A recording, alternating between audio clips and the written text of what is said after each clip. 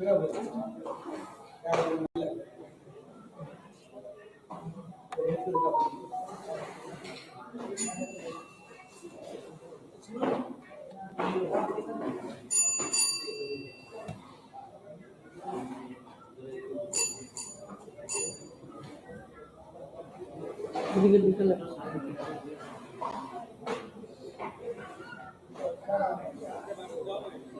भाई स्क्रीन को हो गया हाँ रूम में लगा रूम में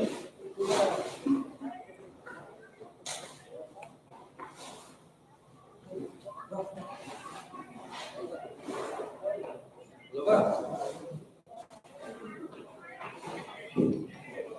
आया वो तू करो तू करेगा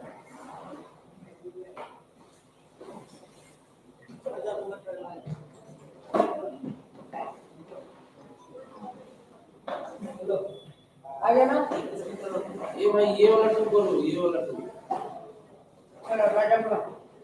वो वन है ये टू करो लो टू करना है टू लैपटॉप एचडीएमआई टू करना है एचडीएमआई टू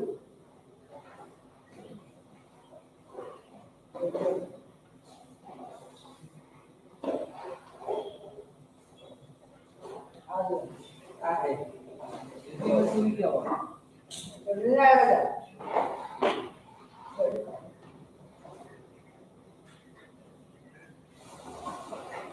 एक बार मैंने सीखा है यूपीआई बिल का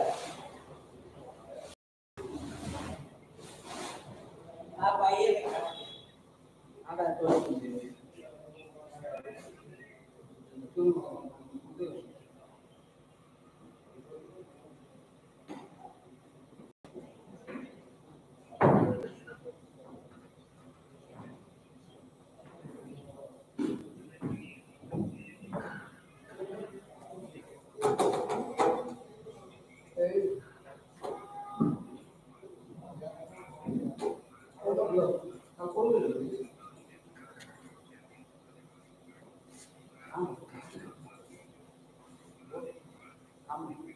नहीं हो रहा क्या आया ना ये वाला है भैया मांस लाए तो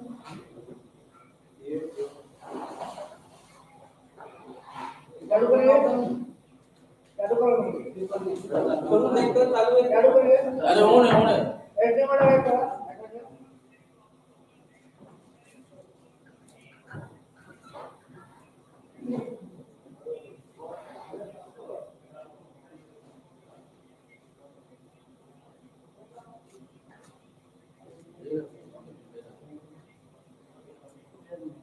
तुम उसमें चेक करा दो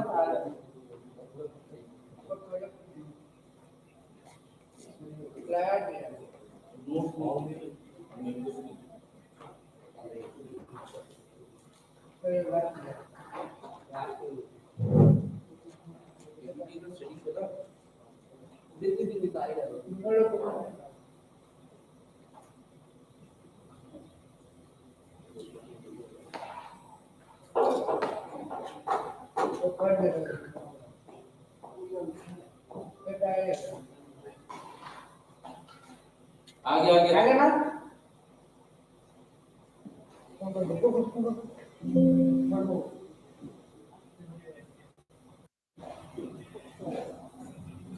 वो कापड़ नहीं रहता हेलो ना हो गया अरे हो गया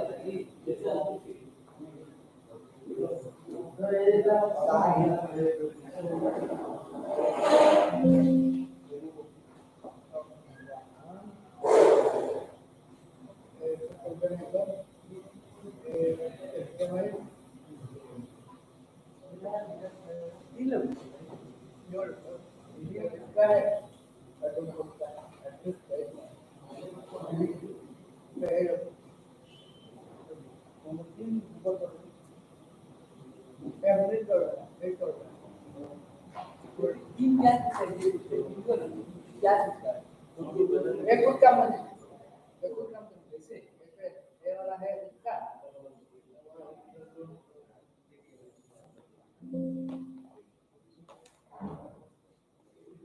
इसको आउटलाइन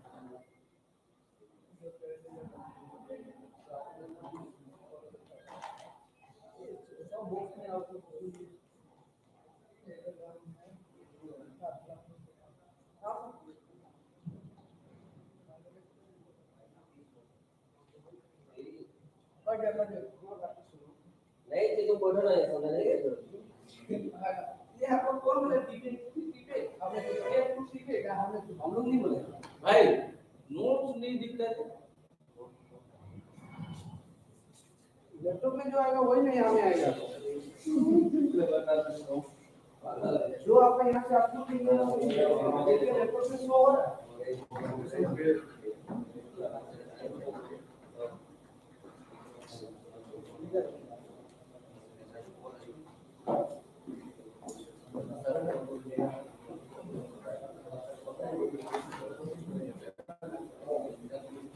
अच्छा इसको तो डाउन को मत लगाओ क्या होता है ना टाइम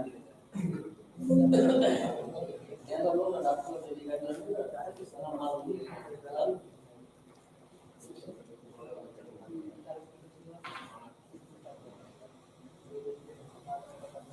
al pusiera पूछ ले भी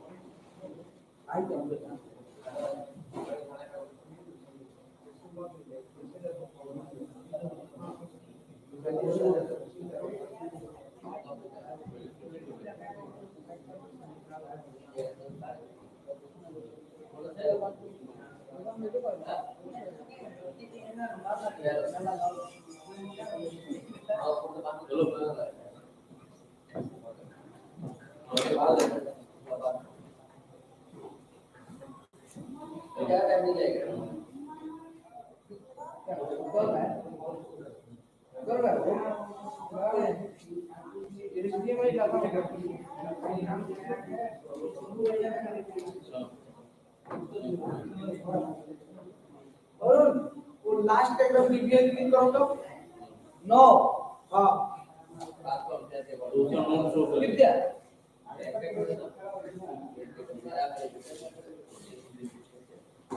और दोनों ऑप्शन कर दे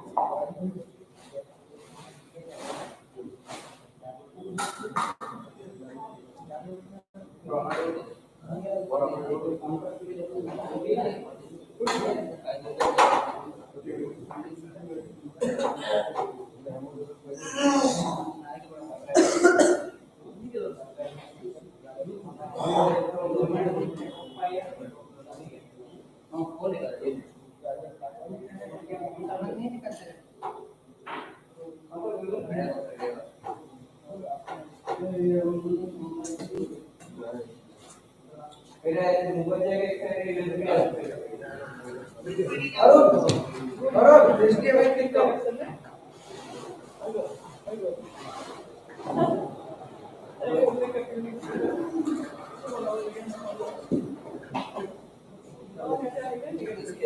हाँ भाई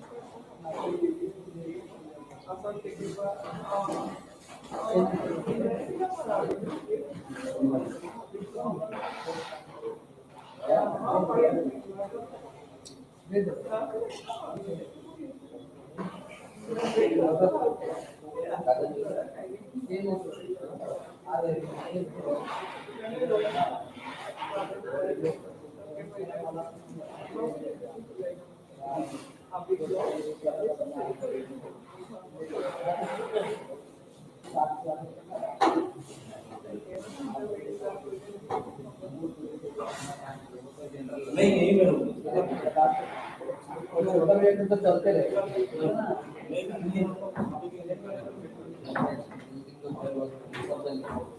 मेरा टाइमर आके स्टार्ट करें।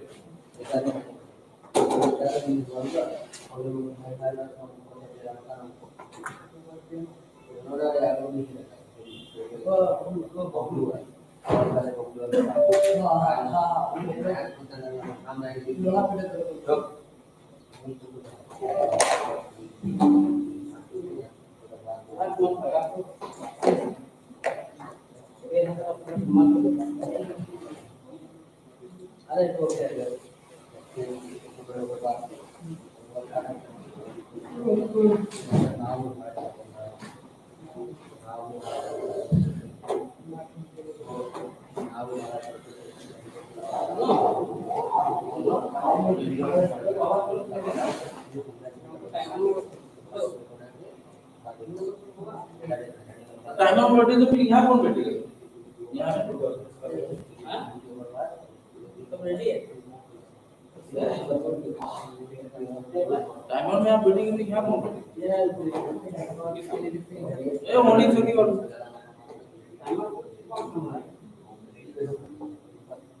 हम इधर पहले थोड़ा सा हाँ एक खाली स्क्रीन नहीं दिखाना है हमें टीवी में नहीं दिखाना टीवी में नहीं दिखाना आपको हम क्या बोलें एक चीज के लिए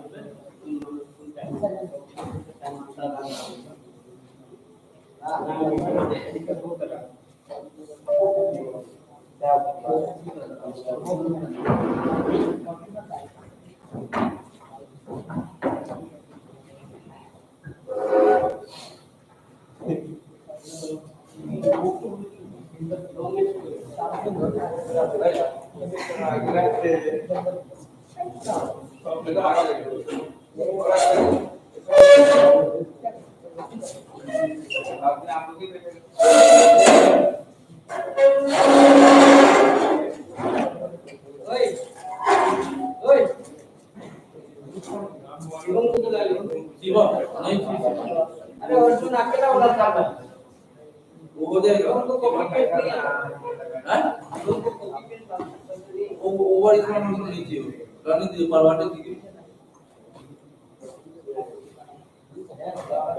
क्या बोले नीचे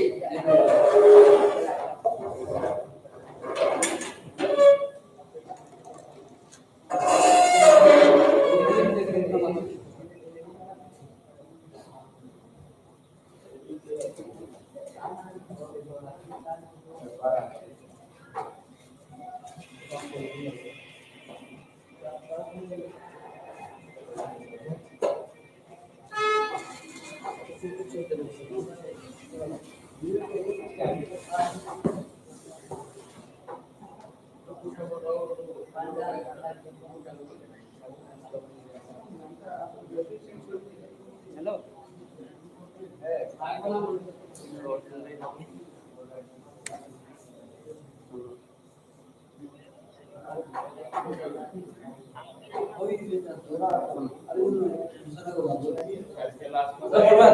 कैमरा पे नहीं लगेगा करो कैमरा का रहने के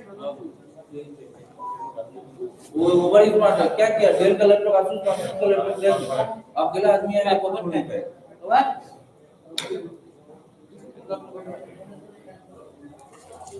तो हमें पसंद है ओवर स्मार्ट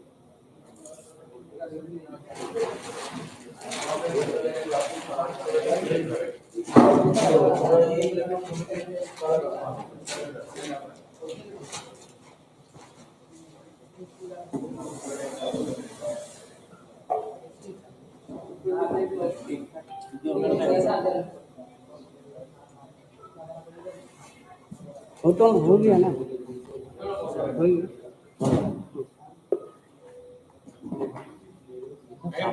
जून की पड़ी कैसा लग गया दोनों स्पीकर देखेंगे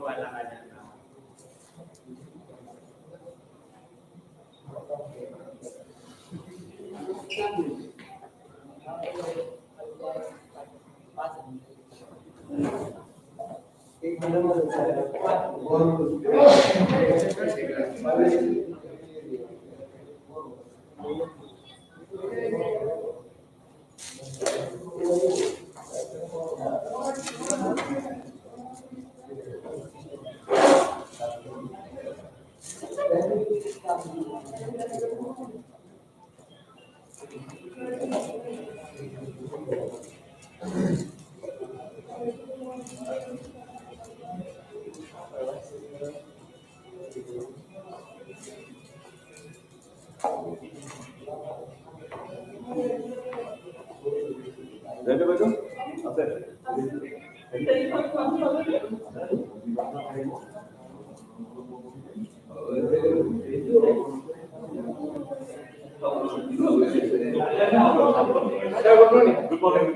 मोहन राजा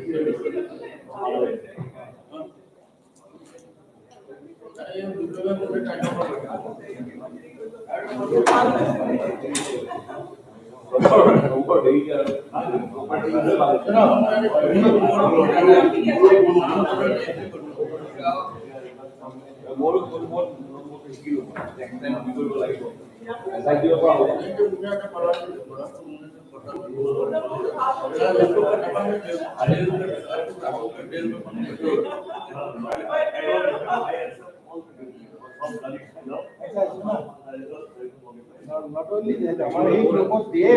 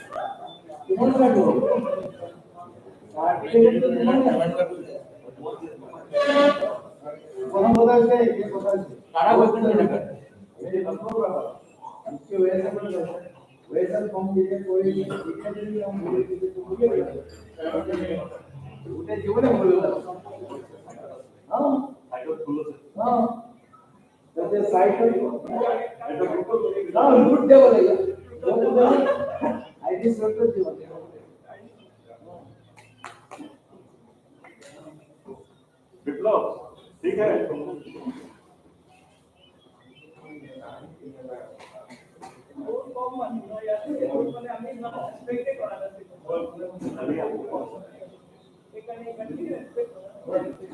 আমার তো মেন পাওয়ার তো মেন পাওয়ার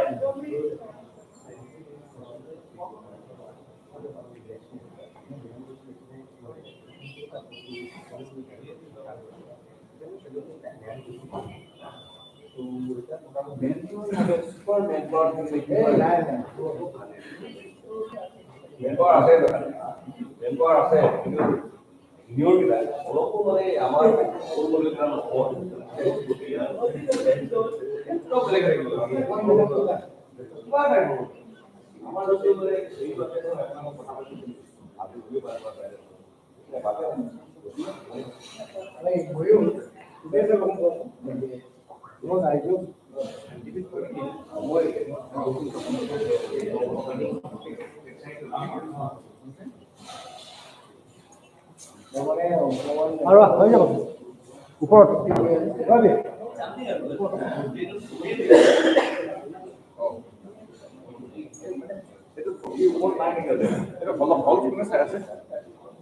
হল কোনে চাই আছে তোমালোকে চাই আছা ওপৰত চকী লাগিছে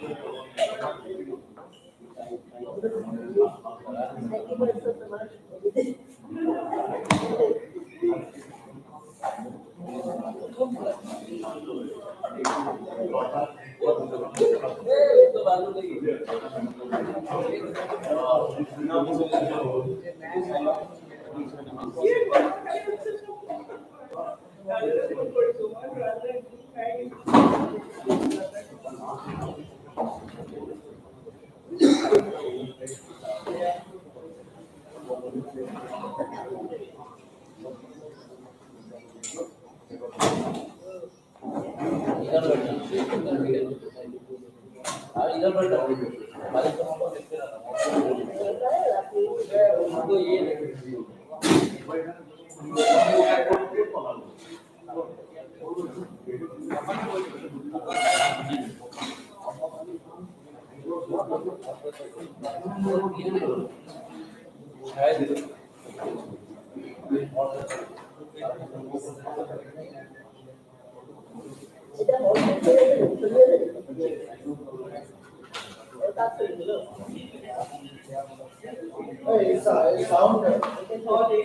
sound is practicing only. Okay. In 9 to 10:30.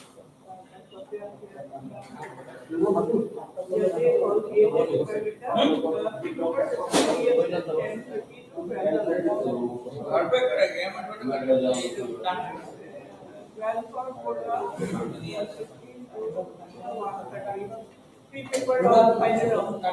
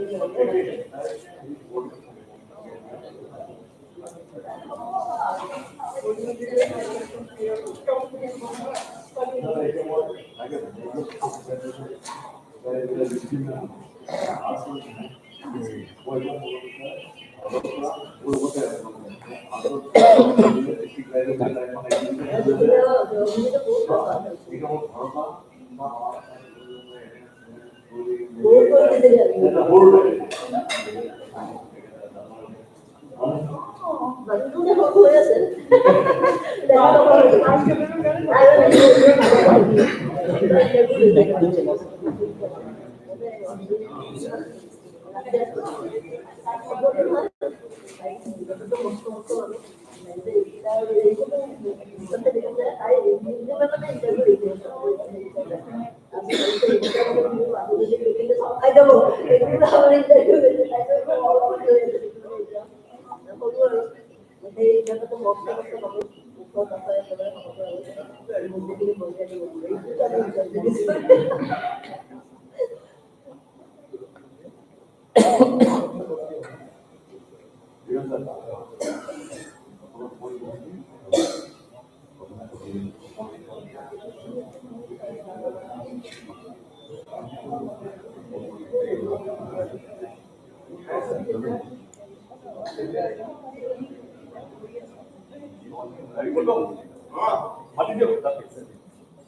Better start now.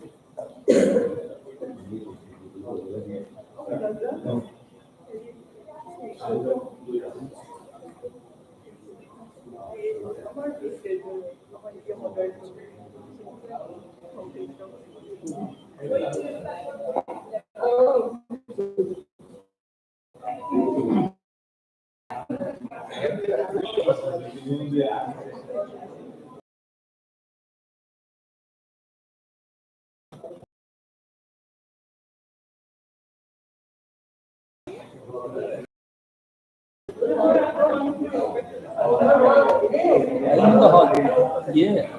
Yeah. I'm ready. I'm ready.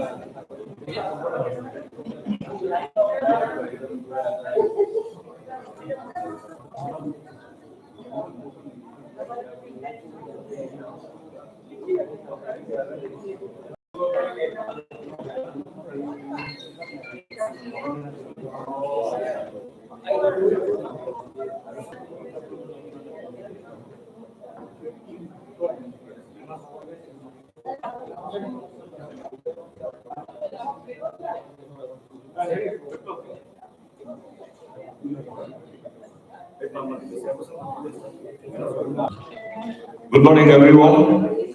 This is the second day of Osaka. We are about to start the first session of the second day. This will be ophthalmic update, and I give the mic to start the.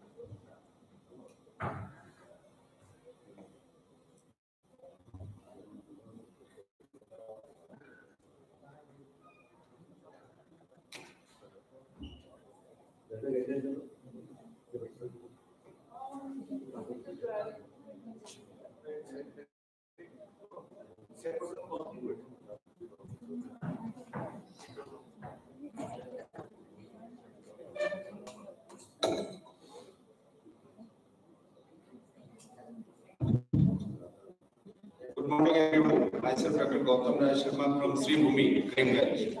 I welcome chairperson of this session, Dr. Vivas Das. Please, sir.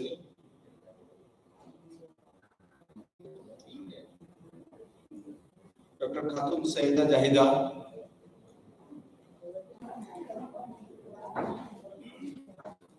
And Dr. Abhijit Nandi. I am honored to welcome you all in this session on ophthalmology update. Today we have a distinguished panel of experts who will deal with the latest advancement and insight of latest development in ophthalmology. The field of ophthalmology is constantly evolving with groundbreaking research and innovative technologies shaping the future of our eye care, clinical practice. Without further ado, let's begin with our first speaker. Sir, start. Good morning, one and all. And I'm happy to see so many of you here together.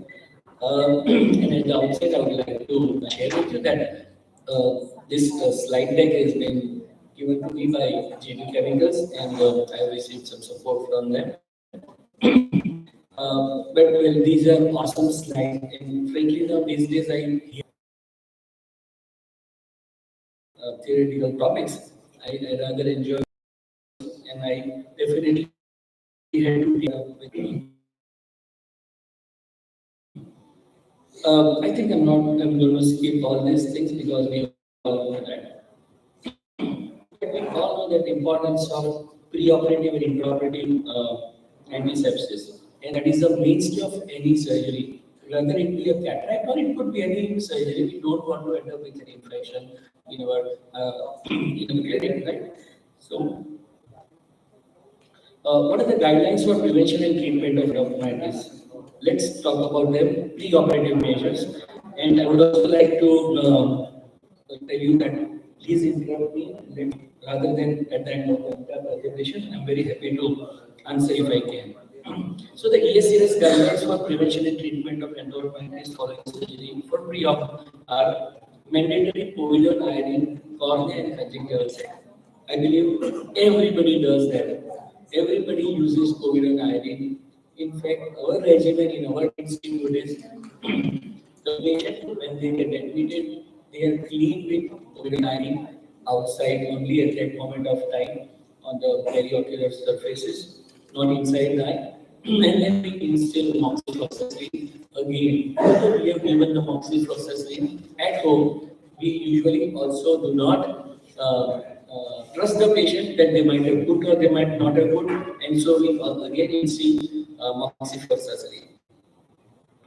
So mandatory povidone iodine in periorbital area, and then this we repeat when the patient is taken for either a block or a topical anesthesia. Time of treatment also. There have been two choices for intracameral, moxifloxacin and cefuroxime. The European study was for cefuroxime because at that time moxifloxacin was not. This study was for cefuroxime, but in India and especially Arvind, there was moxifloxacin. So let's very quickly understand the aim at the gram-negative. As you know, the most dreaded is the Pseudomonas. You all know because anaerobic do not thrive in a cultural bacteria and microbial species found are Staphylococcus epidermidis accounting for 33 to 77%, depending on the demography, followed by Streptococcus viridans and Staphylococcus.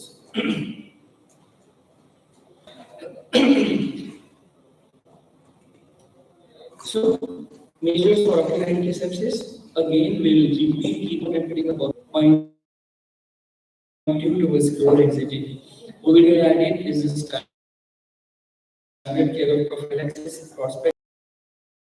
The only drawback, the very small drawback is these patients, they come back with an allergy or they call next day or in the same evening to operate in the morning.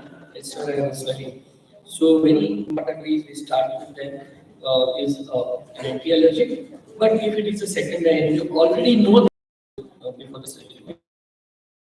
Being used much in eye. Anybody uses as a surface cleaner in fluorescent in any audience? I think we are all stuck with povidone iodine and we are very happy with that. It is also a good broad spectrum activity of povidone iodine, not a chlorhexidine.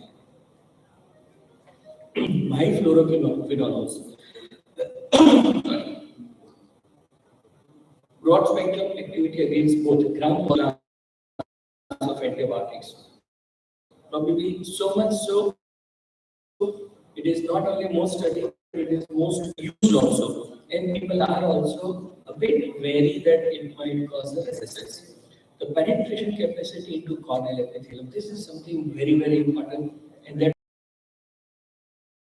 and of course widespread commercial availability. This is also a very big bugbear, I would say. um, moxifloxacin drops are available for as low as 100 rupees also. Usually, JV chemicals cost about 350 rupees for a Vigamox bottle. But while I still want to pay because this is something that I would not want to compromise. And it is the Vigamox is a kind of perioperative or operative prophylaxis. I would not go with any other brand. It has got a synergetic effect of topical levofloxacin, 0.3% also, and fluoroquinolones have demonstrated reduction in conjunctival bacterial, all these things.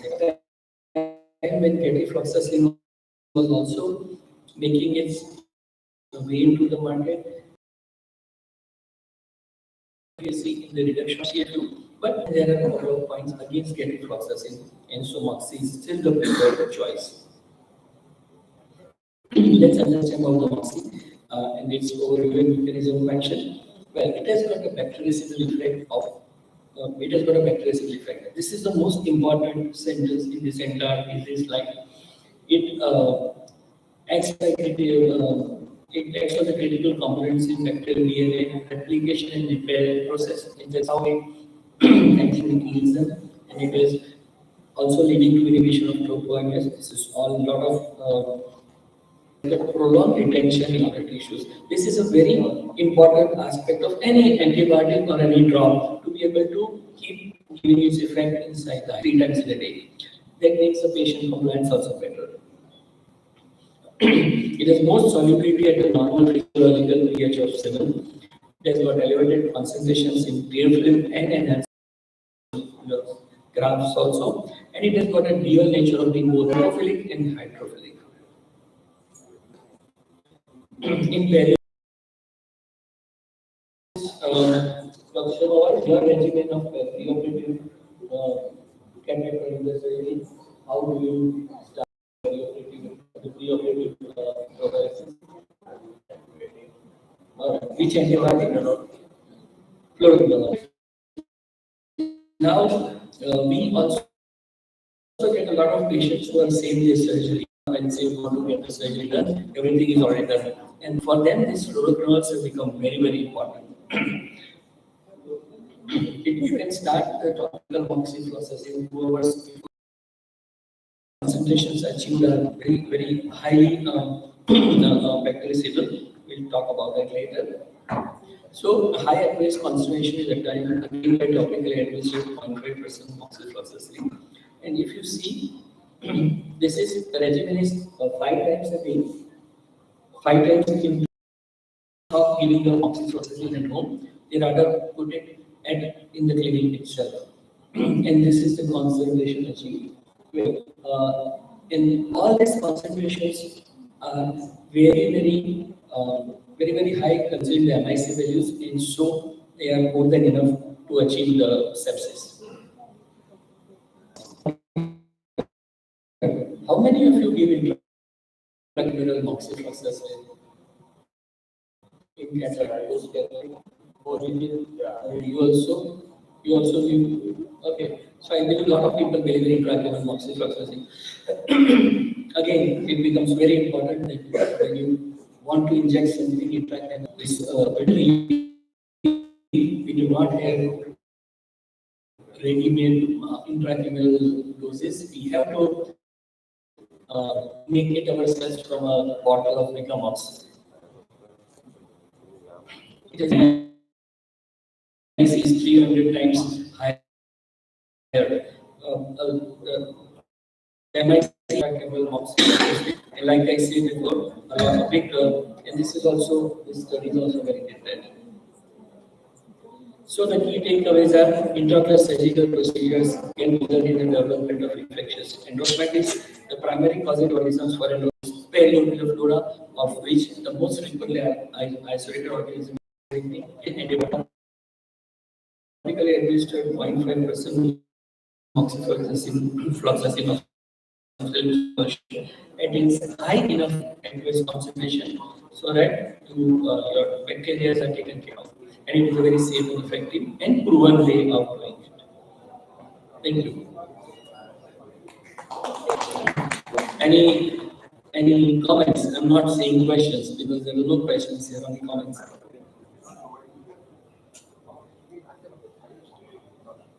No comment. No comments. Then, hellos I drop in dry eye management. Thank you, Dr. Sharma. Yes, in fact, this has been this is a new sodium chloride and trianos. They are not new molecules, but this is so. Let's study sodium chloride as well as trianos.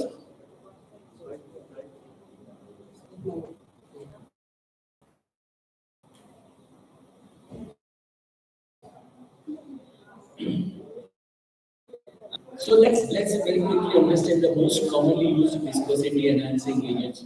I believe polyvinyl alcohol, HPFC, CNC.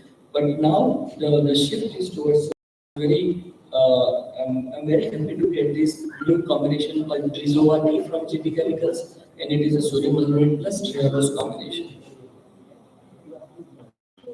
So the principles of artificial tear substitutes.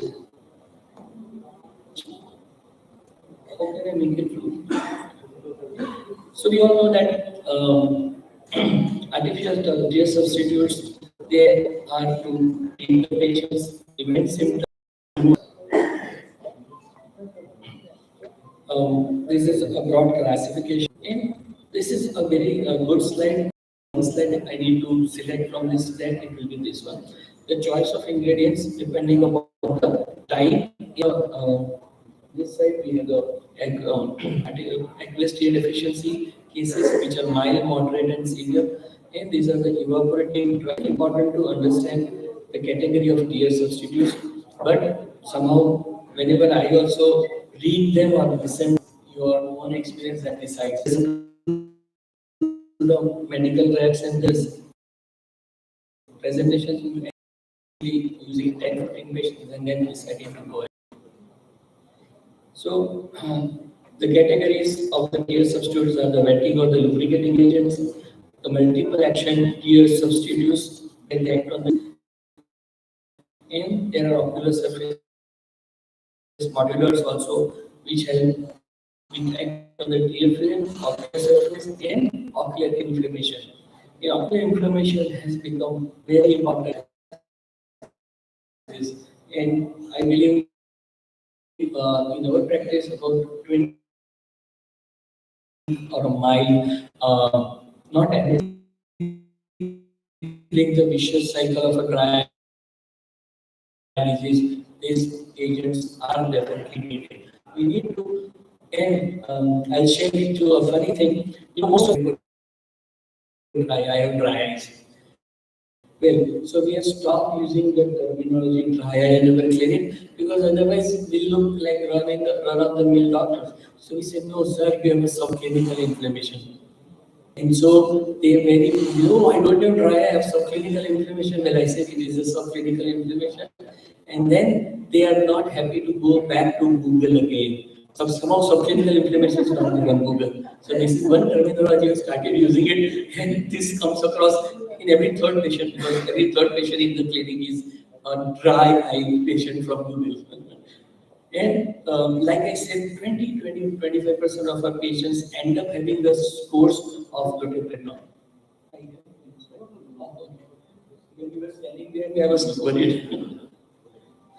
So that's the reason these ocular surface modulators have become very important.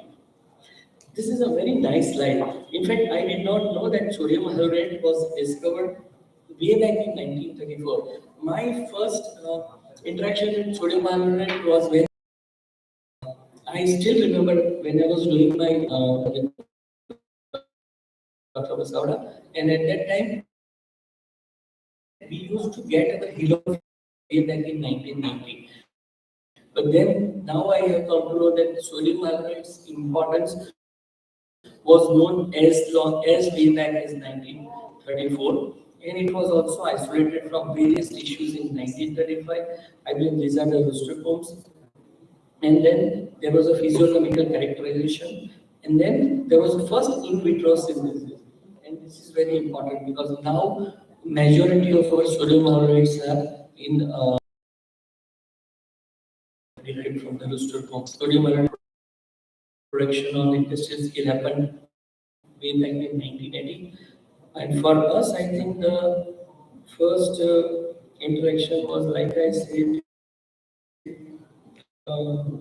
imarborate. Sodium carbonate, we all know it's a naturally occurring substance found in nearly all connective tissue matrices. In the eye, it is found in vitreous and also in low concentration in the aqueous humor. And it is a natural component of tears with a proportion of that on the ocular surface being synthesized by the corneal epithelial cells. The advantages of sodium carbonate are increased tear fluid stability, tear film breakup time, decreased evaporation. So it is a multifactorial effect of the sodium carbonate. And the role is it effectively binds epithelial bone healing. Well, I would say that whenever the surroundings are good, definitely the epithelium is going to be healthy. Does it move because I breathe? Okay, thank you. Between the cohesive and the dispersive viscoelastic. I have some super slides on that also. So now people have understood that sodium carbonate promote corneal bone healing, but well, this is what it is. But I believe that. The viscoelastic property of sodium carbonate, during playing, there's a shear stress, and this is a force between the tears and the ocular surface and this causes the molecules of sodium carbonate in a solution to align with each other. And so, from an erect.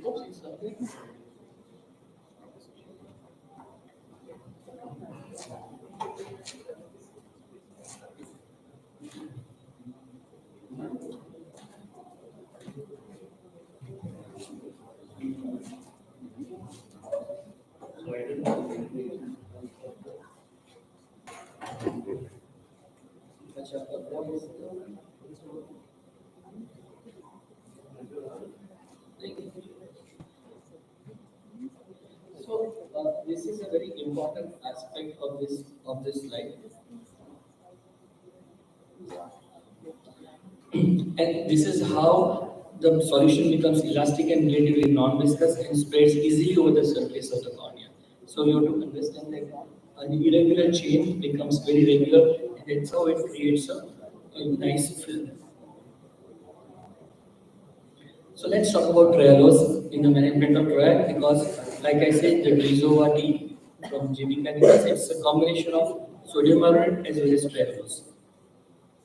What is Trehalose? It is a natural disaccharide consisting of two glucose molecules.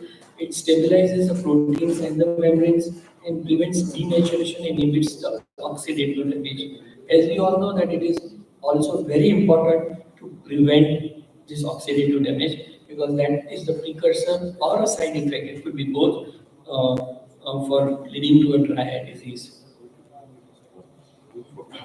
Trehalose used in dry eyes is one, rehydrate the tear film. Two, it protects against future irritation because it helps improve corneal staining. It helps protect corneal epithelial cells from apoptosis after desiccation. And it also supports the homeostasis of the tear film. So it is potentially beneficial in the management of dry eye, and again is a multifactorial way it is doing. It is maintaining the tear film stability, regulation of tear secretions and ocular surface homeostasis, prevents ocular surface damage, and also essential for maintaining the integrity and function.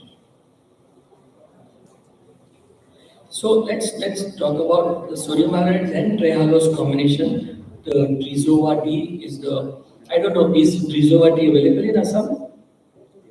Drizova-T from JB Chemicals, is it available? It's already available. No, it's not available.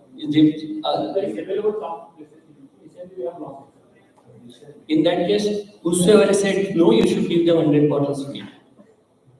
Please do that. Who doesn't have Drizova-T in their house? Everybody raise their hand. So sodium ionic acid plus Trehalose, of course, has a dual benefit. A lot of our medications have now become like a dual combination. So the effects are viscosity enhancing agent and osmoprotecting agent. 87% of patients describing symptoms in the first post-operative week, 35 after 3 months, and 10% of patients develop chronic dry eye post-cataract surgery. And after doing a very wonderful cataract surgery with 6 vision, this is the biggest headache that we face. Especially when the patient is paid for a premium IOL, again, this is going to be every time they come, sir, I have small pain, I have small pinching. If a patient says that I have like a foreign body sensation, what are the different stories that you give? Amazing. What stories do you give if a patient says that I have pricking sensation after surgery? Anybody? I have a nice story. What actually do you do? So the best thing I say, see, sir, you have got such good lashes, and sometimes because of the medication and you touching the eye, the lash goes inside, it pricks you and comes out. So don't worry, it is only a surface procedure, it has got nothing to do with your eye. And most of them bite. Oh, okay, that's the reason, and the next time they're going to complain. Well, but many of them do have an issue, and the biggest problem that we face is that, sir, this happened after the surgery and I paid the money, right? So it was never there before the surgery, it was never there before I paid you extra money. So this is again a big headache that we face in our chair time. So it reduces post-cataract surgery dry eye, and this is the chart which classically tells you about that. Trehalose and sodium iodide eye drops were effective in improving the tear film stability. Again, the chart shows that, and these were all not a very large group, but at least 70-80 patients in each group, and the duration was 4 weeks. How long do you continue your lubricants post-cataract surgery? 3 months? Always? Anybody has a different regime? In fact, the moment we see a patient who's either going to undergo cataract surgery or a LASIK, the first thing we give them is a lubricant. The lubricant is the drop which is like prescribed in 9 out of 10 patients who visit our clinic. And there is a question, why do I need these lubricants? I say, well, we are marinating your cornea before we actually burn it. So the combination hyaluronic acid and trehalose reduces post-gastric surgery dry eye symptoms, and these are the studies. I think I'll not bore you with that, but it is good. So the key takeaways from this presentation of sodium iodide versus plus trehalose combinations: artificial tears are the mainstay of treatment for all subtypes of dry eye disease, whether it is aqueous deficiency or evaporative. Hyaluronic acid is a viscosity enhancing agent, improves lubrication and extends duration of tear retention on the ocular surface, while trehalose is an osmoprotector agent that preserves the integrity of the ocular surface cells through the control of inflammation. The second way we can do is give them allopurinol. Fourth, the trehalose and sodium iodide combination eye drop reduces the cataract surgery and dry eye symptom, and it is more effective than hyaluronic acid alone in the treatment of moderate to dry eye symptoms. Thank you very much, sir. Thank you, sir. Any questions? Comments? No questions. There can be no questions about Vigamox or Rizovati. We only want to share our experiences. Oh, yeah. Like in fact, I would also invite all of you. I run a WhatsApp group called What's Ideal, but What's Practical. Many of you are the members, but others also can join them. And we have no good mornings, we have no announcements, no election announcements ever, and no other such jargon coming in that group. Only and only practical ideas. So I would invite you all of you to join that WhatsApp group. Thank you, sir. I endorse this announcement Dr. Tejas has done. I'm a member of this group and they are really wonderful. They discuss something that in the practical field of ophthalmology, what we are doing and should do, like very simple thing like sending the FEPO after each case. Do you do it all the time? It's recommended, but do you do it? Don't do. No hospital in India does it. So this is the practical aspect. So they discuss something like this all the time, and this is wonderful group. And I also invited to contact Tejas and get enrolled in the group. At the moment, contact Abhijit. Yeah. So thank you very much. It was nice couple of days of interaction and all of you made really good friends before I take leave. Thank you. Thank you, sir. Wishing you a happy journey. Our next speaker is Dr. Nilakshi Borua, and she will speak on guidelines for uses of preservative-free lubricant and its role in cataract and refractive surgeries. Dr. Nilakshi.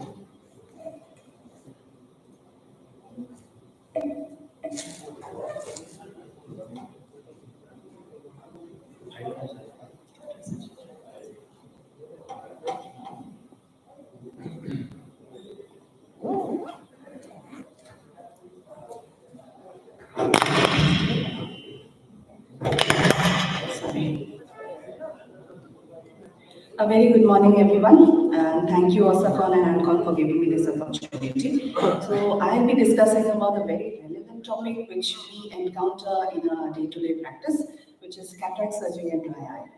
I have no financial disclosures.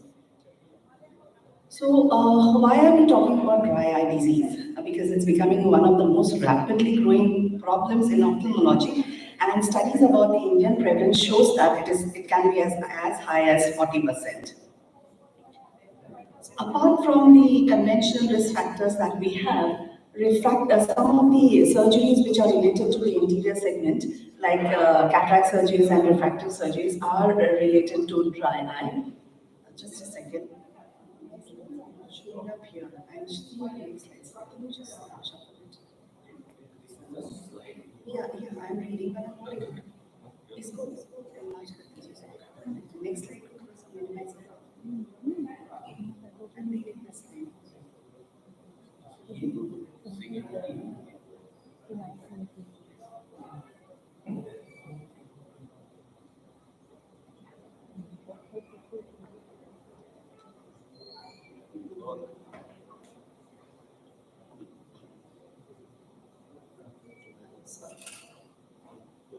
Sorry for the glitch.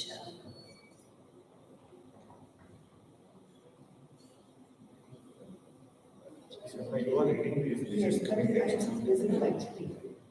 It's very small. So you just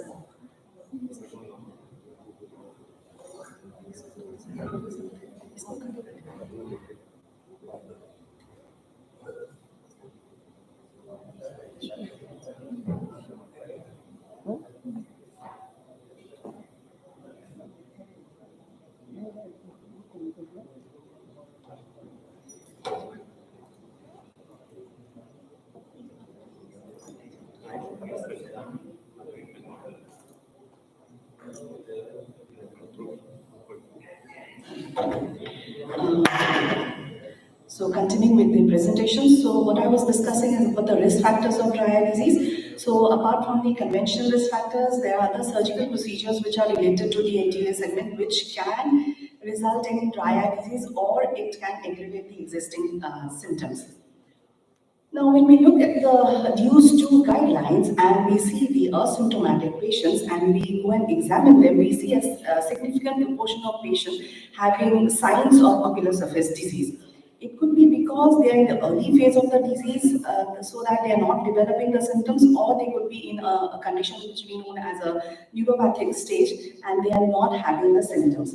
However, it is very important to recognize these patients, because if you go and operate, do a cataract surgery or any other surgery for that matter, they're going to blame, and if there is a worsening of their dry eye status, they're going to blame everything on the surgery itself.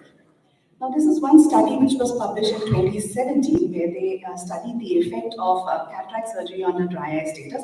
And what they found was that around almost about 62% of the patients had a tear breakup time of less than 5 seconds. Almost about 76% of the patient had some sort of staining on the ocular surface, of which 50% had a central corneal staining. Schirmer's of less than 10 millimeter was found in about 49% of the patients, and Schirmer's less than 5 millimeter was found in around 20% of the patients. This means that a significant proportion of patients who are coming for cataract surgery in our clinic have parameters of dry eye disease. And just because they do not complain and we do not evaluate and examine them, we miss them. And studies have shown that although they are symptomatic, majority of these patients, nearly about 87%, they become symptomatic after surgery, of which 50% have evidence of ocular surface damage, and these symptoms, they persist as long as 3 months after surgery. Now, why it is important and how it is going to affect our outcome. We as cataract surgeons, we always aim at giving ametropia for our patient. And if we have so we depend on various calculations for that purpose. And if we have an imperfect ocular surface, it's going to affect all the calculations, starting from your IL bar calculations, the toric axis, and the magnitude estimations, your keratometric values, your topographic measurements, and all this will cause an erroneous measurements, which. And also you can exclude patients who are actually the candidates of multifocal IOLs because of your erroneous keratometric reading, or you can implant a wrong IOL in your patients, which is going to increase the surgical problem. Also, it can affect the quality of life of these patients. And we all know that dry eye disease after cataract surgery is the most common and the dissatisfying experience for both patients as well as the surgeons. As far as the surgical type is concerned, both phacoemulsification surgery, which accounts for about 90% of the patients, and SICs, which accounts for 92% of the patients, they experience some or the other signs or symptoms of dry eye disease post-surgery. So why does this happen? From the incision point of view, it is definitely the denervation of the cornea, which impairs the epithelial wound healing, increases the epithelial permeability, decreases the metabolic activity of these epithelial cells, and there's loss of cytoskeletal structures associated with cellular adhesions.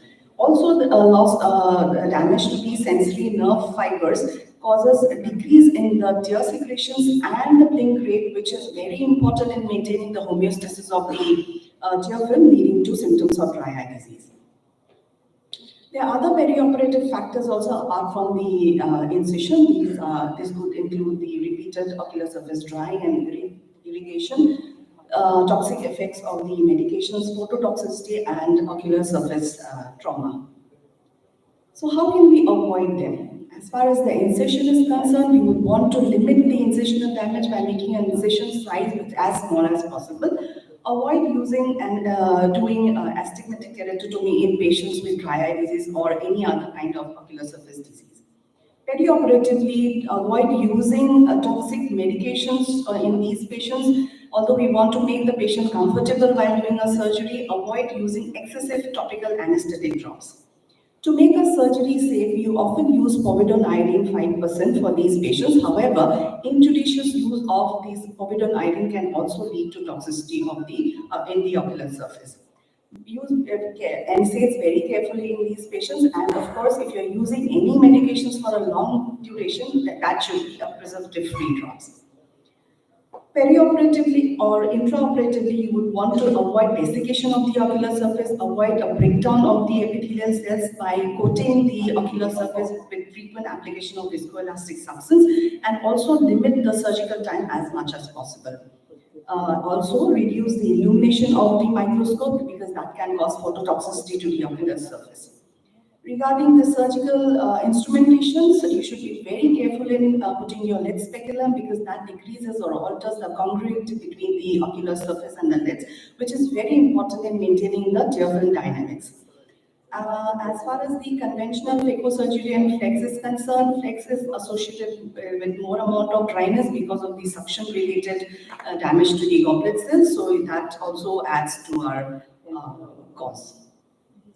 So how do we diagnose these patients of dry eye disease? Obviously, we have different type of questionnaires which are available and various clinical tools and diagnostic modalities, which obviously we have if we are in an institutional practice.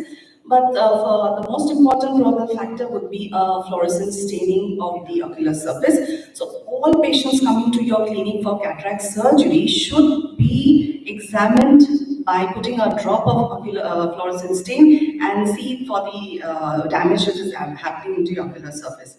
Fluorescent staining gives you a very clear view about the staining that is happening in the cornea.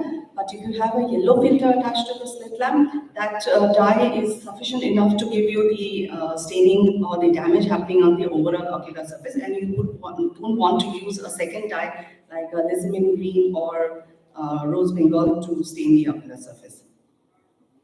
So patient satisfaction is one factor in which we are all worried about, because after doing a good cataract surgery, what we want our patient to be happy, and we don't want the patient coming back to us again and again with the same set of complaints and dissatisfaction. So coming to the management, artificial tear, as my previous speaker has very nicely described the beneficial effects of sodium hyaluronate and trehalose and other molecules which are available. So artificial tears plays a very important role in the management of dry eye disease, particularly post-operatively. And there are various molecules which are available, sodium hyaluronate and HB4. However, in contrast to the individual, when these molecules are given individually, the combination serves better. They provide a better ocular lubrication, retention, and have a synergistic benefit to the ocular surface than the single polymer-based artificial tears. This they do by increasing the bioavailability of these active ingredients, which in turn enhances the ocular surface benefits to these patients. So what they do, they rapidly spread across the surface of the eye, forms a meshwork over the ocular surface, which gets attached to the mucin layer of the tear film, and this mucin layer entraps the water, enabling corneal re-epithelialization. There are various studies which shows that the hydration protection against desiccation in these patients are better with the combination molecule rather than the individual molecule, and this is seen even after the solution has been rinsed out from the ocular surface.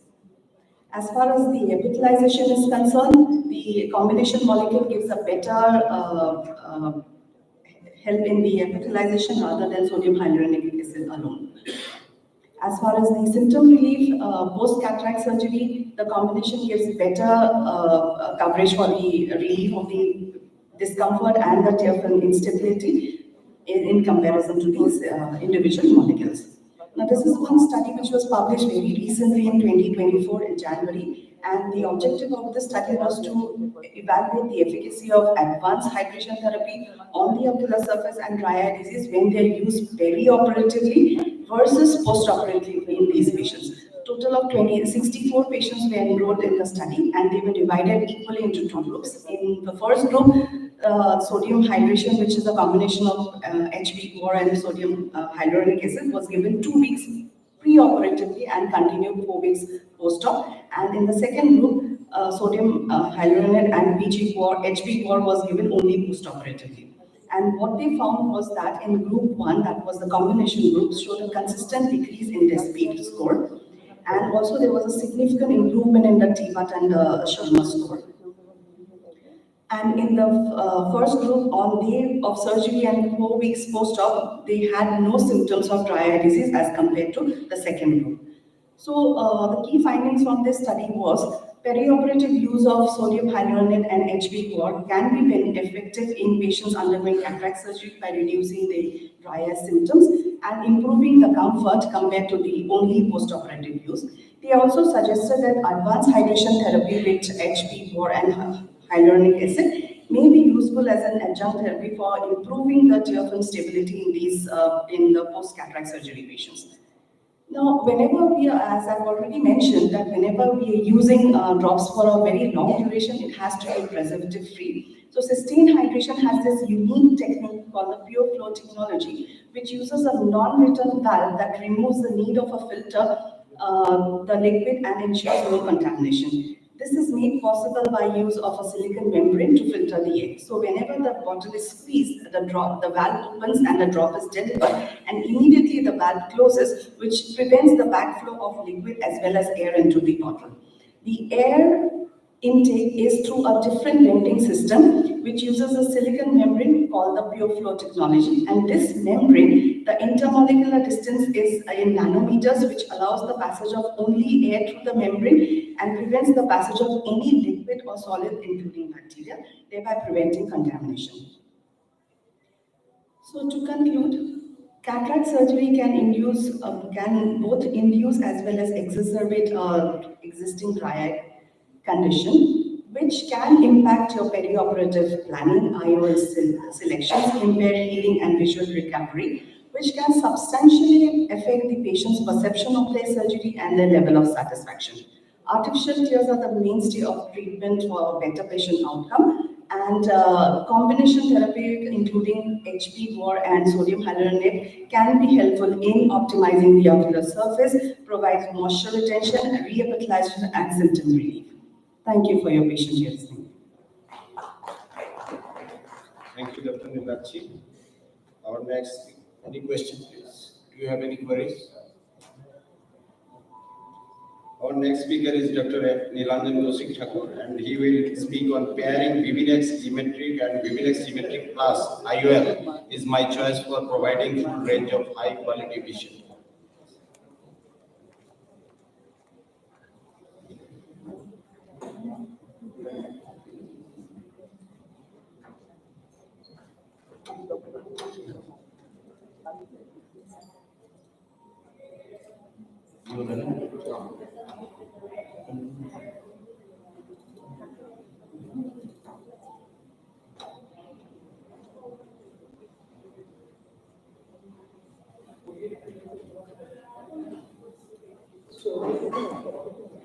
Good morning, everyone.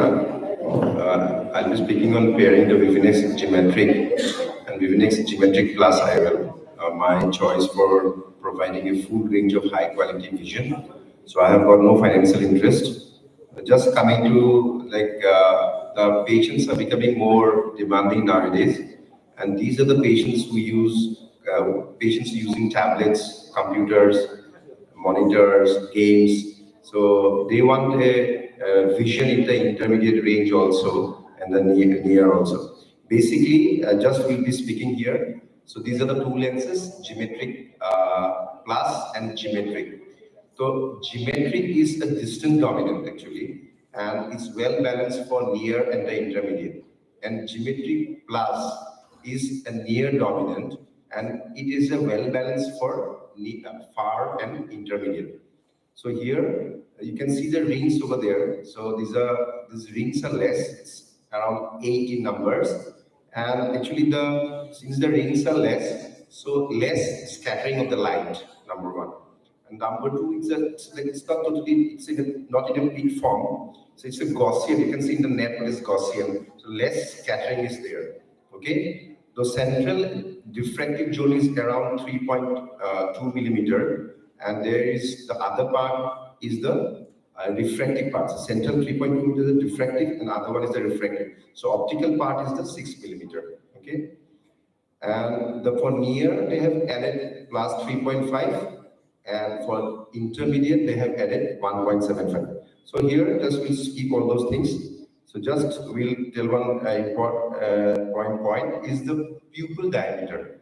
So what happens? You can see 3 over there. The 3 is highlighted over there in the sense that in the geometry, more light enters, see 50.8%, that is at far distance. So it works best for far, but it's well balanced for near and the intermediate.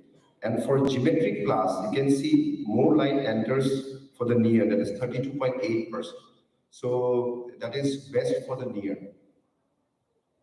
So this will skip all those things. This is the delivery system. So I just come to the conclusion. I have used few lenses and I have got satisfied vision. But whatever may be, you need to counsel the patients nicely, because if you can combine, if the patient is he works for a distant dominant, like he's a driver and all, so better to give a geometric lens. But if the patient is a teacher or near or a banker, he works only in this laptops and all, it's better to go for Geometric Plus. So if you can give one eye Geometric and another eye Geometric Plus, so that is more balanced. Thank you so much. Thank you, Dr. M.K. Thakur. Our next speaker is Dr. Mayur Datta Bharali. I want to just show one comprehensive cataract surgery conference is coming up at Shillong, and Dr. Nilupurna has requested to show this flyer. So it is organized by Dr. Jennifer from Shillong, Jennifer Madam, and it will be on 15th and 16th February. It is ISMSICS conference. It's a comprehensive cataract conference for the Eastern Zone. Thank you so much. Kindly attend. Dr. Mayur Datta Bharali, and you will speak on focusing on functional vision. Pairing is for bilateral cataract, right? Bilateral. How do you know for unilateral cataract? No, madam, it is actually that's what I was speaking. If the patient, you have to first going for these lenses, a good counseling is very important, madam. And number one, if the patient is a driver, so it is better to go for a distant dominant. Like you can go for monofocal also, that is the best. But if you want to go for geometric lenses, then you need to go for only geometric, not geometric plus. So, but if the patient is a near or dominant person, like a teacher and all those things, better to go for a geometric plus where the light enters, he or she will get more vision in the near part. The near part is more dominant. Okay. In case of pairing, what is the interval between these two surgeries? No, that is surgery, so it's up to you, madam. Some does it after 1 week, some does it after 3 weeks. That is up to you, madam. But if you can, if the patient wants to go, nowadays the patients are very demanding, So if you counsel the patient first, and if you give one eye distant dominant, another is near dominant, the patient will have a good balance. Thank you. Thank you, Nilananda. Dr. Mayur will speak on focusing on functional vision. The Vivinex Impress. Definitely he will impress everyone. I don't know. Thank you very much. The Nilananda and I have the same problem. Actually, when they gave us these topics to talk about lenses, I thought they will be giving 20-40 slides. We have to speak 10 minutes. So, like Nilananda finished in 3 minutes, they give only 3 slides. This is Vivinex Impress, and this is the head of technology, and this is very good lens. Finished. So, this is I complained with our very dear friend Ghanashyam. And moreover, this is not a sponsored, personally no sponsorship. This is only Osakon they have sponsored. That's why we are going to talk about the lenses. Oh, and I have to buy their lenses to just present this. 3 lenses I had bought from this Ghanashyam, and I have to present it here. So still, so that's why 2 minutes more I can pass for you. 10 minutes. Lens in. All right. Okay. All right. So,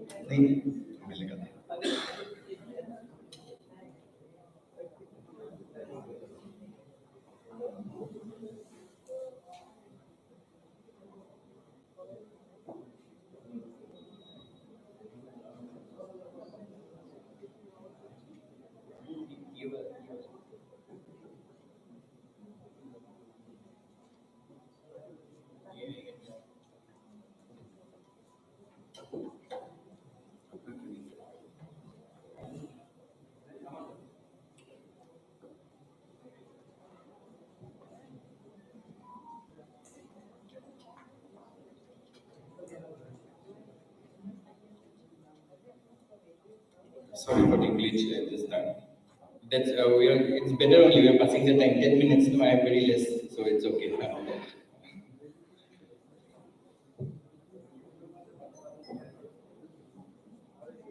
Farid, please bring the bag.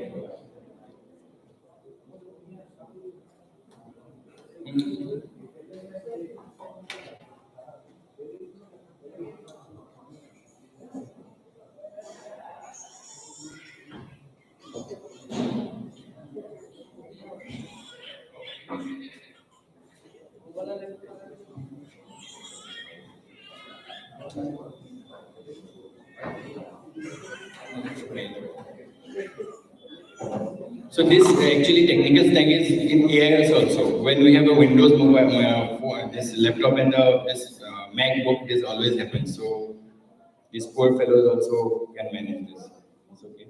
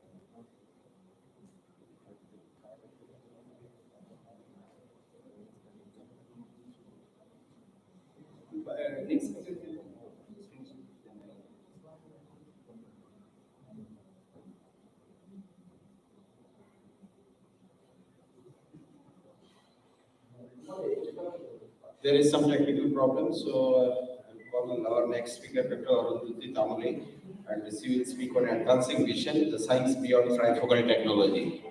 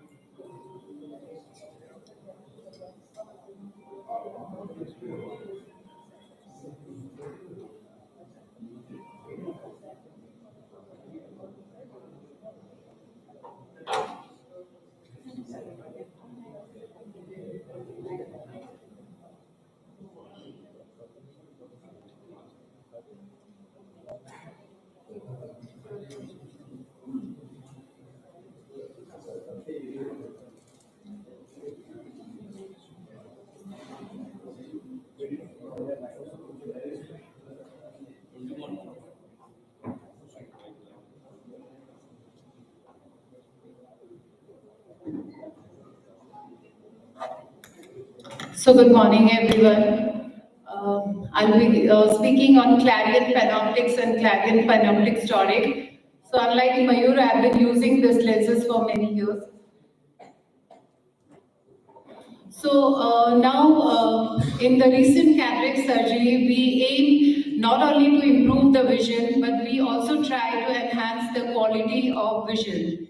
So whenever we implant a monofocal IOL, we try to correct the distant vision, but again, the patient again need corrective glasses for the near. And nowadays we have ADOF lenses available. With that, the focal point is extended over a distance, so patient gets some amount of intermediate vision. But again, that patient again require a near glass for the near vision. So nowadays we have the most advanced IOL, that is the trifocal IOL. With that, we not only clear distance vision, but also we clears the intermediate and the near vision. So the patient don't require, he won't be glass dependent. So presbyopia, which is, I think it's the most annoying condition of the aging, where the patient is unable to focus things for near. Why I'm saying it's annoying? Because in ladies, if the patient suffers, like when we suffer from presbyopic condition, we are unable to do the normal routine makeup. And in case of male, they cannot do their normal near functional vision. They cannot do the reading work nicely. They cannot, without glass, they cannot sit in front of device. They cannot do the laptop work. So this aging condition, it usually starts in the early 40s or the mid 40s, and it lasts for, it continues till 65 years of age. Now, we have seen that majority of the population, almost half of the population, they are in the middle and the elderly age group. So this, if this presbyopia remains undercorrected, so it mainly affects the near vision, which is I think the most required thing in this particular age group. So in presbyopia, not only the near vision but also the intermediate vision, it is affected. So there are studies which have shown that the undercorrected presbyopia, it reduces the patient quality of life due to difficulty in performing the near work. Not only that, it also affects the production life, the productivity life in the adult age group. So let's see how this panoptics, they differ from the traditional trifocal IOLs which is available in the market. Now what happened in a traditional trifocal IOL? They uses the sequential diffractive optics, and they give an intermediate focal point, that is intermediate distance focal point at 80 centimeter. This traditional trifocal IOL, they act on the principle of two-step height. It means if they give an intermediate distance point at 80 centimeter, they give a near correction at around 40 centimeter. But there are studies which have shown that if the intermediate 60 centimeter, it is more natural and it gives more comfortable in doing the intermediate, which we call it the functional vision, more in a better way than at 80 centimeter. So if we make a trifocal IOL that's having an intermediate focal point of 60 centimeter, then the near focal point, since it is based on the principle of two-step height, it reduced to 30 centimeter. But this focal point is not recognized by majority of the organization like American Institute or Standard Institute and the American Optometric Association, which they define that the near vision at 40 centimeter is it is well recognized by this institute. So we have another technology, that is the quadrifocal IOLs, which is based on three-step height technology, where they have created a focal distance focal point at 120 centimeter by maintaining an intermediate focal point at 60 centimeter and giving a near focal point of 40. But again, with this quadrifocal technology, the distance vision get compromised. So the Alcon, they have come with, they have taken this quadrifocal technology along with, they have added the Enlighten optical technology, that is the enhancement of the light technology, where they have redistributed the focal distance, the light which is at the focal distance of 1 centimeter for the distance vision. Thereby, it improves the distance vision by maintaining the intermediate and the near focal point, near vision. So so if we see the structure of the IOL, this is a single piece hydrophobic IOL with a central biconvex optic. It's having an anterior aspherical zone and a posterior spherical area, and it's having a central diffractive zone of around 4 millimeter with a central diffractive surface, and outside ring it's the refractive area. So it's a total of 13 millimeter diameter with an optical zone of 6 millimeter. It's having a non-apodized surface and a 0-degree haptic angulation. So because of this technology, they have utilized 88% of the available light to the retina, and out of which 50% has been utilized for distance and 25% for intermediate and 25% for the near. So based on their lots of clinical data available on the so there was a study where they have done a pool analysis using 6 prospective clinical studies where they have shown that the panoptics provided a continuous range of vision from distance to near. They give an excellent distance vision of 20-25, and by maintaining a near vision of 33 centimeter. So they have also found, based on some, they have done assessment using some questionnaires, after which they have found, which is of course a FDA validation questionnaires, and they found that there is, with Panoptix, they didn't get a single report of severe or very bothersome hazy vision. Of course, there is some amount of hazy vision with this lenses, but it was not bothersome, and they even they didn't get any complaints regarding the blurred vision, double vision, or dark areas.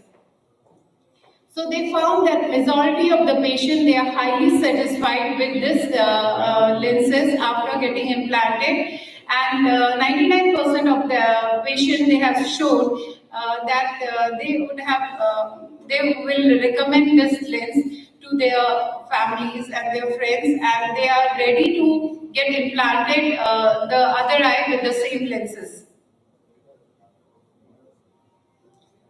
So if we see its design, as I have already said, it's made up of hydrophobic acrylate, methacrylate copolymer with a ultraviolet and blue light filtering property. They have also index of refraction of 1.5, and they are made with a different technology that is called stable force modified L-haptic technology. Because of this, they provided excellent stability in the back at the time of implantation, and this also allows lens contraction depending on the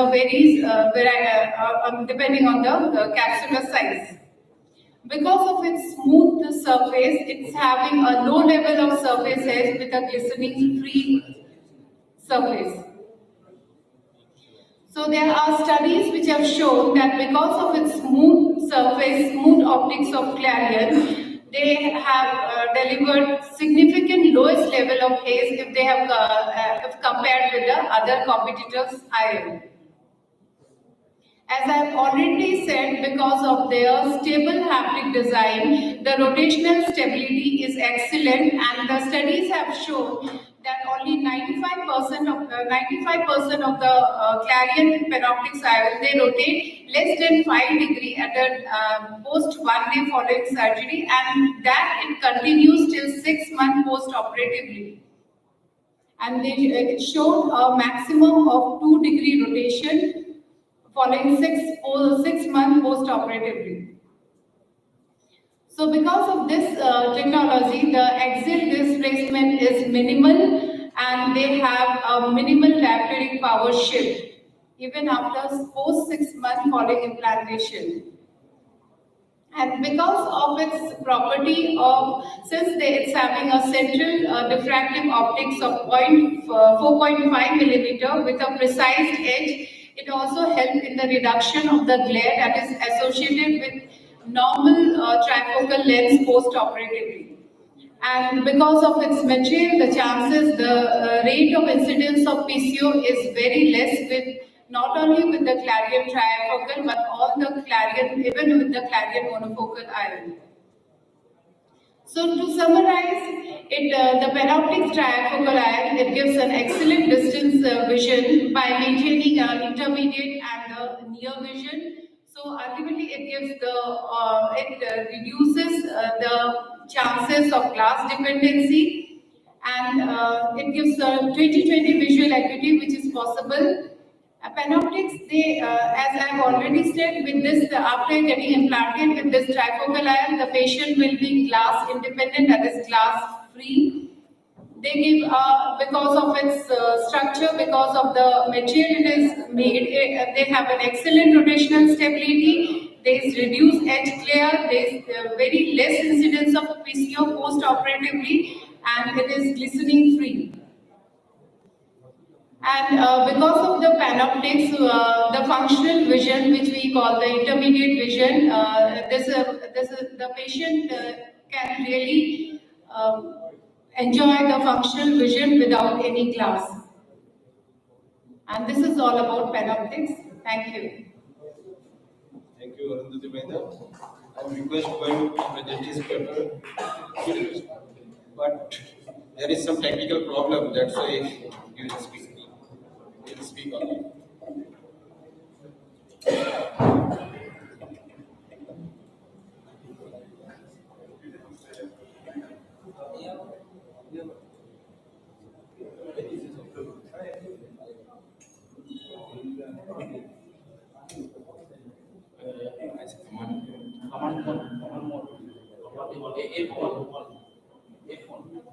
Okay, oh great. So, yes. So, thank you. At last, my slides are visible. So, Arundhati gave a nice presentation with Panoptix lens. I have also implanted so many Panoptix lens. But after implanting a 1 lakh rupee lens for a whole month, there are butterflies in our stomach that he might complain of hair. So for 1 month, we always have that some adrenaline rush always. So then comes my topic actually, that is the EDOF lenses. So I will be actually speaking about a company called Hoya. They make very good lenses. They have low Vivinex, different technologies with multi-cert and I-cert, that is a screw technique, or multi-cert, that is push technique. But they have come up with a EDOF lens, that is an extended depth of focus lens. This is not a true EDOF. It is not like a VVT or a Symphony lens. But in these type of lenses, what we have to do is that we don't have to deliver anything and we don't have to promise anything also. But these are premium lenses. If we, the company say that we get a few diopter of range at intermediate, and one of the pioneering lenses in this technology, that I shouldn't name the company, but it is the Eyhance. They do give us that range. So first, before going to the main Vivinex Impress, let us know this is the, we all want the good quality vision, crisp vision, colors are good, distance is good, then God has given us that crystalline lens. But after removing what? After removing, what is the best replacement of the crystalline lens? Lens is the, actually till date, it is the monofocal lens which gives us that crisp vision, clear, good contrast, all colors are vibrant, everything. But it comes as with the own set of problems, that is our near vision is compromised, or for that matter intermediate also. So the types of lenses are monofocal, then comes the multifocal, already deliberated. Then there is a true EDOF lenses. Actually multifocal lenses comes, these are the multifocal lenses, only with many types of technologies in the multifocal lenses. There are the diffractive types, refractive types, or the combination, and there were also those bullseye annular type. But all these are refractive types are the pupil dependent. Then in the diffractive rings, when you have so many rings, we get those halos, glares, starbursts, all photic phenomena. This is one of the multifocal, this is in fact a Panoptix. I have implanted, you can see all the rings, but they do have those complaints sometimes, not all. Then these are the starbursts, halos, glares were there with the multifocal lenses.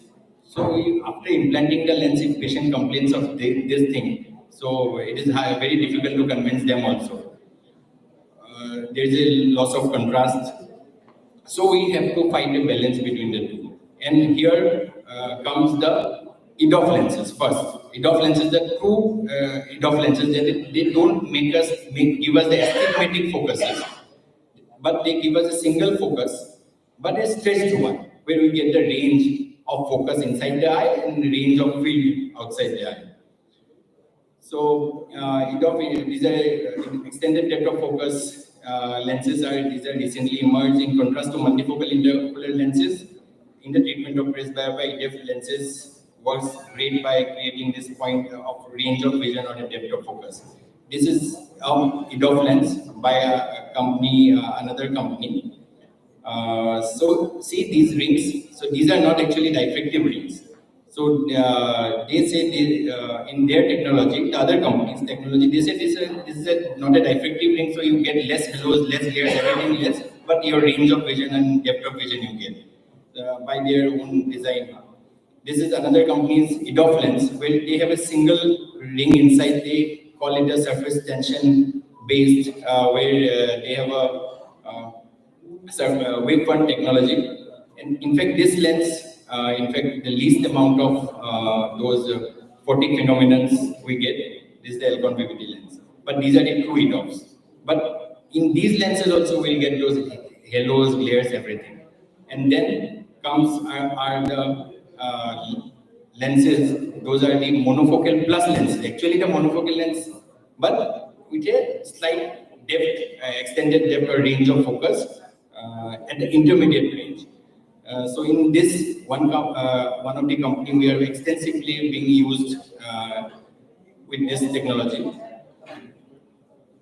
So Hoya has come up with a wonderful lens, because Hoya lenses are very soft lens. Their delivery system is very good. And in fact, these lenses we don't have to extend the incision at 2.2 mm incision. All other company lenses, they say you can put it in 2.2, but it doesn't go. You have to either give wound assisted or you have to increase the incision. But these Hoya lenses, they wonderfully, without extension, they go inside and very soft.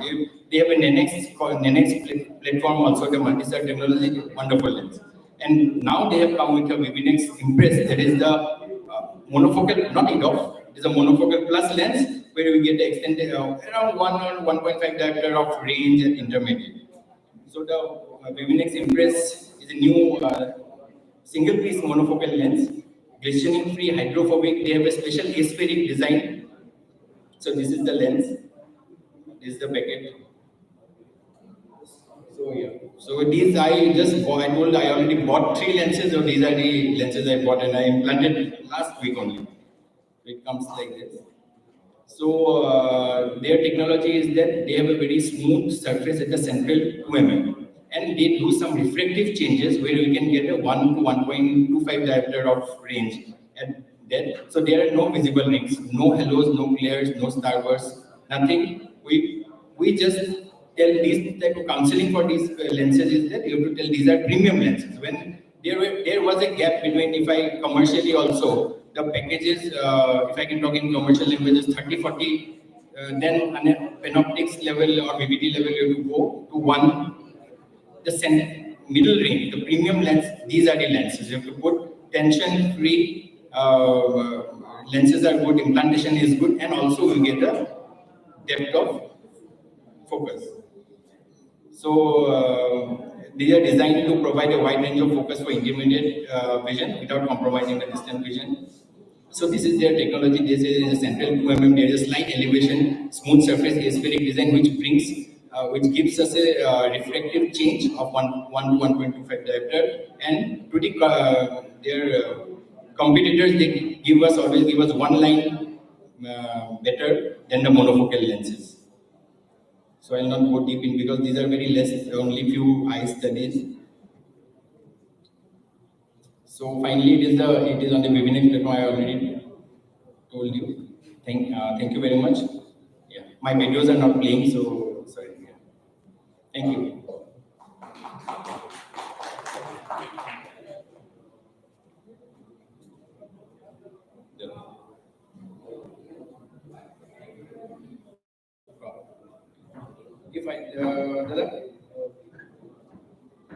So this is I'll just show the video of the. So this is the lens I implanted with the Vivinex Impress. Last year only, the phaco is routine phaco.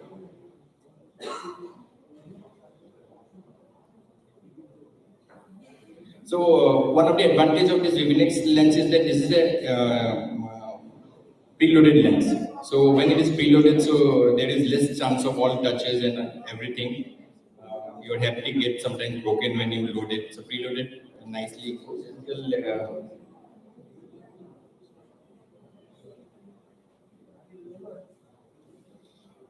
phaco is done. So this is the lens.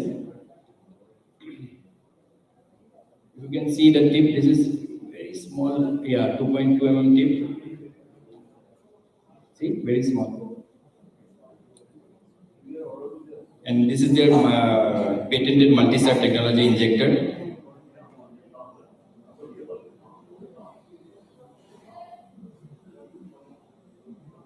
very smoothly inside the IOS. There is no rings. And in fact, in the this 9x magnification also, we cannot see any rings. Yeah, thank you. Thank you. Thank you, Moyur. Previously, I told you you'll impress everyone somehow. Your laptop was working. Thank you. I would like to express my profound gratitude to our esteemed speakers. Your insightful presentation, captivating discussion, and shared expertise have truly elevated the intellectual discourse of this conference. Your willingness to share your knowledge and experience has been valuable for all of us. Thank you all once again for attending this session. Thank you very much. Now we want to felicitate our chairperson.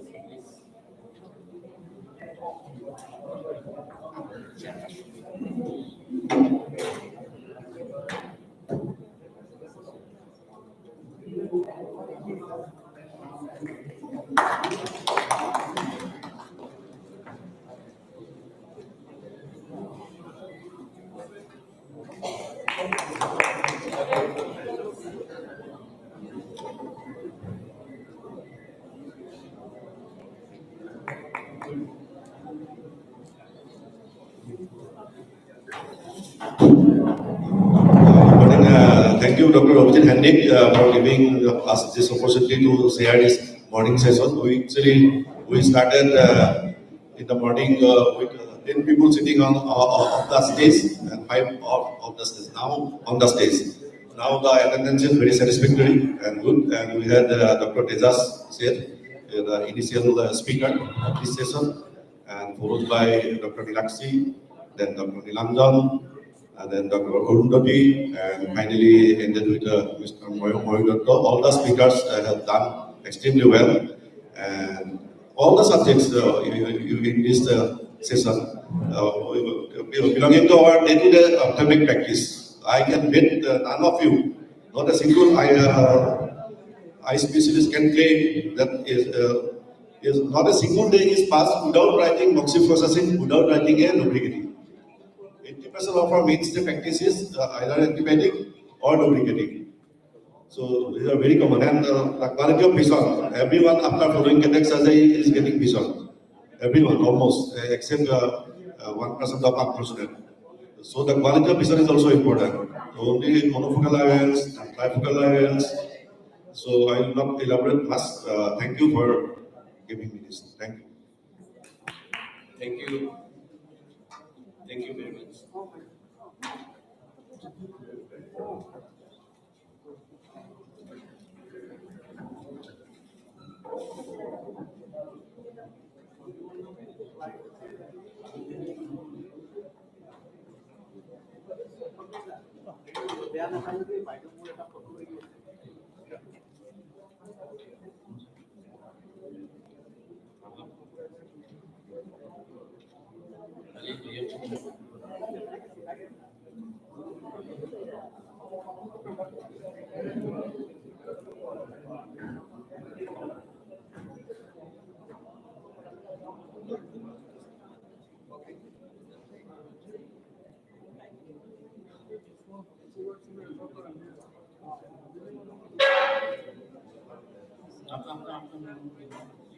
Next session is free paper session 3, and I will call moderator Nazrul Islam Ahmed to take.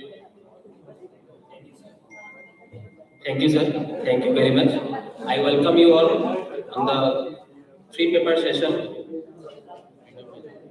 Now I would like to call upon stage our chairperson for the free paper session, Dr. Mir Alam Siddiqui, sir. I welcome on stage Dr. Mir Alam Siddiqui, sir. Next, Dr. Alaka Devi, ma'am. And Dr. Mitali Borwa, ma'am. I welcome on stage Dr. Alaka Devi, ma'am, and Mitali Borwa, ma'am.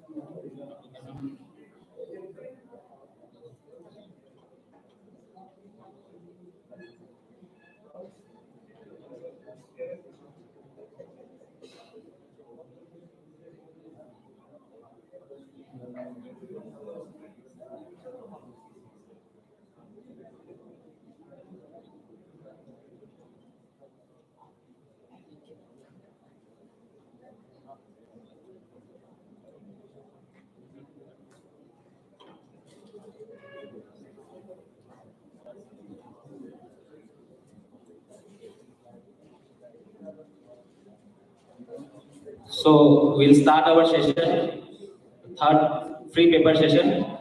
Our first presenter is Dr. Harpreet Kaur. Her presentation is ocular manifestation in stroke patient in a tertiary care center. I request Harpreet Kaur to come on stage.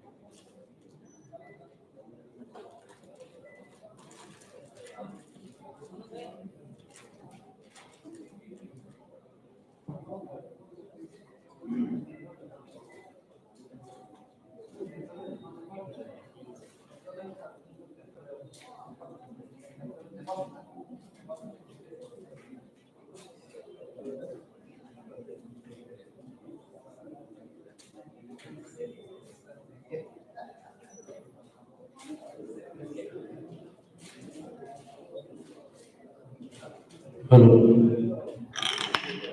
Good morning, everyone. Today my paper is on a clinical study on ocular manifestation in stroke patient in tertiary care center. Stroke is the second most common cause of death and third most common cause of disability in the world. A normal visual function is connected to a large area of central nervous system. Study reveals stroke-related visual impairments, including motor and sensory deficit. My aim of the study is to identify common neuro-ophthalmic sign in severe patient attending the Department of the Medicine and Neurology in GMCH and follow up these cases at 2 weeks, 3 months and 6 months. Study duration was from September 23 to August 24. It was a hospital-based prospective observational study and sample size was 100%, that is in 200 eyes. After taking the detailed history, we have done the examination by the Snellen chart, slit-lamp examination 24 to perimetry, direct and indirect ophthalmoscope, CT and MRI. Institutional ethical clearance was taken and informed consent was taken for each case. My inclusion criteria were the severe patient, both male and females, above 30 years, who were ambulatory and admitted in the Neurology and Medicine Department of GMCH. The patient suffered from glaucoma, mature and hypermature cataract, diabetic retinopathy, any retinal surgery done before the episode, psychiatric disease patient, head injury patient, and bedridden patient were excluded. Here we got 98 patients having arterial stroke and 2 patients having venous stroke. Here from 41 to 60-year patient having more stroke, more prone to having stroke. Males are more prone to having stroke than female. Here these are the distribution of comorbidities where 79 patients were hypertensive, 42 patients having diabetes mellitus, 33 patients having dyslipidemia and 36% patients were smoker. Here this is a distribution of visual acuity where 38 patients at the time of examination were 6 to 612 vision and by the end of the 6 months it is 41. 22% patient having less than 660 vision and by the end of the 6 months it is 19. Here 7% patient having esotropia at the time of examination and 8.5% patient having exotropia. And by the end of the 6 months it is 1% esotropia and 1.5% exotropia. 15.5% patient having diplopia at the time of examination and by the end of the 6 months it is 2%. 10% patient having doses at the time of examination and at the end of the 6 months it is 1.5%. 92.5% patient having field of vision defect which is homonymous hemianopia was more common and by the end of the 6 months it is 18%. Here the distribution of fundus abnormality where we got hypertensive retinopathy, CRAO, CRPO, BRVO and BRAO. Here 25% patient having these abnormalities and by the end of the 6 months it is 17.5%. In this study, maximum number of cases were noted in age group of 40 to 60 years of age. Similar findings were obtained by studies published by the others. It was found that almost all symptoms improved by 6 months in 95% cases, which is similar to other studies.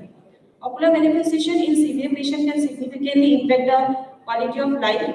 Early detection and rehabilitation are crucial for managing this deficit. Neurologists and ophthalmologists should collaborate to optimize visual recovery and functional outcomes for stroke patients. Financial support and sponsorship were nil, and there are no conflicts of interest. Thank you. Thank you, Harbin. Tell me your conclusion.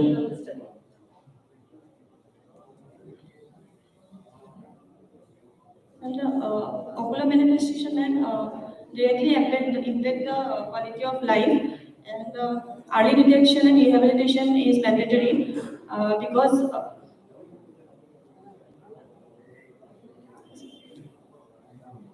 and neurologists and ophthalmologists are necessary in this stroke survey because in ophthalmology, ma'am, we have to tell the patient to exercise and physiotherapy. So, thank you. When we mean by conclusion, when we have a study, we want to know what is the outcome. What did you conclude? What did you gain by doing that study? Is there any information that is useful to us and where we can do further studies? That is what a study is all about. So what is the take-home message from the study? At the time of episode, we have to clear about the ocular manifestations because if then ma'am, in neurology department, if there are the quick treatment is done, then after that they send to the ophthalmology department to rehabilitation, and here we do the physiotherapy and ocular exercise to improve the ocular manifestation.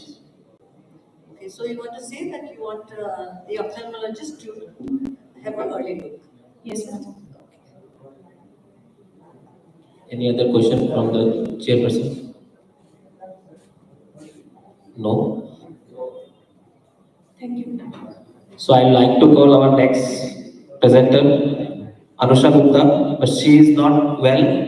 So in her place, Tanavi Deka will present the presentation, the prevalence of myopia among school-going children in the district of Goalpara, Assam, a cross-sectional study.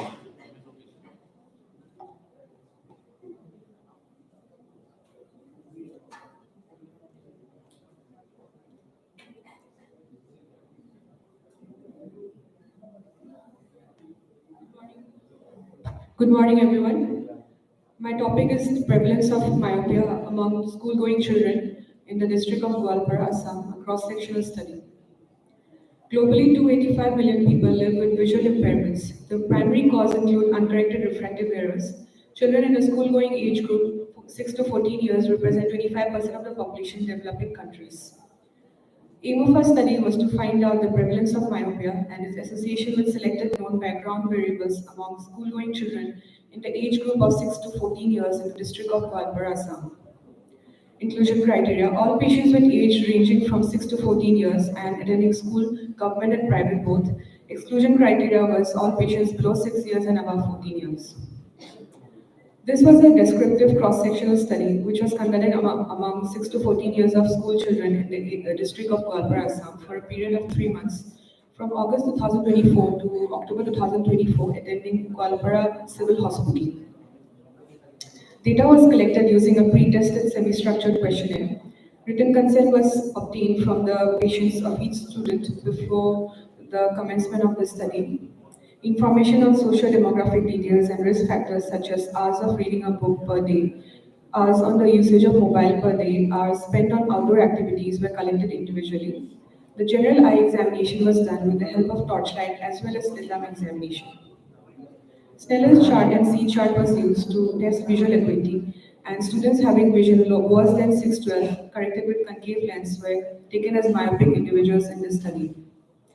115 school children in the age group of 16 to 14 years were study participants, and 87% prevalence was found among the school study subjects.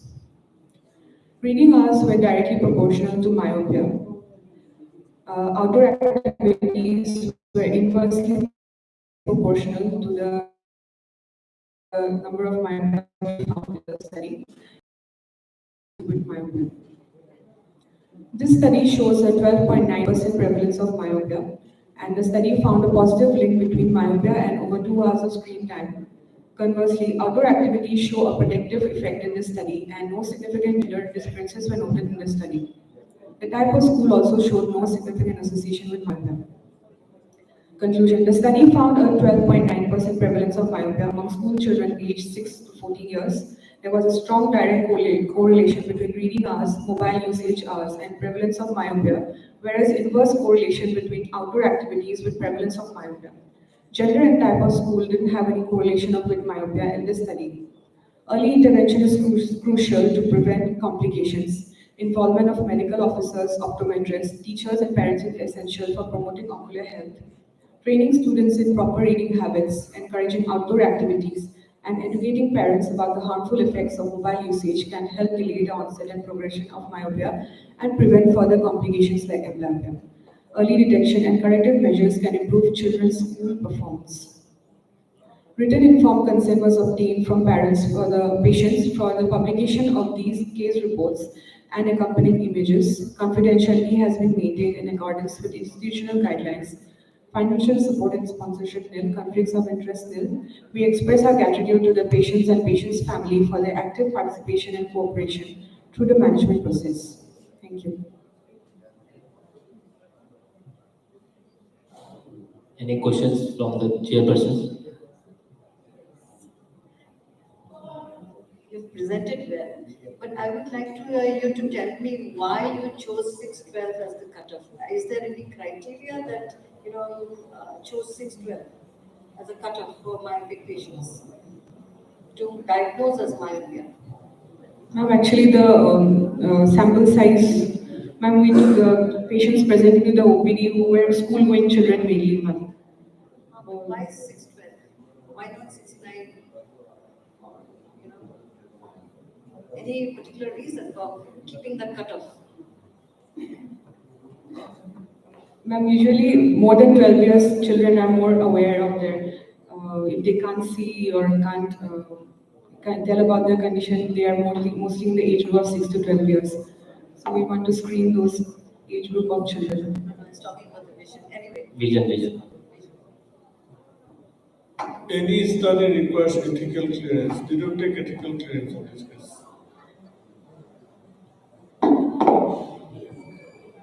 Sir, ethical clearance will be taken. We have taken the consent.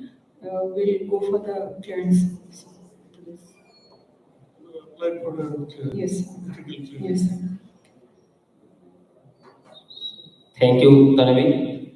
So I will like to call our next presenter, Dr. Abdul Kalam Azad. He will present the paper on myopia among post-graduation students of medical college across sectional study.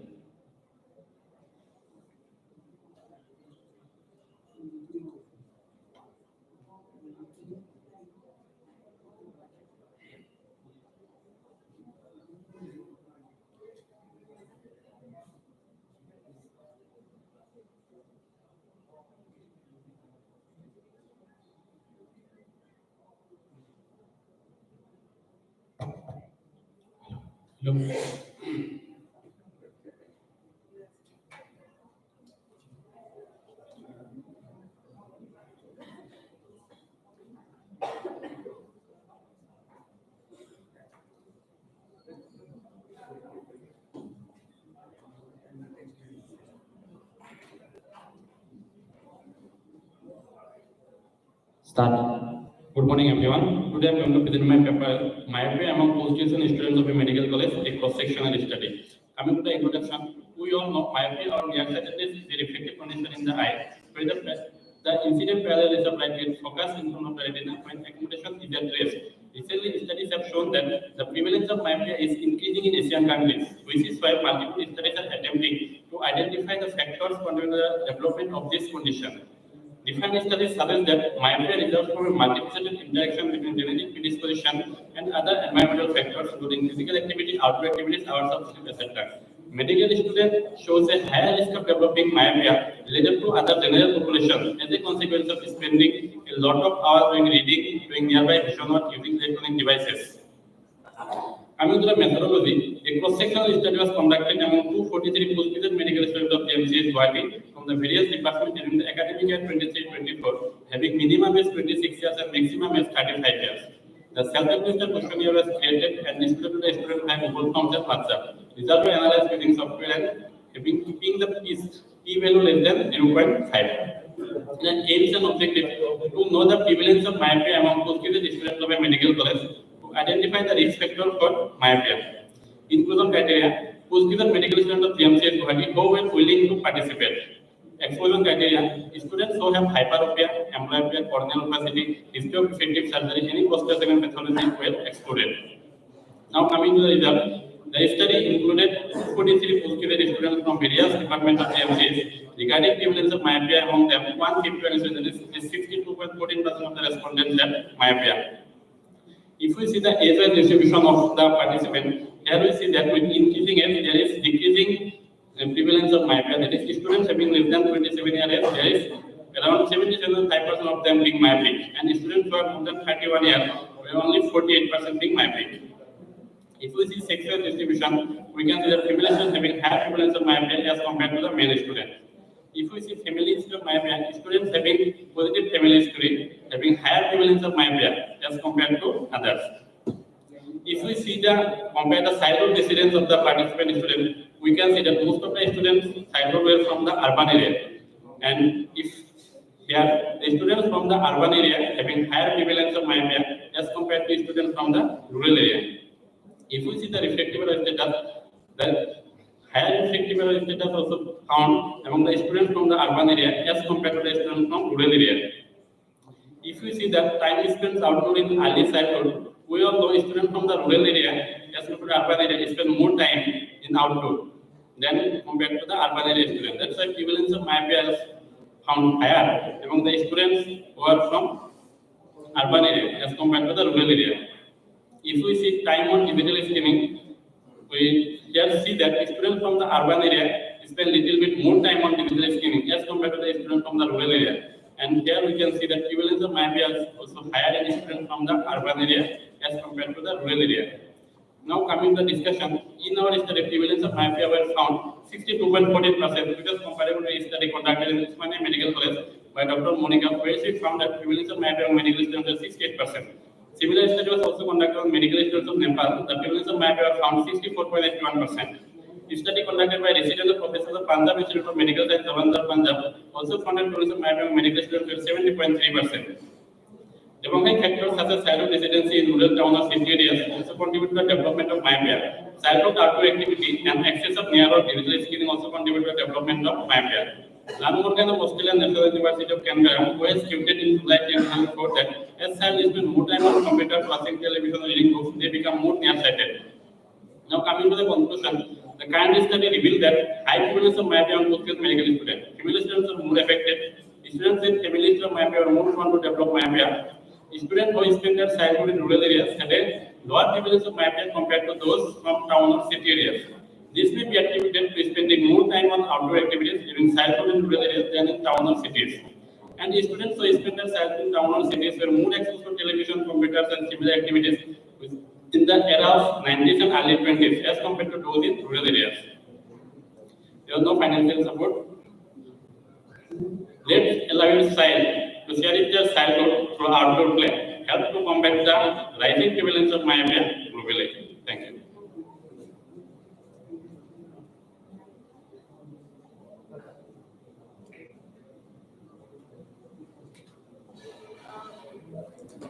I would like to know your presentation was good, but I would like to know the number of. You had 253 enrollments, right? 43. 40. I think the patient base was a little less.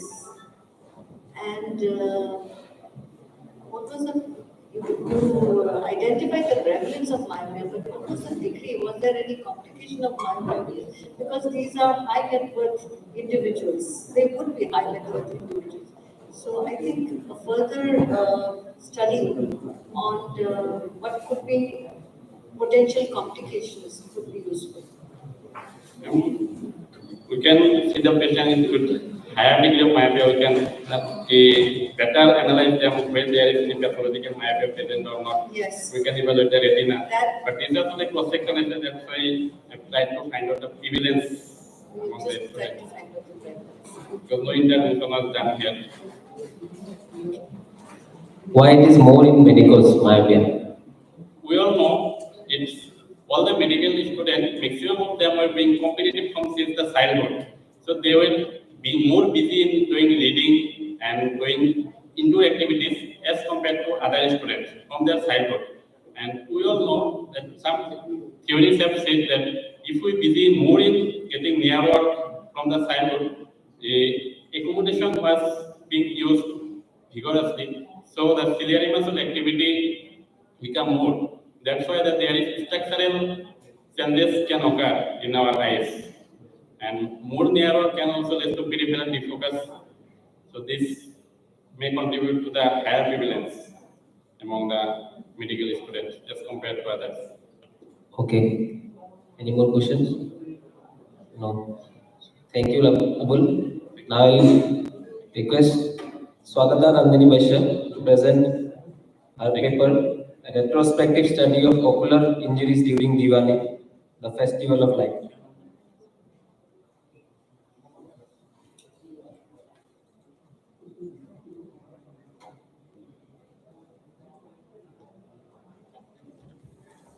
Good morning, everyone. My topic is a retrospective study of ocular injuries during Diwali, the Festival of Lights. Diwali, the most celebrated occasions in our country and in many parts of the world, they bring joy and excitement to everyone, but they carry the potential of causing devastating injuries when it comes to firework-related injuries. Aims and objectives to document and evaluate the clinical profile, visual outcome, management of firework-related ocular injuries in a tertiary care hospital and to create awareness about the consequences of such injuries among general population and spread preventive measures while using firecrackers. It is a retrospective observational hospital-based study involving 55 patients, which were presented to RIO, GMCH during 1 week of Diwali for the period of 2023 to 2024. A performer was prepared to record the demographic socioeconomic data, type, cause, and place of injury. Ocular examination was done under slit lamp microscope, which presented to OPD endos with severe injuries were examined bedside using a Desmus retractor under microscope. Specific examinations like USGP scan, funduscopy, fundus photography, radiological scans like X-ray orbit, CT scan of brain and orbit were given as and when necessary. Initial visual acuity was compared with the visual acuity post-management. On comparison, it was seen that age group involving 5 to 20 years was mostly involved, 58.1%. People belonging to urban area, 65% were involved compared to rural. Type of crackers, bottle rockets, 52.7% were seen, followed by bomb crackers, cone formations, sparkles, etc. Here is a picture showing the type of crackers. 58.1% were involved in the act of bursting crackers and rest were just bystanders. 52.7% were seen to be involved bilateral cases. Mostly closed loop injuries were seen, that is 89%, including lid burn, lead edema, lead ecchymosis, lead laceration, subconjunctival hemorrhage, chemosis, foreign body in conjunctiva, conjunctival tear, corneal abrasion, hyphema, traumatic cataract, which is hemorrhage, etc. In cases of open lobe injuries, we saw corneal perforation, lobe ruptures, sclerocorneal perforation with iris tissue prolapse. Here are certain figures showing images showing the above mentioned injuries. Now result, 55 patients were involved, where 60% were males, 49% were belonged to 5 to 20 years, and 56.3% belong from urban areas. 43.6% were due to rocket bottle in crackers, followed by 27.2%, which occurred by bomb crackers, 7.2% because of sparkles and cone formation, and the rest 5.4 injuries. 58.1% were involved in the act of bursting crackers. Majority were closed lobe injuries, 80%, and remaining were open lobe injuries. 90.2% involved the anterior segment, which include lids, conjunctiva, cornea, around 87.2%, and only 2 cases of vitreous hemorrhage were seen. 9% were open lobe injuries, amongst which we saw corneal perforation, sclerocorneal tear, and lobe rupture. Post-management visual acuity for closed lobe injuries has seen to improve up to 6.6, where lids and conjunctiva were involved, but in cornea, it was seen to improve up to 6.9. In traumatic cataract, it's improved up to 6.12 partial. In vitreous hemorrhage, it did not go beyond 6.36 partial. In open lobe injuries, it did not improve beyond 3/60. Patients, 85.4% were discharged at the end of 5 days. Discussion in our studies, all age groups were more or less affected, but mostly children and young adults were affected. And it is a matter of great concern and changes their entire lifestyle. And check why the explosion did not occur. Bystanders also get injured because they are not careful where the crackers are burst, and even the involved people are not careful enough. The visual acuity, including closed globe and anterior segment, improved. Open globe did not improve beyond 3/60. Conclusion, fireworks, though they spread light, may cause devastating injuries. It presents as a hazard to ocular health. There is a need for nationwide campaign on fireworks safety to increase their effectiveness.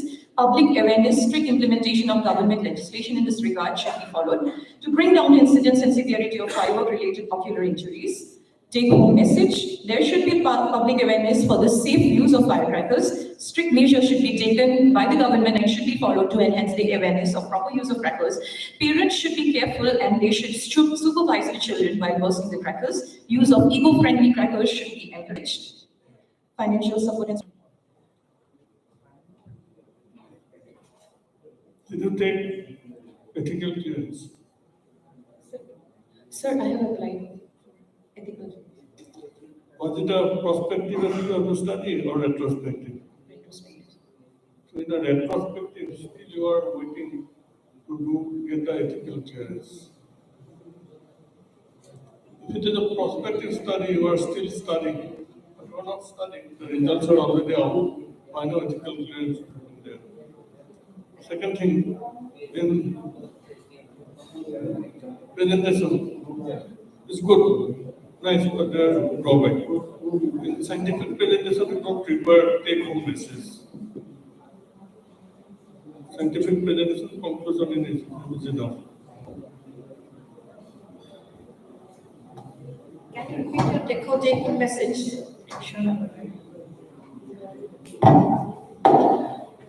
There should be public awareness for the safe use of firecrackers. Strict measures should be taken by the government to enhance the awareness of proper use of crackers. Parents should be aware enough to supervise the children while bursting the crackers, and use of eco-friendly crackers should be encouraged.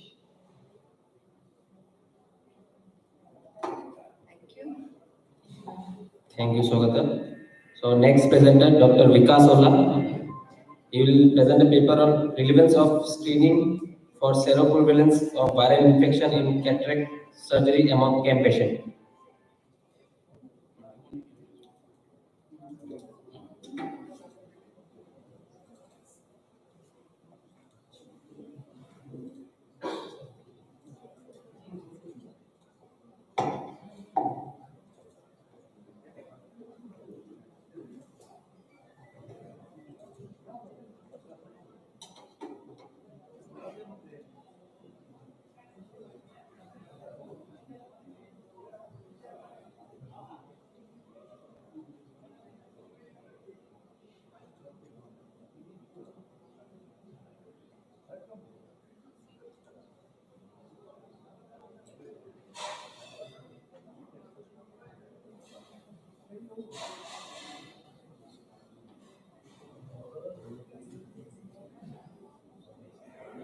Morning, respected teachers. Today I am presenting a paper on relevance of screening of blood-borne viral infection in cataract surgery among CAM patients. As we all know, cataract is promoted as a blood-layer surgery, but it holds true for phacoemulsification only, but a significant amount of blood loss occurs in SICS. As we all know, significant amount of viral load is present in tears and mucous tumors, so there is high chances of seroconversion. In phacoemulsification, we see phacotic is the most common source of spread of viral infections. One aim of this study is to see the relative seroprevalence of HIV, Hep B, Hep C among CAM patients attending RIL GMCs for cataract surgery. A study type is hospital-based retrospective study. The duration of the study is 1 year, and the case record of CAM patients attending RIL GMCs for cataract surgery were analyzed. All CAM patients were screened for HIV, Hep B, Hep C using rapid kit test. If patient is found positive, then ELISA is used to confirm the diagnosis. Patient analyzed during the study period is 1,429, and the total seropositive patient found is 61. And the overall seroprevalence of blood-borne viral infection among cataract patients is found is 4.27%. The individual seroprevalence of the viral disease for HIV it is found is 0.97%, for Hep B it is found 2.58%, and for hepatitis C it is found 0.69%. The relatives in case of hepatitis B, C, and HIV, Hep B is the most commonly occurring patient, that is 60.65%. And on the basis of gender, it was seen that the HIV, Hep B, Hep C is more prevalent among the male patients. And the median age of occurrence of viral infection in case of male it is 58, and in case of female it is 64. Now we come to the discussion. According to the Ministry of Health and Family Welfare and Nagpur Surveillance and Epidemiology Data 2023, surveillance Hep B, Hep C, and HIV is 0.4%, 0.50%, and for HIV it is 0.22% among the population. According to this study, we find seroprevalence of hepatitis B is 2.58%, that is more than the HIV and hepatitis C. And also HIV, Hep B, Hep C more prevalent among the male patient compared to female patient. According to the study by Bailey et al., odontologic injuries among ophthalmologists were third highest in surgeons, And the viral viability outside the body also stability transfer infection among healthcare workers and other care practitioners. 98% patients are not aware of their seropositive status, acting as a possible source of infection. Now we come to the conclusion. Ophthalmologists must be aware about the patterns of seroprevalence of viral infections in their practice area, which will help in safeguard against accidental injuries and transmissions. Mandatory preoperative screening of patients undergoing cataract surgery should be practiced, and use of universal precaution kit while doing surgery in seropositive patients must be promoted. Planning of seropositive patients as last case in the designated isolated OTs also reduce accidental exposure and transmission among cataract patients. As you can see in images, in our institute, we take all necessary universal precautions while doing the surgery in the seropositive patients. Financial interest of financial interest in the study. Thank you. My same question. So you have come up to conclusion. So your study is over. Have you obtained an ethical clearance? You have, if I want to see the ethical clearance, do you have it now? No? When you present a scientific presentation, ethical clearance is a must. And Any more question? It was a good presentation. Except that, because it's a medical college, the biomarkers could be done. Otherwise, it becomes expensive. It is something which should be looked into. Actually, biomarker is free of cost in non-medical places, so we can. Ma'am is talking about outside. If you do cases outside, then it is not possible for everyone to do biomarker and do the surgeries. But yes, it is a good awareness for everybody. Thank you. Thank you, Vikas. Now I would like to call upon stage Indrayut Bandyopadhyay for his presentation on knowledge, attitude and practices of workers in small mechanical injuries industries towards ocular trauma, a questionnaire based study.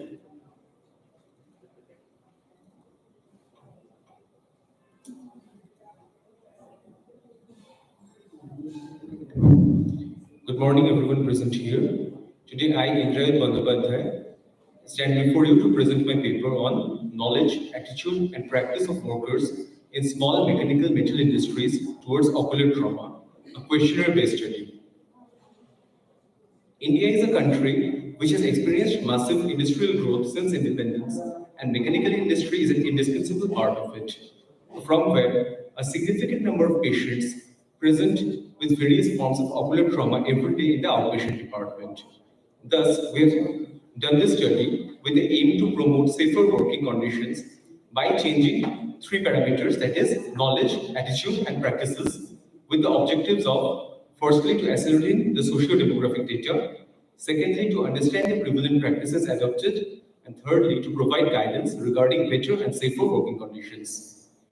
This is a prospective, observational, descriptive, questionnaire-based cross-sectional study, which has involved all patients and attendants above 18 years of age during a duration of 6 months, that is 1st January to 31st of July this year. Informed consent was taken from all subjects, and non-consenting subjects or severely ill patients were excluded. The sampling was purposive and 568 subjects were selected. There is no financial sponsorship or conflict of interest. This is a semi-structured questionnaire that we have used to ascertain the various data, and on analysis, we have found all of the study subjects were males with the mean age of 38 years. The working conditions stated that almost 1/3 of the study population worked for more than 8 hours daily. And of this population, 84.69% never got overtime wages. 95.7% of subjects have experienced ocular trauma in some form in their life, which is given in a graphical representation, where we have found that 462 out of these subjects have experienced entry of corneal foreign body. 85% of the population is not aware of even existence of personal safety equipment, And of the 13.3% who do, they don't use, thus leaving only 1.58% who actually use it. The lack of awareness is the most common reason, followed by unavailability, followed by the cost, and the lack of handful also note that it is cumbersome to use.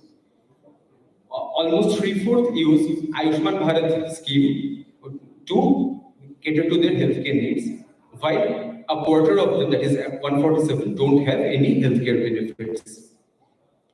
Majority of the subjects are not even aware of the ESI scheme, which forms 79.23%, and a substantial number of them are misinformed, which is 17.25%. Coming to the discussion, this study has revealed that a significant deficiency of knowledge of various safety equipments exists, as also supported by Alexander et al., which is in contrast with Naloga et al., who stated that it is due to the negative attitude towards the use of these equipments. The most common ocular trauma is due to metallic foreign body entry, as pointed out by Atkunda et al., Hassan et al., and Alexander et al., which is also found in our study. The working conditions of many workers are found to be poor and even defined Factories Act 1948 and ESI Act 1948 due to lack of information as well as misinformation. 73% of subjects avail Ayushman Bharat scheme for healthcare needs. Coming to the recommendations that we have come up with is ensuring of the daily maximum limit of 8 hours of work with 48 hours a week, balanced diet, adequate sleep, proper pre and in-employment trainings, periodical eye checkups, immediate seeking of emergency care, ensuring availability and compulsory use of the personal safety equipment, utilization of the various government schemes, and adequate measures for rehabilitation. Our further plans include field level camps, which we've already started, with the goal to take the population involved from current scenario to the proper working conditions with adequate healthcare facilities. I'd like to thank the Department of Ophthalmology, Silchar Medical College. These are my references. Thank you. So you serve questionnaire, right? You serve people questionnaires, right? Yes. So in which language you serve questionnaires? So we have made it into a trilingual one. I have just given a copy of the English version. That is, our copies were made into English, Bengali, and Assamese. What was your patient base, your study group? Well, my study population included any person involved in the small mechanical metal workshops, which is in the unorganized sector, not from any big company, but like the welding shops, or maybe a shop which makes steel furniture, when welding, grinding, or cutting of metals is involved. So this was in Silchar Medical College, right?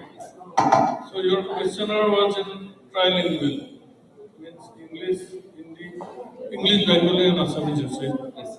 So what is about the Hindi people who don't know Assamese and Bengali? Because in Silchar Medical College there are very few people who know Assamese. Majority know Bengali, the remaining Hindi, and some Manipuri. What about those persons? You neglected those persons, Bengali, Hindi speaking and Manipuri speaking. Because there are very few Assamese speaking people in Silchar. There are Hindi speaking and Manipuri speaking people are more, next to Bengali speaking. What about those persons? So here we actually found patients who could communicate. So we filled the responses by taking it verbally. Thank you. So our next presenter is Dr. Tanavi Veka. She will present a paper on ocular morbidity among children attending Rehab GMCH.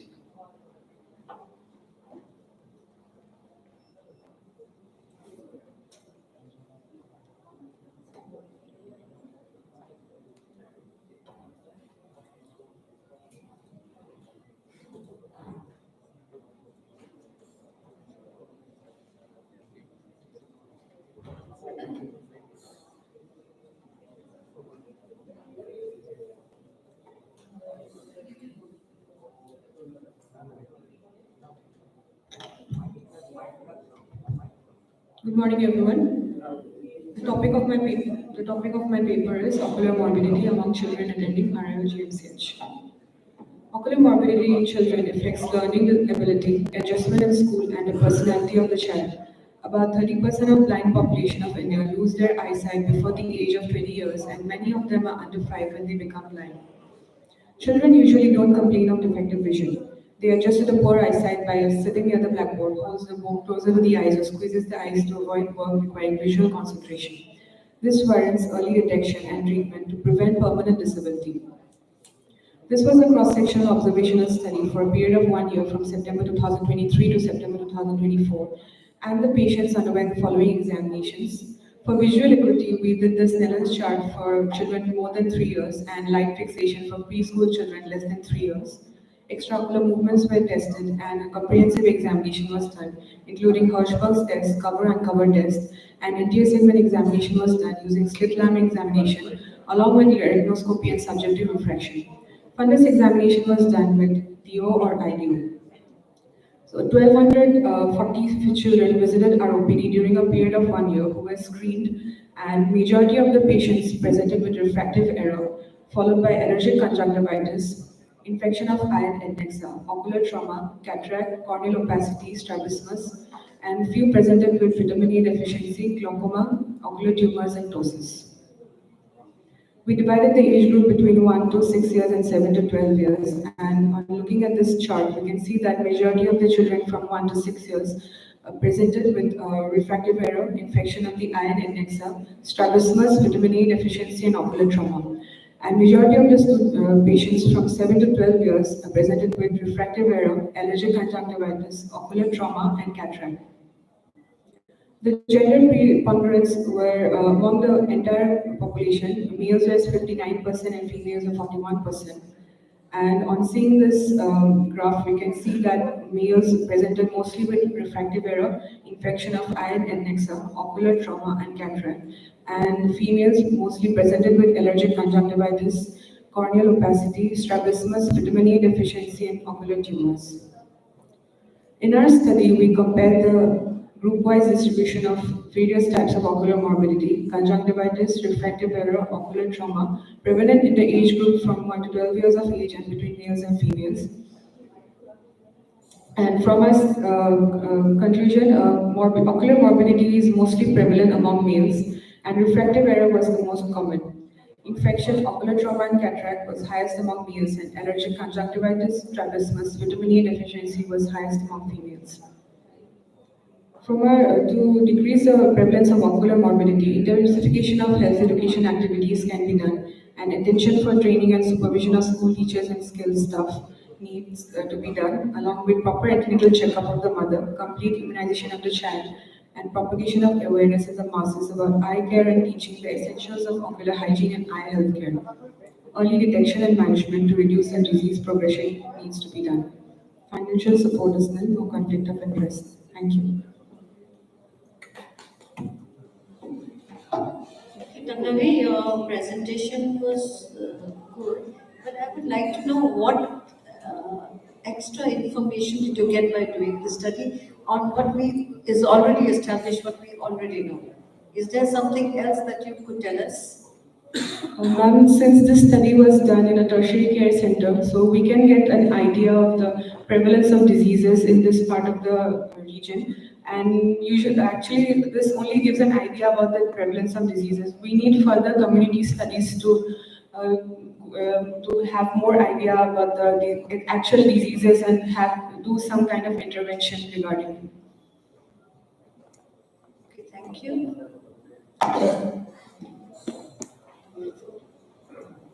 If you want to really know the prevalence of the disease, what study you have to do? This you have to say hospital-based prevalence. It's a hospital-based study. But if you say prevalence in a region,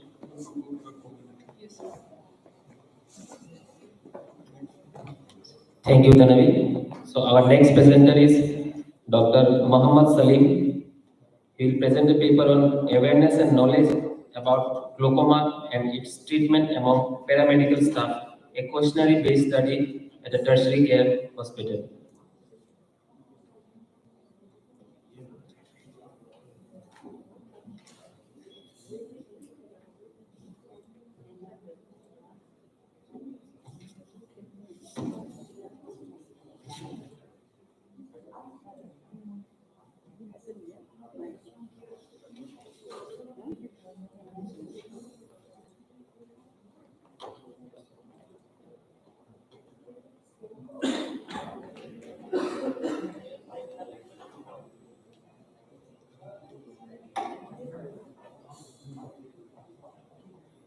Good morning, everyone. I am Mohammad Salim from Silchar Medical College presenting a paper on awareness and knowledge about glaucoma and its treatment among paramedical staff, a questionnaire-based study at tertiary care center.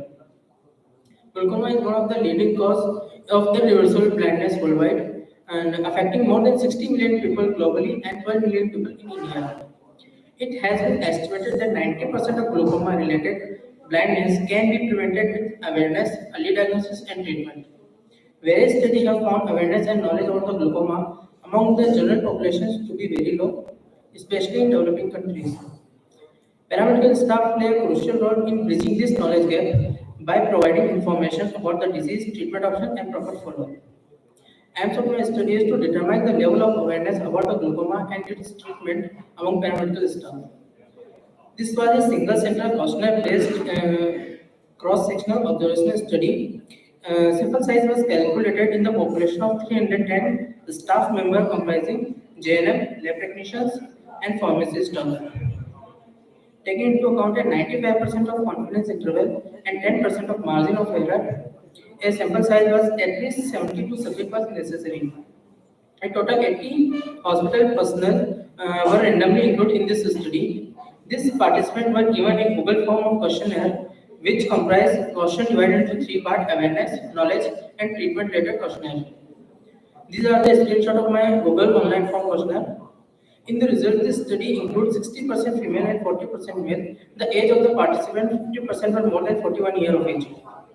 All participants are aware of glaucoma, of whom 87.5% participants got knowledge during their respective course. Overall, regarding the knowledge, 78% participants have some knowledge about glaucoma, and a total 90% knows about symptoms and IOP, and 67.5% knows about the type of blindness. Overall, regarding the treatment, 63 participants knows about treatment course, surgery, complications, and prevention, and a total 81.2% knows the treatment option, and 75% participant knows about the treatment duration. These are the responses we get in our study. In this bar chart, we can see the awareness is all the participants are aware about the glaucoma. In knowledge, 84% in GNM, 65% in lab technician, and 71% in the pharmacy staff. And overall, 78% in knowledge. And in treatment, on an average, 63% knows about the treatment option. In discussion, we found that our hospital paramedical workers has excellent awareness and useful knowledge about the glaucoma and inappropriate knowledge about the treatment protocol. We believe that paramedical staff need to be thoroughly educated so they can suggest useful advice to the people in contact and also may assist ophthalmologists in providing information to bridging this gap. And also the paramedical staff is offered for first and final contact with the patient in the hospital.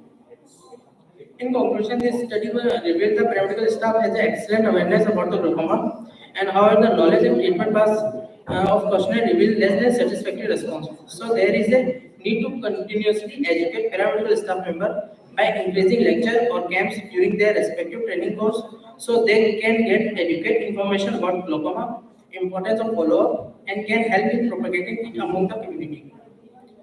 These are my references. Where was that study done? So your presentation is nice, but where was that study done? That in Silchar Medical College Eye Department or the whole medical college? Whole medical college. Which paramedical staff did you? Yes, sir. You took the entire hospital paramedical or just all the nursery staff and lab technicians and and did the GNM or the paramedicals of the other department were they aware of glaucoma? Yes.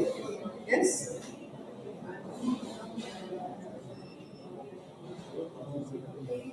Thank you, Salim.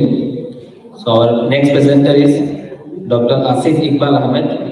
He present a paper on to study the pattern of a refractive error in pediatric age group under school screening program attending tertiary care center in North Lakhimpur district.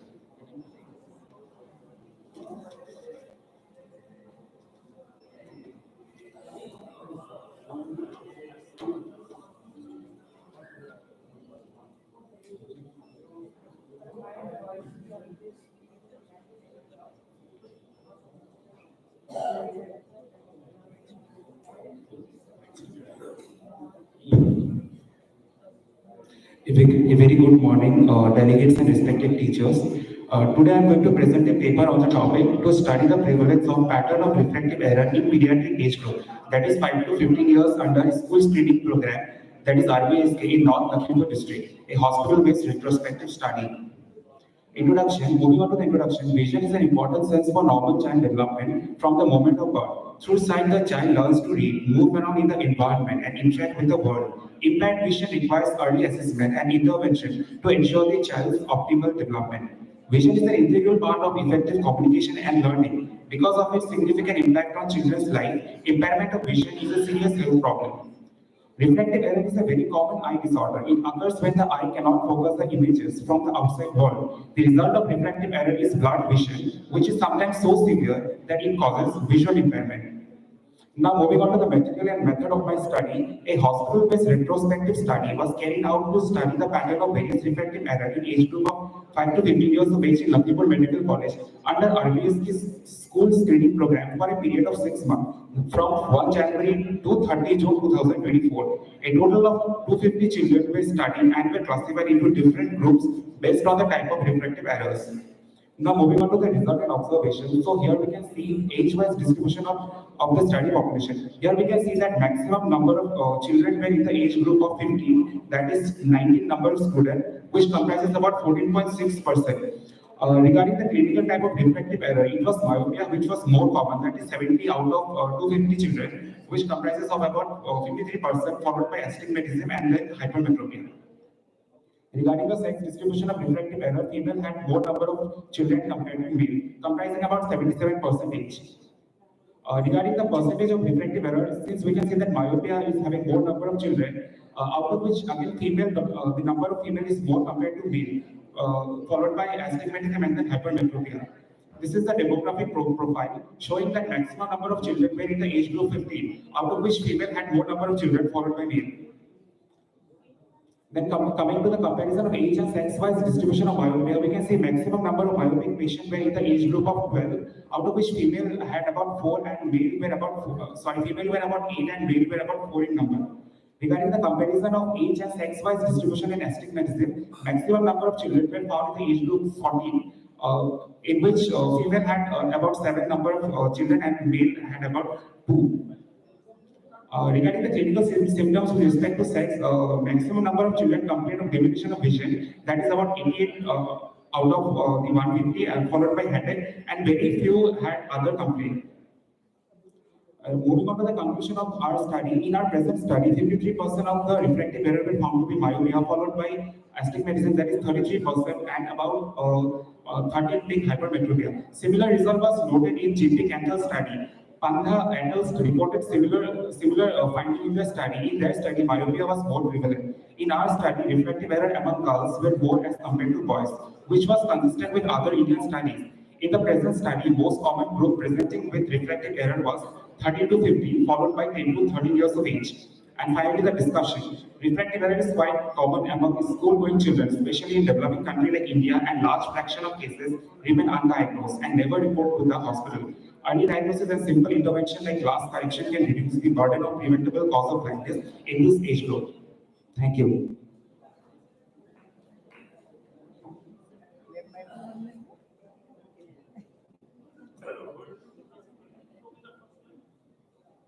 Sir, in Lakhimpur Medical College.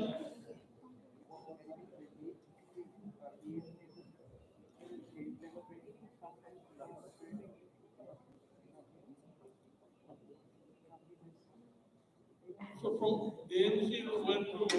Yes, sir, for DRP I went to Lakhimpur Medical College. Sir, I went to Lakhimpur Medical College for DRP. So this study had ethical clearance? Sir, since it's a retrospective study, so we didn't apply for ethical clearance. You did not apply. Any study to present in a conference or to publish in a paper, you need a that ethical clearance. Any study. Okay. It's a retrospective study of how many, what is the duration? About 6 months, from 1 January to 30 June. 6 months? Yes, ma'am. You did it yourself? Yes, ma'am.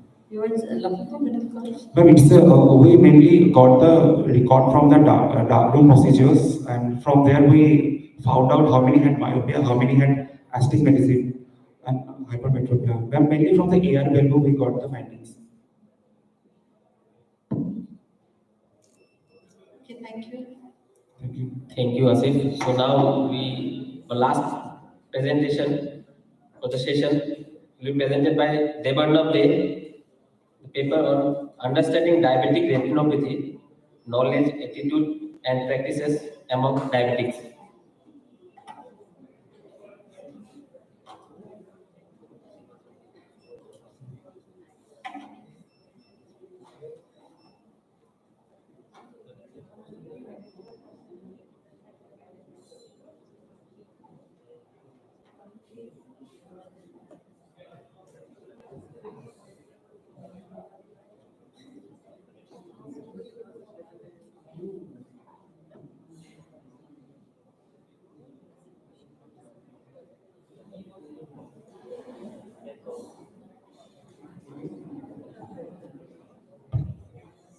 Good morning, respected judges and all the dignitaries present here. Myself, Debarnav Dey. The topic for my presentation is Understanding Diabetic Retinopathy, Knowledge, Attitude and Practice Among Diabetics. Diabetes mellitus affects around 500 million people globally, with India emerging as the diabetic capital with around 69 million cases. Diabetic retinopathy is a key microvascular complication which affects the eye, causing around 4.8% of global blindness and has a prevalence of 21.7% in India. Increasing blindness is linked to low awareness of this condition and its complications. So the primary objective of our study is to assess the knowledge of diabetic retinopathy among diabetic patients, and with the secondary objective to estimate the impact of knowledge regarding diabetic retinopathy on attitude and practice among diabetic patients. With these objectives in mind, a cross-sectional questionnaire-based study was conducted across a period of 6 months in Silchar Medical College and Hospital, under which 256 type 2 diabetic mellitus patients were randomly selected, and the patient who is less than 18 years of age or suffering from morbid conditions and not able to respond to questions or non-consenting were excluded from the study. After collecting all the data, Chi-square test and PRT tests were applied for statistical analysis. This is the bilingual 22-point questionnaire which was used in the study to obtain data regarding demographic variables, assess the knowledge about diabetic retinopathy, and to evaluate their attitude and practice towards diabetic retinopathy. The questions were assigned specific scores as outlined here, and based on the responses received, a total score was calculated for each section. Using these scores, study participants are objectively categorized into defined groups like being good knowledge, moderate knowledge, or no knowledge. The same approach was applied to assess participants' attitude and practices regarding diabetic retinopathy. Coming to the data interpretation and analysis part, as you can see in the table, 256 diabetic patients were included in the study, out of which majority of them belong to the age group of more than 60 years of age, while males being significantly more than number of females in this study. The first graph here shows the awareness data about diabetic retinopathy, and as you can see here, around 141 individuals out of 256 study subjects were unaware of the condition known as diabetic retinopathy. However, the association between gender and awareness level about diabetic retinopathy is statistically not significant. The second pie chart here depicts the source of information about the diabetic retinopathy among the informed study subjects, and general physician leads the list with 44% of them obtaining information from general physician, followed by ophthalmologist and families. This underscores the critical role that general physicians play at the community level for spreading awareness regarding diabetic retinopathy. The line diagram here depicts the association between knowledge status of the informed individual with the duration of their suffering from diabetes mellitus, their economic status and the education level respectively, and our study estimates that higher education, better socioeconomic status, and longer diabetes duration are linked to better knowledge and practices, and all of them being statistically significant with p-value less than 0.05. The two graph here depicts the association between knowledge with attitude and practice towards diabetic retinopathy among the study subjects, for which mean attitude score and mean practice scores were calculated, which increases respectively as the level of knowledge increases. However, the difference is not found to be statistically significant across different categories. To summarize the findings of the study, which was conducted across 256 diabetic individuals, 55% of them lacked knowledge about the condition called diabetic retinopathy. Higher education, better socioeconomic status, and longer duration of diabetes were linked to better knowledge and practices, with majority of them availing information regarding diabetic retinopathy from general physicians. However, no significant pattern of association was seen between knowledge and attitude or practice towards diabetic retinopathy, and almost all the findings of our study were supported by the study conducted by Somya HB et al. Among many other studies. To conclude, diabetic retinopathy is considered to be a major cause of preventable blindness in developing countries like India. Lack of knowledge about complication and screening methods contribute to poor attitude and practices towards diabetic retinopathy. Our study highlights the importance of patient education at both healthcare and community level, as improved education can foster positive attitude and practices, thereby helping to control diabetes-related complications. These are the references that I've used. That's all I have to present. Thank you. How do you calculate that sampling size? Sir, by You have taken 256 cases, right? So to take number of cases, you need to calculate the sample size. Sir, by applying the Daniel formula sir, and considering the prevalence of diabetic retinopathy to be around 21% and confidence interval to be 95% with margin of error 5%, 98% confidence interval and margin of error 5%, we have a sample size of around at least 252 study subjects required for this study. So we have 256, sir.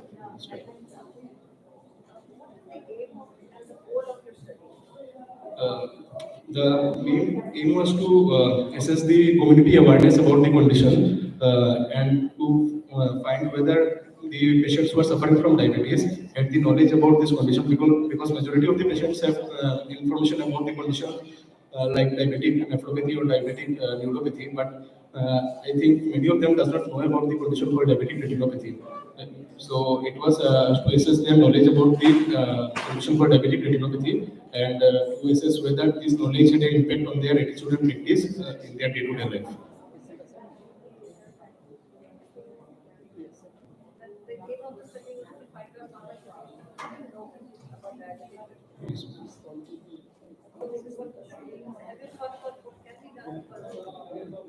Actually, most of the patients who suffer from diabetes mellitus go to the general physicians at first before coming to the ophthalmologist. So it is very important for the general physicians to convey the message that once you suffer from diabetes mellitus, it is very important that you regularly screen for diabetic retinopathy as well, because it is one of the major direct complications that diabetic patients suffer. So the awareness should come from the general physicians first. Any more questions? Thank you, Devanab. Now we come to the end of the session. So now we like to felicitate our chairperson, first chairperson, Dr. Alagat Devi ma'am.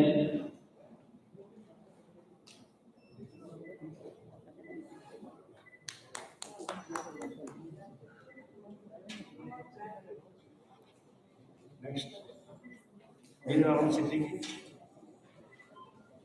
And thanks to Dr. Mitali Bora, in absence of Sahil Tayab, CS Kogart, Chairman, and our moderator, Dr. Nazrul Islam Ahmed. Thanks to all the speakers. Thank you.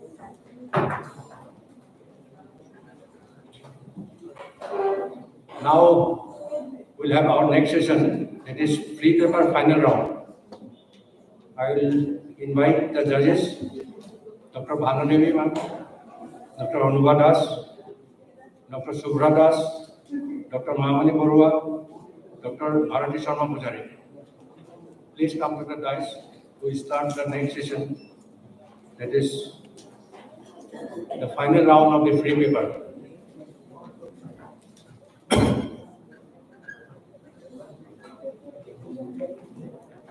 Dr. Bhanudevi, Madam, Dr. Anuba Das, Madam, Dr. Subhra Das, Madam, Dr. Mahamani Borua, Madam, Dr. Bharati Pujari Sharma, Madam. All ladies, please. All ladies, one interpret.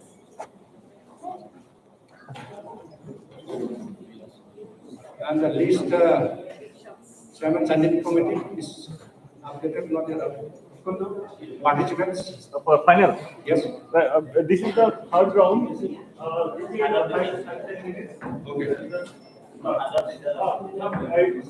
can start with the previous presentation. By that time, this result will come. Okay. We can do that.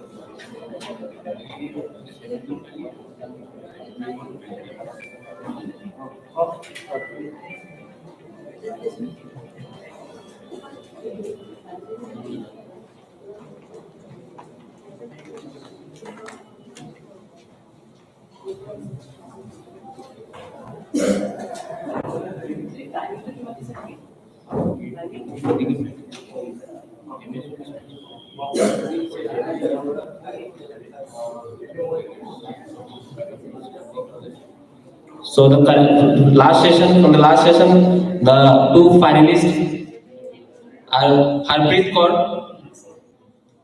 She presented a paper on ocular manifestation in stroke patient in a tertiary care hospital. And Abul Kalam Azad, he presented a paper on myopia among postgraduate students in medical college, a cross-sectional study. So the two finalists are Harpreet Kaur and Abul Kalam Azad. Be ready for your presentation for the final round.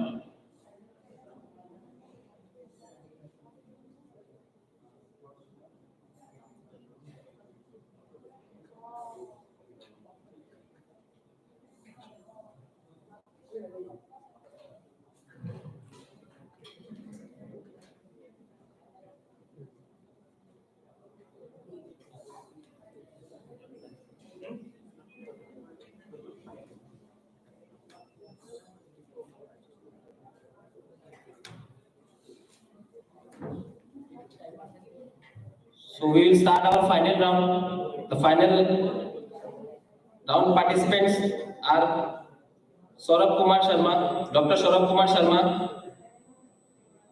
Dr.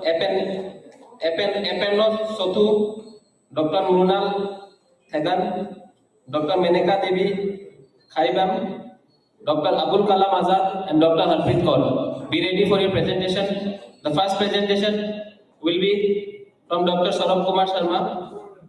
He will present a paper on full moon capsular axis, a case series presenting a novel mid-periphery capsular axis technique in intermission cataract.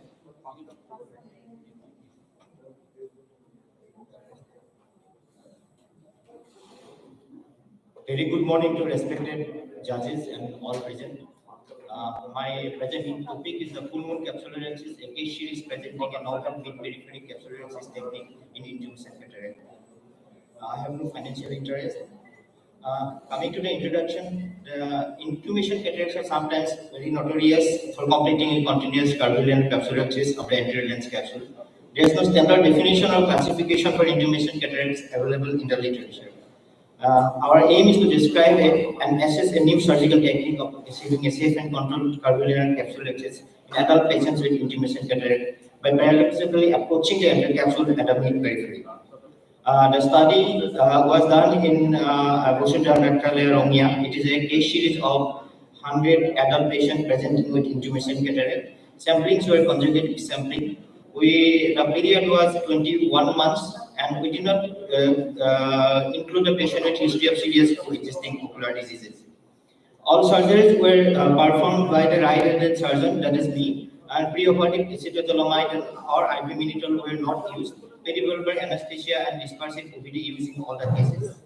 Here goes the animated video of the surgery.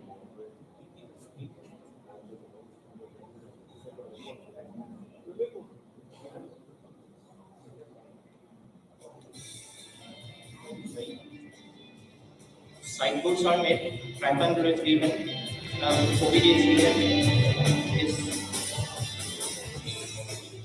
a small leak is made at the periphery, and the full moon is made. So once this is done, then we are decomposing the lens.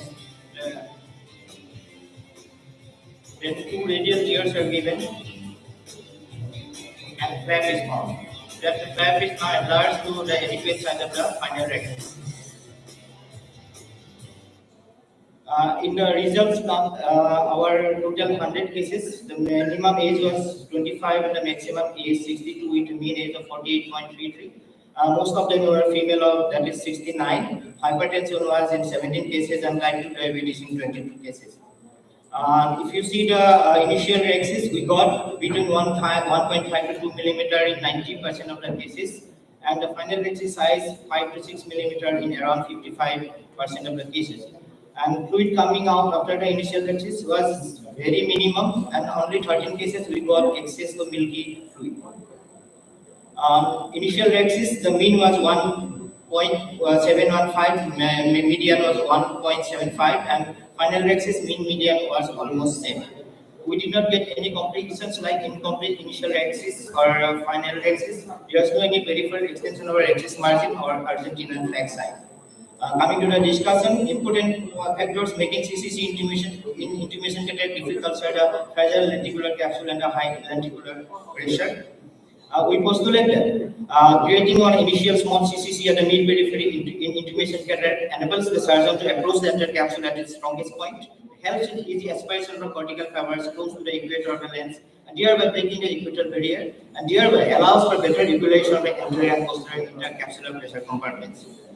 In the conclusion, we like to say that to the best of our knowledge, full moon capsulorhexis technique is the first description of a two-stage rhexis technique approaching the anterior capsule at the mid-belly for intimation catheters. The technique was found to be safe and viable in creation of a CCC in our series of 100 cases. And further studies would be required to confirm an inter-surgeon variability in safety and efficiency. These are some of the references. Thank you very much.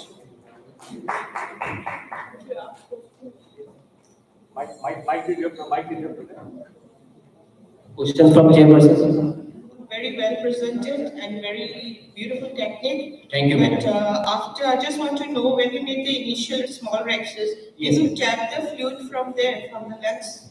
Yes, Did only you aspirate the fluid? no, madam. 13 cases we got fluid, the milky fluid. We did not aspirate as such, but we used ISCO, repeated OVD, to clear that surgical area, to get a good vision. The lens, the liquefied lens fluid was coming out, leaking out from that. Only 13 cases. And you did not have to go for aspiration like what we do Yes, in the major instrumentation. We try to aspirate the laterally a little bit, then go ahead with the rhexis. Here you did not do that procedure. Yes, ma'am. I used the same thing I did using OVD, repeated OVD. Okay, repeated OVD has settled. Yes, to settle down that thing. And what major difficulties you found in this technique? Initially, I was a little apprehensive of doing the mid-peripheral capsulorhexis. Because of that, I used peribulbar in all my cases. I did not do any topical.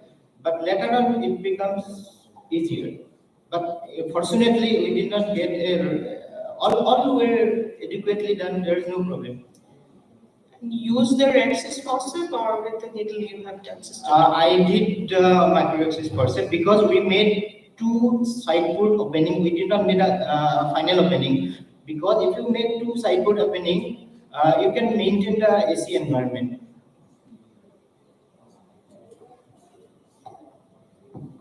You have done FACO or SSCSE? All cases?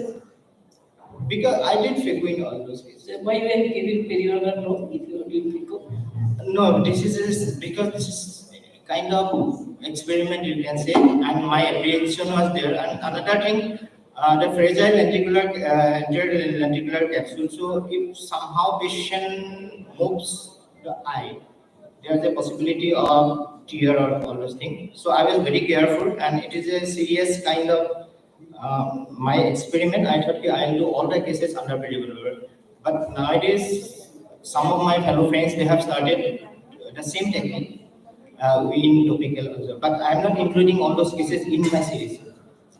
So you Yes, ma'am. you did in intuition method, is not so. Yes, ma'am. Our cases, intraocular pressure is more. Did you take any precautionary measure?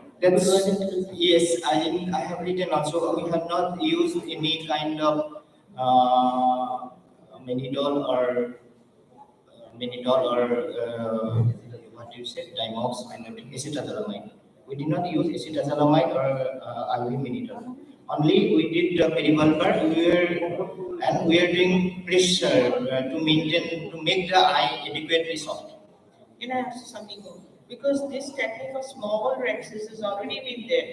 When you're doing a phaco and they try to do a small rexes, then you do it again.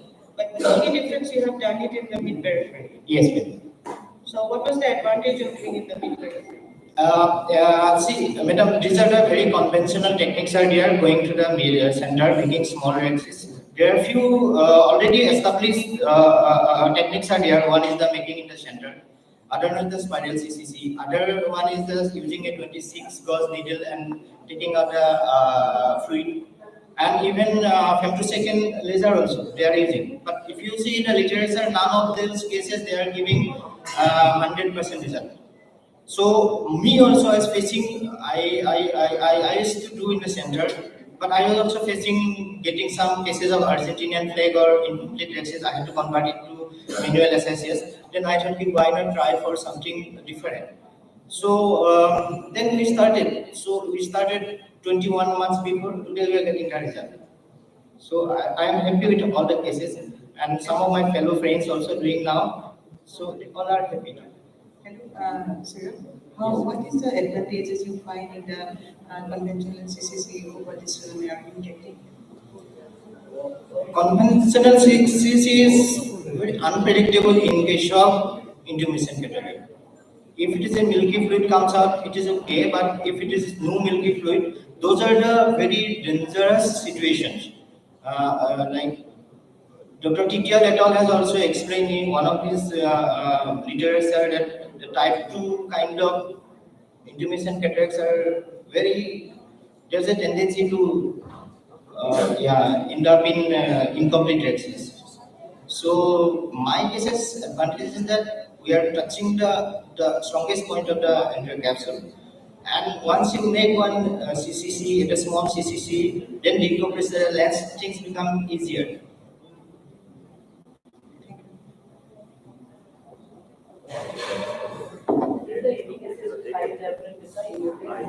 No, madam. Again, I am telling you, we did not take in our series of cases having serious co-existing eye diseases. We did not take any case having glaucoma, uveitis, or no, madam. We have given peribulbar. We are adequately compressing before taking the patient to the OT. Thank you, Dr. Saurabh Kumar Sharma, sir. Thank you. Our next presenter, Dr. Epena Sotu. She will present a paper on impact of fumigation on microbiological surveillance of modular.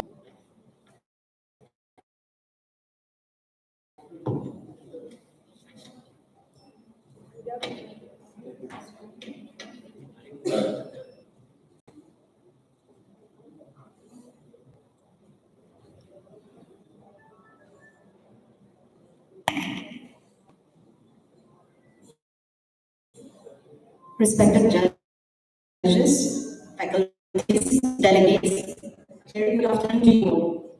The title of my study is Impact of Fumigation Operation Theatres in a Tertiary Eye Hospital in Assam. A modular operation theatre is a state equipped with advanced efficiency and safety. Modular OTs are equipped with HEPA filters and laminar airflow systems. Floors, ceilings, and walls are made of anti-static materials, and doors are hermetically sealed stainless steel doors. Additionally, they include surgery recording and electronic patient data management system. Airborne microorganisms disperse surgical sites, instruments, and tissues, increasing risk of surgical site infections. Factors like surgery volume, staff behavior, hand hygiene, and door openings influence air contamination. Fumigation with formaldehyde has health risks leading to alternatives in developed countries. Indian healthcare facilities still largely rely on formaldehyde due to cost effectiveness, although some are transitioning to safer methods. The aim of the study was to assess the effectiveness of fumigation versus non-fumigation in reducing microbial contamination levels in the air of modular operating theatres equipped with HEPA filters and air handling units. The study was conducted after approval from the Institutional Review Board. This was a prospective and non-randomized study conducted from July to September 2024 in 3 modular OTs in Chandraprabha Eye Hospital. The hospital follows strict sterilization protocols, which include daily wet mopping of floors and cleaning of all horizontal surfaces with 1% bacillocin solution before the commencement of surgery and at the end of each working day. Thorough cleaning every weekend and bi-weekly formaldehyde fumigation. Additional fumigation is carried out in theatres where infected eye surgeries have been conducted. In this study, 2 groups were formed. In the fumigation group, cleaning was done with 1% bacillocin special solution followed by formaldehyde fumigation, whereas in the non-fumigation group, only cleaning with 1% bacillocin solution was done. Samples were collected twice weekly under strict aseptic precaution during surgeries by settle plate method using the blood agar plate.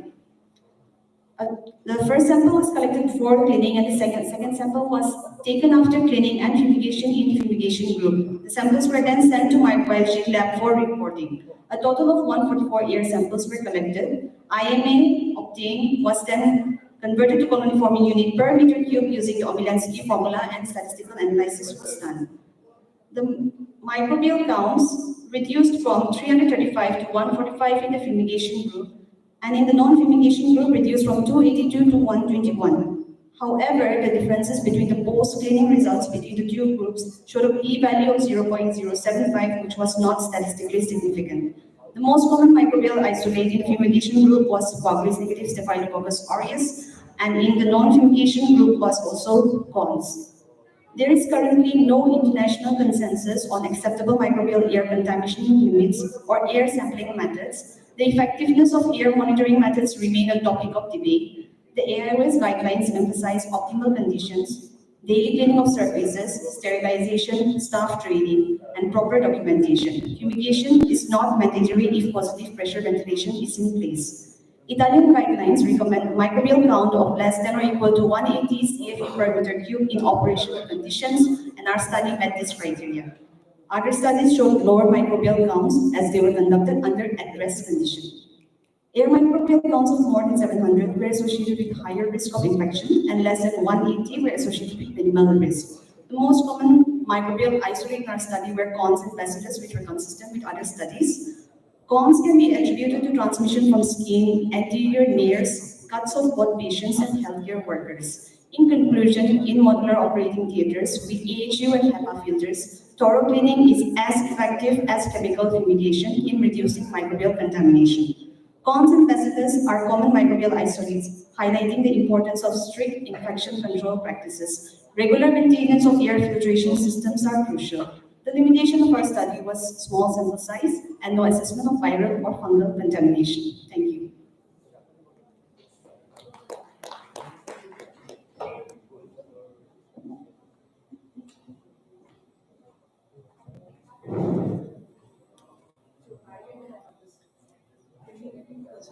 Bi-weekly? Yes, ma'am. What is the percentage of disease that you are using this sterilization? Ma'am, we are using 1% bacillocin solution for daily cleaning of all surfaces, and for fumigation we are using formalin, 40% formalin. 250 ml of formalin diluted in 750 ml of distilled water in ULV fogger, and we are exposing it to around 5 minutes in every operation theatre, and the OT is kept sealed for 24 to 36 hours. So in the side by side you are using both? You are using the both the sterilization same time and the bi-weekly? Ma'am, for this study, especially this is a hospital protocol system, ma'am, but for this study we have done every alternate week. 1 week we did fumigation, 1 week no fumigation was done, thereafter consecutively same. What do you take? Where is the common source from Ma'am, in your study? The most common sources were Cons and Bacillus, ma'am. We collected the samples via blood agar plate map. The belief is that the airborne microorganisms, they circulate around the air, and there are various factors that. What is the source? Source from the air, ma'am. Air. Yes, ma'am, on the air. We wanted to compare the contamination levels. Any other source? Ma'am, there are various sources where we can collect samples, but what are those sources? Other sources can be from OT head and table or surfaces, any other surfaces, but generally at any point in time, that particular surface may be if you take a swab from a particular surface, it may show a growth. But if you take that swab after cleaning at any time, it may show negative growth. So we wanted to compare the contamination levels during surgeries. That is only, ma'am, for what you're asking, like that is only applicable to if you are studying the OT under at-rest condition by taking the swabs. But we conducted this study when surgeries were happening. You took the air sample one is from which air sample did you take? What kind of air sample did Passive you take? air sample method, ma'am. Passive. What is that? Settle plate method. And where from here? We also do the air sample correction. We Ma'am, there are take it two one on the methods. ground surface and one on the table. On the table, ma'am, on the table. You took it only on the table surface? No, we kept it which was 1 feet, 1 feet above the floor, ma'am. And you have a air handling unit? Yes, ma'am, we have So 3 air handling If units. I'm not mistaken, we have been advised that not to do fumigation in the modular OT.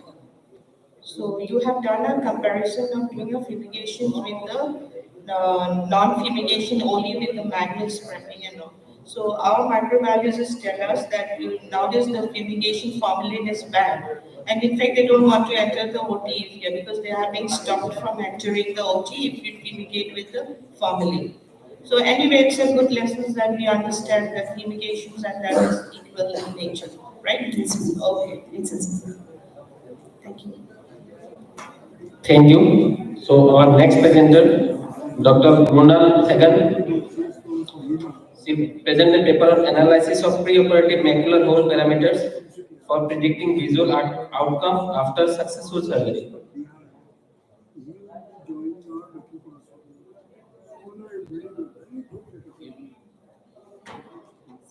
I will request the presenters to be coming in front of this time. And next presenter is Menaka Devi. Is she here? Menaka Devi? You are here? Okay. After that is Harbit Kaur and Abdul Kalam. You both are here? Okay, you all sit in front. After she finishes, you come to the back.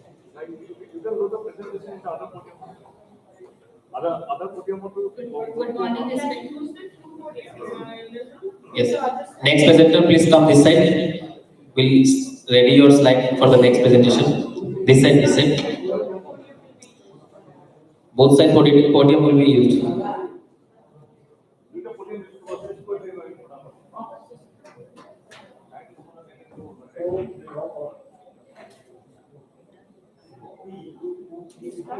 So we'll start our presentation. Good morning, respected judges and all presenters present here. The topic of my presentation is analysis of preoperative macular hole parameter for predicting a visual outcome after successful macular hole surgery. I have no financial disclosure. Macular hole is a full thickness defect of the retinal tissue involving the anatomic fovea and primarily the foveola of the eye. Prevalence is approximately 3:1,000. Onset is the most common in female age group of 60 to 70 years. It is unilateral in 80% of the cases and female is to male ratio is 3:1. The most common cause of macular hole is idiopathic followed by dramatic macular hole. In young patients, it is associated with the high myopia, solar retinopathy, proliferative diabetic retinopathy, and accidental NDR cancer. The purpose of the study to predict the visual outcome considering the preoperative macular hole parameter based on the hole configuration in the OCT. The study design is a retrospective study between June 2019 to August 2024. The material used is a vitrectomy cutter, brilliant blue dye, iron peeling forceps, and C3F gas. The The method uses fast planar vitrectomy with internal limiting membrane peeling with 14% C3F gas as a tamponade is performed. Inverted flap technique for ILM peeling is used, and after post-operatively, the face down position is advised to the patient. This is the video showing the fast planar vitrectomy where the posterior vitreous indentation was done by the surgeon, followed by a staining of the vitreous by the triamcinolone acetate, and more vitrectomy was performed. After the billiard blue dye is used for the staining of the internal limiting membrane, followed by the peeling of the internal limiting membrane with pinch and pin technique, and inverted flap is created and placed over the center of the macular bone. After that, the C3F gas is injected into the vitreous cavity, which is acted as a tamponade. This is the pre and post-operative OCT images where we can see the stage 4 macular hole with the operculated edge and the macular hole is closed post-operatively. The another picture is seen pre and post-operative OCT images where the foveal counter is restored. This is the pre and post-operative photograph of the patient where the cystoid spaces with full thickness macular hole is closed by external limiting membrane, ellipsoidal zone and ISL junction restoration. This is another picture of epiretinal membrane with full thickness macular hole which is closed post-operatively. The patient demographic data is 15 patients with mean age of 63 plus minus 7 years, and out of that 53% are idiopathic macular hole, 13% is traumatic, 20% with posterior vitreous detachment, and high myopia are 7%. The result is showing the best corrected visual acuity is improved post-operatively. That is, ILM peeling show a best result for the macular hole with the minimum linear diameter ranging from 400 to 535 micrometer with a closure rate of 96.8%. The clinical data analysis the pre-operative and post-operative best corrected visual acuity. The minimum linear diameter in the OCT gives better visual prognosis and the patient satisfactory evolution. The conclusion of the study is the pre-operative measurement of the macular hole parameter from the OCT image can be a prognostic factor in determining the post-operative visual outcome of the macular hole surgery. And post-operatively, type 1 closure of the macular hole without neurosensory defect has a better visual outcome as compared to type 2 closure with neurosensory defect. Thank you so much.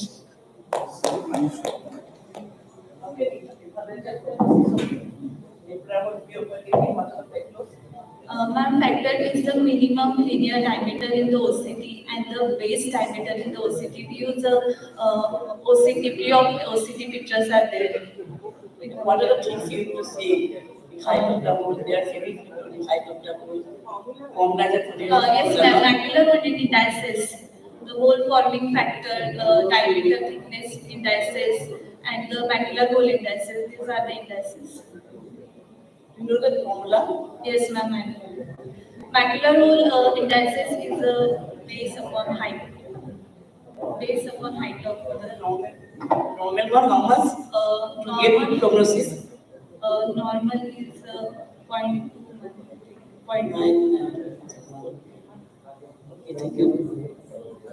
Whatever cases you go with the membrane peeling and yes, ma'am. Yes, membrane. All your cases were done in that method. Yes, ma'am. Yes, these 15 patients are done by this technique.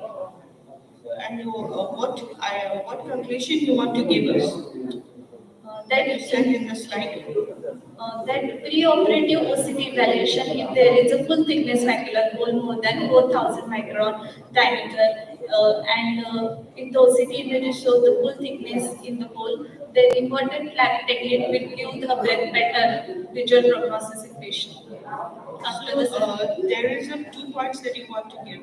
One is the closure of the hole. Yes. With the inverted technique, and one is the visual acuity. Yes. So does it have any relation to the visual acuity with the hole size? According to study. Because all the studies you are showing closer.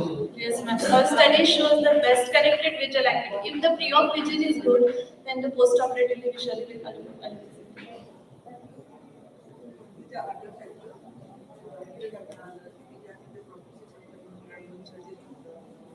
Other factor, macular Is there any relation with the high myopia or this previous irresponsibility?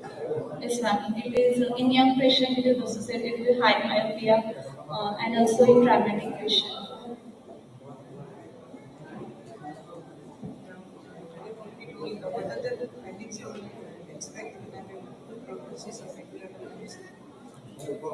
Like that is a visual acuity. We have to treat the vision, not the CI. Yes. After post-operatively, if the OCD picture is the same picture as the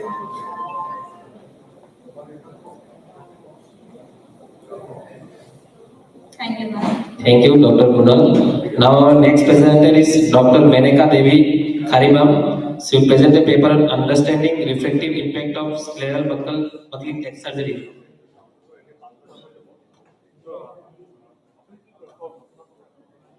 Good afternoon, respected judges and all people present in the house. The topic of my presentation is understanding refractive impact of scleral buckling surgery. I am Dr. Menaka. I do not have any financial disclosure. Scleral buckling is an elegant surgery to reattach the retina with a simple extraocular procedure. The important steps being identifying retinal tear, cryopexy to seal the tear, placement of the buckle, and drainage of the subretinal fluid. So during the surgery, a silicone band is placed around the eyeball, gently pressing it inward to reattach the retina. This causes changes in the axial length and curvature, often inducing the refractive error post-operatively. So multiple studies have come up with the induction of the refractive error after posterior segment surgery. So the refractive changes post-scleral buckling include myopic shift due to the inward indentation and hyperopic shift due to the tight buckle placement, astigmatism due to the shape changes leading to the curvature variation. So the factors influencing refractive changes are retinal detachment characteristics, timing of surgery, axial length, buckle size and position, where the larger and anterior buckles cause significant shift.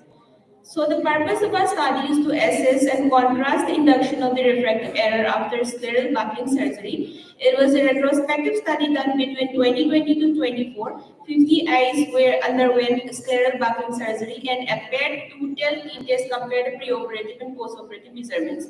So after localization and cryopexy of the site, segmental element of 279 buckle is placed. Mattress suture is applied to group the silicone element, and encircling band is anchored using partial thickness scleral tunnel, and the end of the band were secured using the Watt's slip.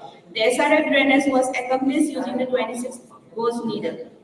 So this is the patient demographics where 32% of the patient were female and 68 were male. So the results of our study were 39 eyes were phakic and 11 eyes were schizophakic. Mean age of the population was 40.52. Spherical equivalent pre-operatively was minus 2.548 and post-operative was minus 5.115. And the cylindrical equivalent being minus 0.25 and minus 3.275 pre-operatively and post-operatively respectively. So this is a column chart depicting the spherical equivalent and cylindrical equivalent pre-operative and post-operative. Here we can see maximal changes occur in the age group of 12 to 34 years. So the conclusion made is that scleral buckling surgery were found to produce refractive changes, and a correlation exists between spherical and cylindrical refractive change, and radial scleral buckle was significant post-operative cylindrical change. So the future directives are use of the advanced buckle material like software and biocompatible material to reduce the tissue reaction, and integration of imaging like the real-time OCT for precise buckle positioning, and personalized approaches like tailored buckle size, placement, timing to individual patient needs, and long-term monitoring to enhance the post-operative care and follow-up. Thank you very much for your kind listening.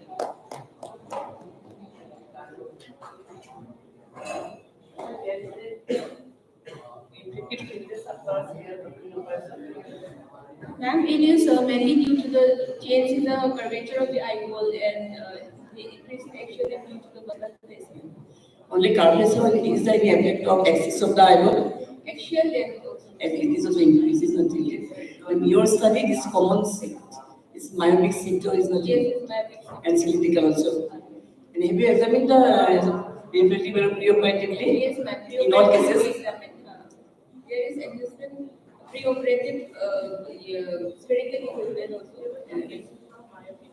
Yes, ma'am. Yes. But it is increasing. It tends to increase more in the myopic patient. And is this myopia reversible or not? No, ma'am, it is not reversible. In time, I think long run it may reduce or what? Over time, like 12 we started for 3 months. In that time, It remains same. it remains the same. Did you do the axial measurement of these patients? Pre and post operative? Yes, ma'am. We did. Difference,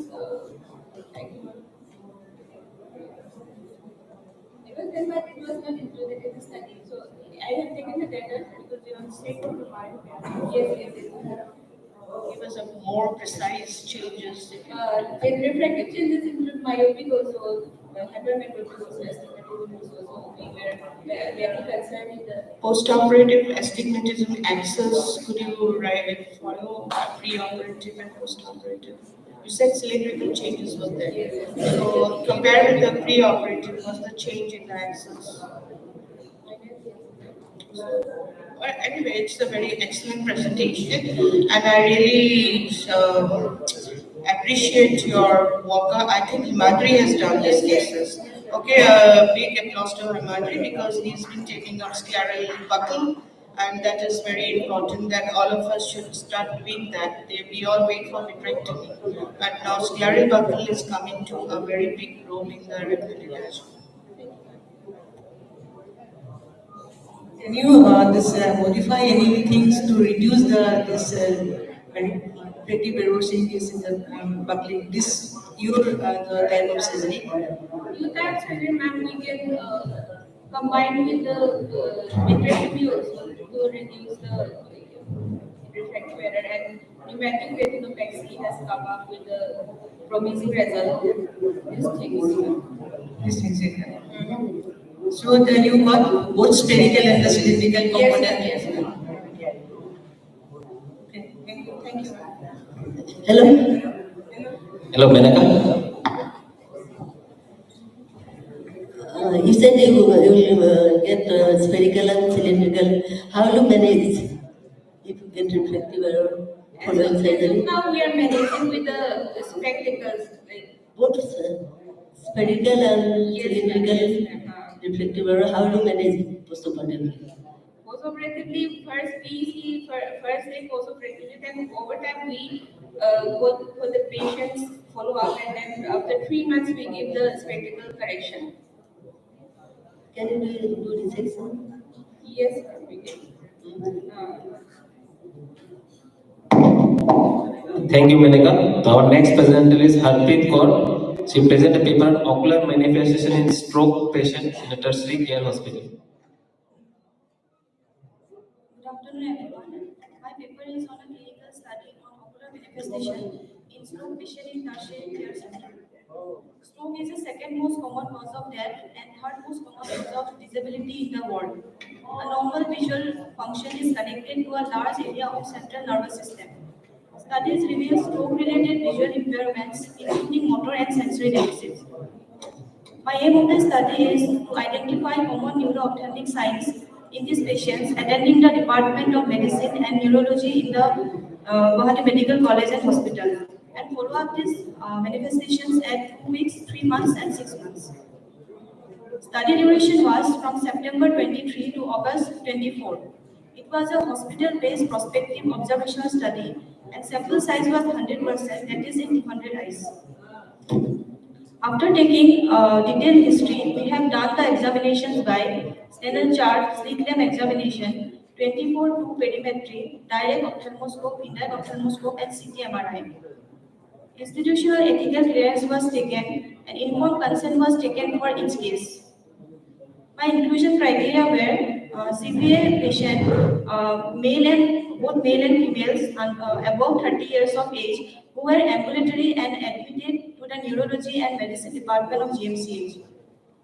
The patient suffering from glaucoma, mature and hypermature cataract, diabetic retinopathy, any retinal surgery done before the episode, psychiatric disease patient, head injury patient, and bedridden patients were excluded from the study. Here we got 98% patient suffering from arterial stroke and 2% patient having venous stroke. Here we got between 41 to 60 year patients having this stroke they're having more prone to having stroke. Males are more prone to having stroke than female. Here, these are the distribution of comorbidities, where we found 79 patients having hypertension, 42 patients were diabetic patients, 33 patients were dyslipidemia, and 36 patients were smokers. Here, these are the distribution of the visual acuity, where at the time of first examination, 38% patient having between 6.6 to 6.12 visual acuity, and by the end of the 6 months, it is 41%. 40% patient having 6.12, 6.18 to 6.36, and by the end of the 6 months, it is 40%. Less than 22% patient having less than 660 vision, and by the end of the 6 months, it is 19%. Here, 7% patient present with esotropia at the time of first examination, and 8% patient having exotropia. And by the end of the 6 months, it is 1% esotropia and 1.5% exotropia. 15.5% patients suffer from diplopia at the time of first examination, and by the end of 6 months, it is 2%. 10% patient having ptosis at the time of first examination, and by the end of 6 months, it is 1.5%. 92% patient having visual field defect at the time of first examination, and by the end of 6 months, it is 18%. And here we got most commonly homonymous heavy anemia. These are the perimetry. Here we got this fundus abnormality, where 30% patient having hypertensive retinopathy, 8% patient having CRAO, 5% patient having CRVO, 3% patient having BRVO, and 4% patient having BRAO. Here 25% patient having this fundus abnormality at the time of first examination, and 17.5% patient having this fundus abnormality at the end of the 6 months. On discussion, in this study, maximum number of cases were noted in age group of 40 to 60 years of age. Similar findings were obtained by studies published by the others. It was found that almost all symptoms improved by 6 months in 95% cases, which is similar to other study. On conclusion, ocular manifestation in severe patients can significantly affect the quality of life. Early detection and rehabilitation are crucial for managing this deficit, and neurologists and ophthalmologists should collaborate to optimize the visual recovery and functional outcome for this stroke patient. Which complication is most common?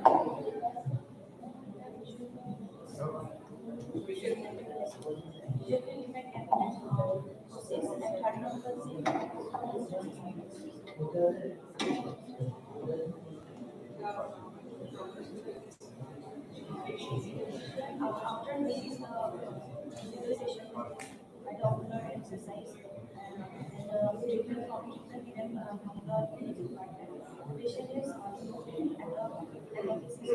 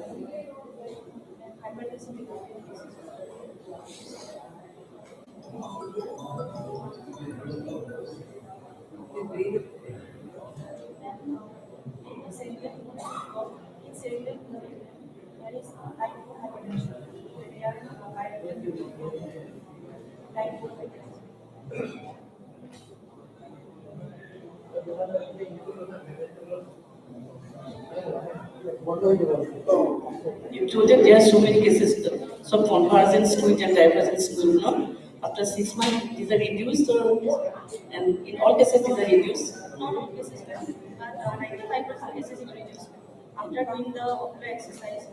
In visual acuity also, it was improved, isn't it? Yes. Why? What is the cause in the improvement of the visual acuity?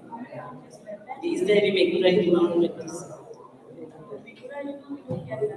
Mainly when we got the hypertensive retinopathy, CRA, CRP, all the opportunities. Why do you feel the vision is improved? Your slide is showing there is improvement of vision. So what was the reason of it? She's asking. Grade 1 and grade hypertensive retinopathy. So will the vision not be as similar than first examination with grade 1, grade 2? At that time, ma'am, there is exophthalmic palsy also, ma'am. Third nerve palsy, fourth nerve palsy. Okay, fine. So we are coming to the last presentation. Our last presenter is Dr. Abul Kalam Azad. He presents a paper on myopia among post-graduation students of a medical college, a cross-sectional study. Good afternoon, everyone. Today I am going to present my paper on myopia among post-graduation students of a medical college, a cross-sectional study. Coming to the introduction, we all know myopia or nearsightedness is a reflective condition in the eye, where the incident parallel rays of light gets focused in front of the retina when accommodation is at rest. Recently, studies have shown that the prevalence of myopia is increasing in Asian countries, which is why multiple studies are attempting to identify the factors contributing to the development of this condition. Defined studies suggest that myopia results from a multifaceted interaction between genetic predisposition and other environmental factors, including physical activity, outdoor activities, and hours of sleep, etc. Medical students shows a higher risk of developing myopia relative to other general population as a consequence of spending a lot of hours reading, doing nearby vision work, using electronic devices, etc. Coming to the methodology, a cross-sectional study was conducted among 243 postgraduate medical students of JMCH Guwahati from the various departments during the academic year 23-24, having minimum age of 26 years and maximum age of 35 years. The self-administered questionnaire was created and distributed to them by Google Forms and WhatsApp. The results were analyzed by using software and keeping the p-value less than 0.05. The aims and objective of our study was to know the prevalence of myopia among postgraduate students of a medical college and to identify the risk factors of myopia. Coming to the inclusion criteria, postgraduate medical students of JMCH who were willing to participate, and exclusion criteria, students who have hyperopia, amblyopia, corneal opacity, history of refractive surgery, any posterior methodology will be excluded. Coming to the result, the study included 243 postgraduate students from the various postgraduate departments of JMCH regarding prevalence of myopia among them. 151 students, that is nearly 62.14% of the respondents have myopia. If we see the age distribution of the participants, we can see that with increasing age, there is decreasing trend of having myopia. That is, students who are from less than 27 years, they are having higher percentage of being myopic. Then students who are more than 30 years having less percentage of being myopic, that is 48%. If we see the sexual distribution of our participants, we can see that female students having higher prevalence of myopia as compared to the male. If you see the family history of our participants, we can see that students who are having positive family history are more prevalent for developing myopia, having higher percentage. If you compare the childhood residents of our participants, we can here see that most of the students were from the being urban areas, and prevalence of myopia were also higher among the students who were from urban areas as compared to the rural area. If you see the refractive error status, we can clearly see that the higher refractive error status was found in students who were from the urban area as compared to the rural area students. If we see the time spent on outdoors in early childhood, we all know students from rural area as compared to urban area spend more time in outdoor as compared to urban areas, but knowingly or unknowingly. So here also we can see that higher prevalence of myopia among students from urban area as compared to the rural area. If we see time on digital scanning, we can see here that students from the urban area spend a little bit more time in digital scanning as compared to students from rural area. Here also prevalence of myopia also higher in students from the urban area as compared to the rural area students. Now coming to the discussion, in our study, the prevalence of myopia were found 62.14% compared to the study conducted in Uthmania Medical College by Dr. Monica Boy. She found the prevalence of myopia among medical students at 58%. Similar study was also conducted among medical students of Nepal. The prevalence of myopia found 60% in study conducted by residents of Professor of Punjab Medical Science. Jalandhar, Punjab also found the prevalence of myopia among medical students at 70.3%. Demographic factors such as childhood diseases, rural development, serious contributed to development of myopia. Childhood outdoor activity and access of near or digital screening and also contributed to the development of myopia. Landmark and Australia stated that child spend more time on computer, watching television or reading books, they become more nearsighted. And the conclusion, the current study revealed that prevalence of myopia among postgraduate students is higher. Similarly, more effective students, families of myopia, we are more prone to develop myopia. Students who spend more time in rural areas have lower prevalence of myopia compared to those from town or city areas. This may make them spending more time on outdoor activities in silent rural areas than in town or cities areas. And who spend time there silent in town or cities have more exposure to television or computer, similar activities in the era of 90s and early 20s compared to those in rural areas. Thank you.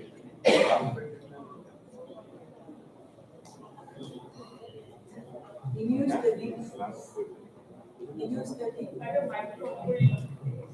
your study, you find myopia in your the postgraduate students. So what type of myopia you got? I mean, mainly simple myopia we have found. We You have don't not analyzed further to see the whether it has been pathological or not. But this is a cross-sectional study, so mostly the students being simple myopia. Simple myopia. Is there any cylindrical component in this myopia? Ma'am, yes, ma'am, yes, maybe it will have cylindrical component, ma'am. Because in our study, we have seen that medical students have more prevalence as they were more busy in doing near work. So, in doing excessive near work, there is excessive use of accommodation. So all these patient have got the silent myopia, or they have developed the myopia in the later age of the In study? day-to-day, in developmental period. No cases of high myopia or malignant. Malignant myopia, we have not analyzed that much because we have not examined the posterior segment or details under examination of the patient. But in the few patients who are having myopia of lensing around 6 to 7 in diameter also. Okay, in your study, what you got this one? Why the myopia is this is what is the cause of the myopia in this? Ma'am, because we have here we included the students who will mainly belong from the era of 90s or early 20s. And we all know, being a medical student, all are being very much competitive from the childhood. So they have to spend more of time in the doing near work, doing indoor activities. They have less time spent in outdoor activities. That's why their main focus was on near object. That's why the near picture development was good, but hard point development was less. And excessive near work also contribute to the higher use of ciliary muscle that may also alter the shape of our eyeball. That can also contribute to the development of myopia. And excessive near work also causes there is decrease in blink rate, which may lead to tear film instability. That can also contribute to the progression of myopia. And in excessive near work, ma'am, we can also see that there may be peripheral retinal defocus, which also can contribute to develop this condition among the medicals. I don't know that he has developed myopia during his study or it was previously was there. Ma'am, it may be previously, it can also be there. It Because can be undetected. Yes, ma'am, this can be undetected. How do you differentiate it? He has developed myopia during study, postgraduate study. You have selected postgraduate myopia in postgraduate students, medical students. Why you have taken? Because I wanted to know that as we all are having the busy schedule competitive, we wanted to see why we are more prone for developing Whether you have myopia. evaluated those persons before entering into the postgraduate study? Ma'am, since medicals So are how do you differentiate? It was pre-existing or developed later on? Remember, we had sent a questionnaire to them. All being medical, they can differentiate it. They can give correctly answer the question also. It helped me a lot. And congenital cases we excluded in exclusion criteria.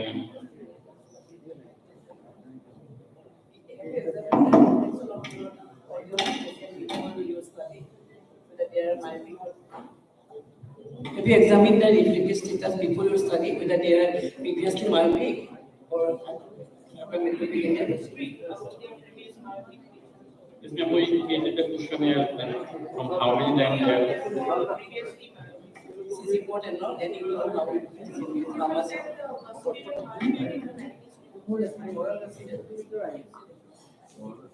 Actually, what you want to focus by your study? You are wanting to focus what with your study? Ma'am, actually, I want to give a message that we should allow our child to enjoy their childhood by little bit playing in the outdoor, then more concentrated in the indoor. Do you expect the postgraduate to play in the outdoor?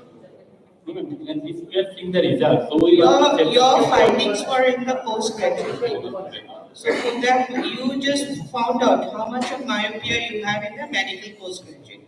That was only your conclusion, isn't it? Besides that, what can you say about it? You cannot tell them stop studying, stop playing. You can just modify their way of studying, their way of looking into the monitors and map. But if you could have found out, like with the hours of activities, how much myopia they're having, that would have been good. You didn't measure the myopic hours of reading for the student, isn't it? Or the screen time of the student. So I think maximum screen time, I will answer very isn't it? Maximum screen time is important, no? If screen time is more than incidence of myopia is more. That would have been more beneficial to advise the student that you should have some time for yourself, right? Next time you can give us that. What advice you will give to your students? Because screen time is always important, not they can. So what advice you will give? I mean, we should not engage so much time in digital scanning. We can go small sessions of digital It is scanning. important, it's not it. Yes, ma'am. Not say prolonged sessions. Any other? Any other, ma'am, we can use some glasses. Have you advised any drops? We can use frequent use of tear drops. We can use. Would you advise the atropine drops in this category? You are age of 19, no? Cutout age was what? Minimum? Minimum 26, yes. So there will be no use of atropine. Very good study, and I appreciate that even in our DRP you would do all this thing. Well done. Thank you, Abul.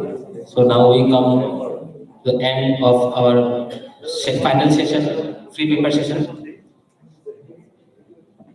So now there will be felicitation of the chairpersons. I request Dr. J.S. Gogoi sir to felicitate the chairpersons. Thank you, judges. This is the only session I think it was concluded before time. So thanks, our judges has done a very good job. So from the LOC, we request to felicitate the judges, Dr. Bhanu Devi.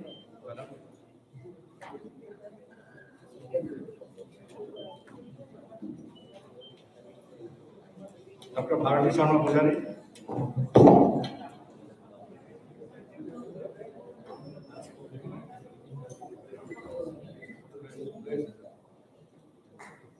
Dr. Anuba Das.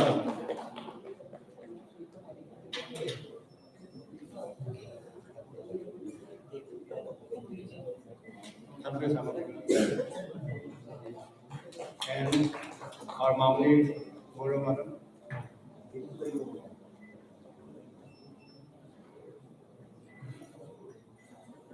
And Dr. Subrata. Thanks to all participants. Our next session is at 1:31. So still time is there. We'll have a little break till then.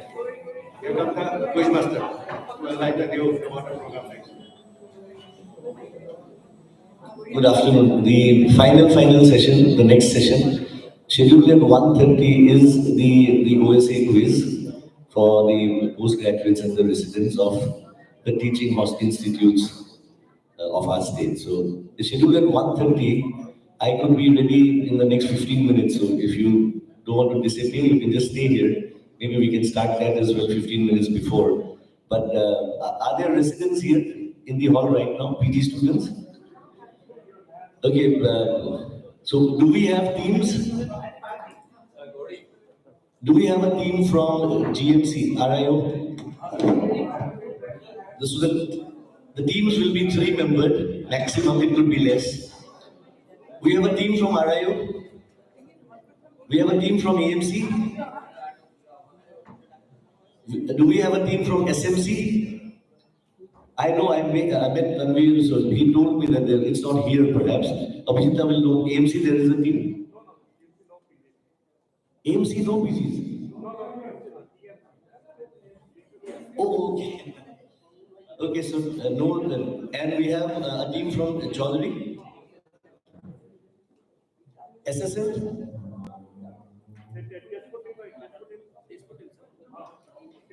There's a team from Tejpur.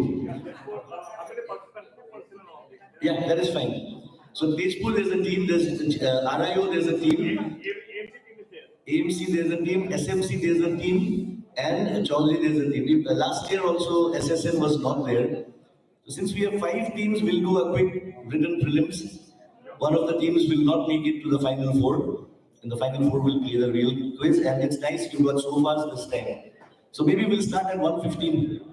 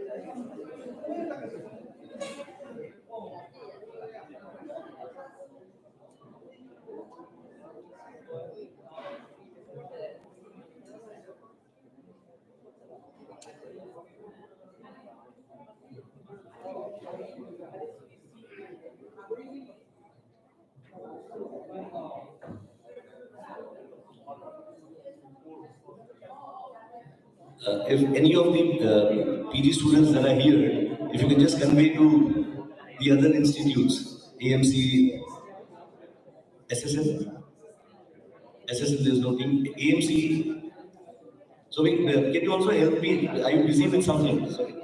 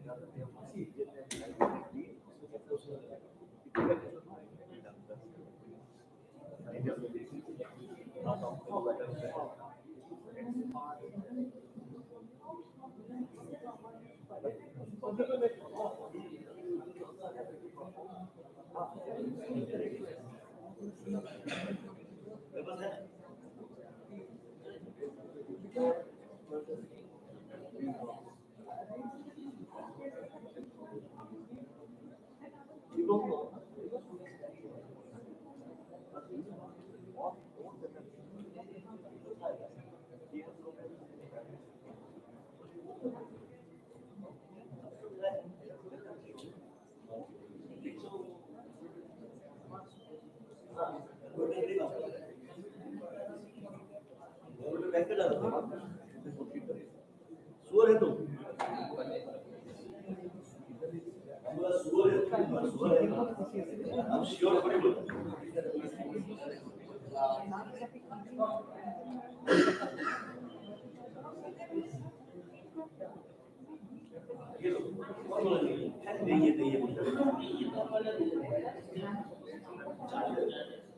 ये लाए हो ना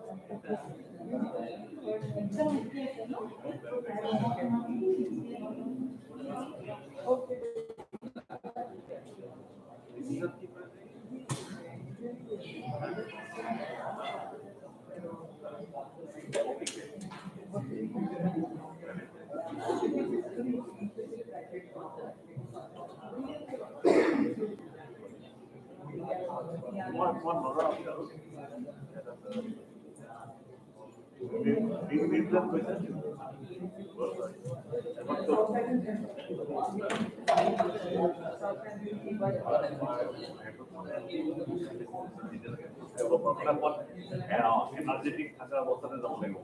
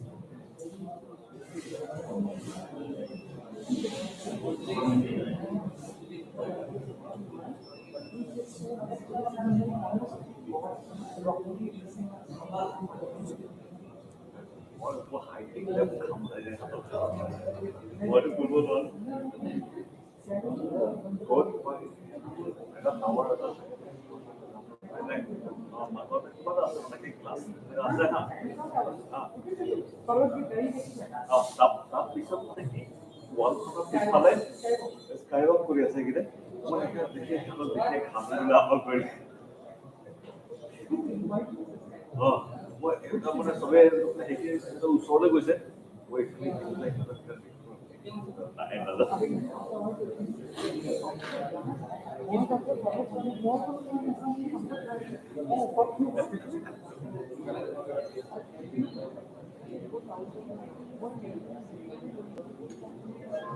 I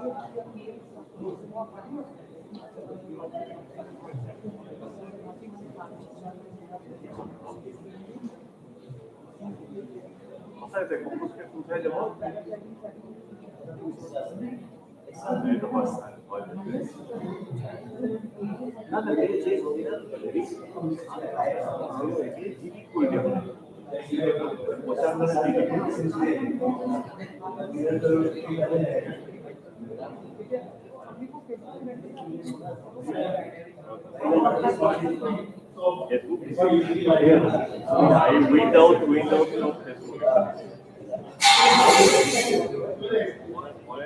I was one of the first entrants in Facebook. I took it out. Any reason similar? One I get point.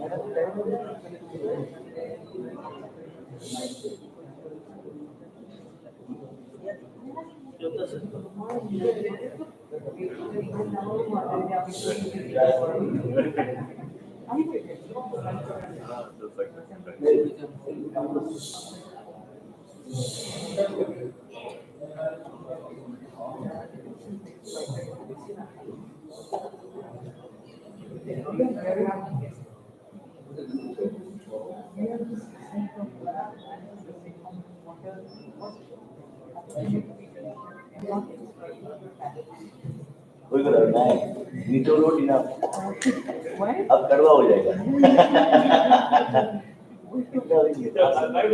लोग बाहर से पूछ रहे हैं चमक नहीं है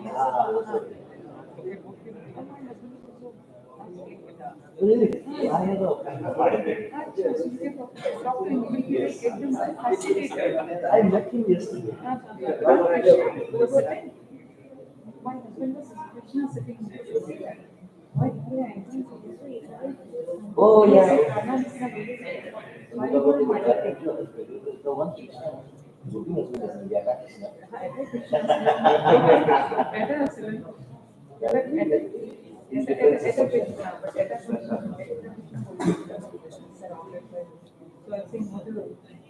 You listed that. Let's like your person. On the second day of conference, when we are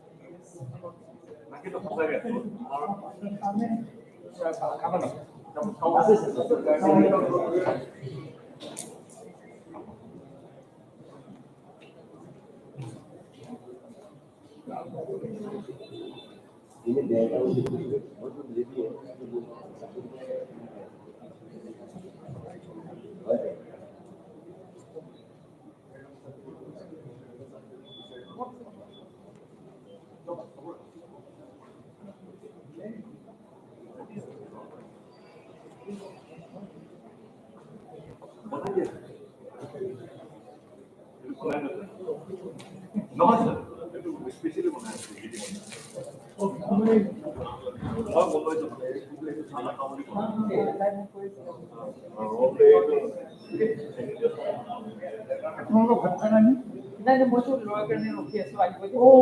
you'll go with them.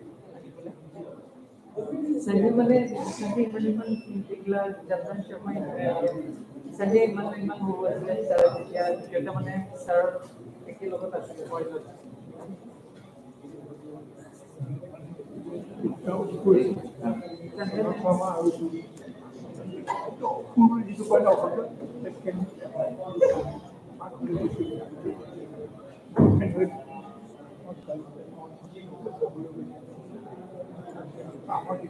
Good afternoon again. Are the teams here? If they're all not here, can you just run out and see which stage of feeding they're at? Let them quickly go to desert and come here. And the teams that are already here, can you please come forward?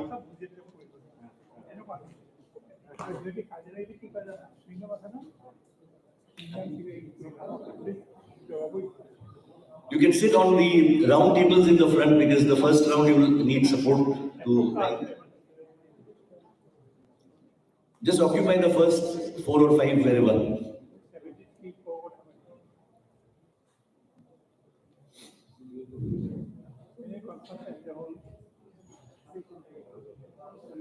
If there's anything lying on the tables, you can just chuck them away. All the teams would need one pen. For the prelims, there's a multiple choice kind of thing with 5 questions, and I'll time it myself. You'll get only 3 minutes. You'll get only 3 minutes, and there is negative marking for the prelims. Negative marking actually doesn't make sense, but I need to find ways, to get rid of that one team. So I'm trying to make it as complicated as possible. Tejpur coming forward. Sit here, samne wale mein.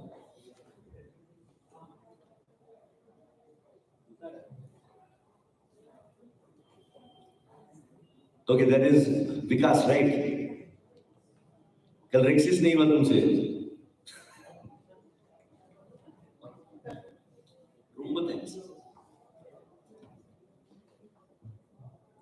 So we've got, you're from? You're from? You have just 2 members? Yeah. Tejpur, 2 members. Dusra? Rogan. One second now. Let me find. Sir.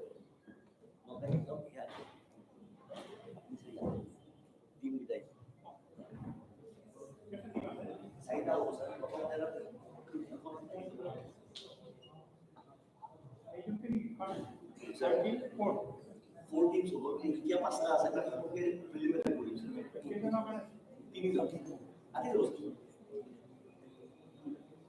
Okay, so that's Tejpur complete, Chaudhary complete, AMC, SMC.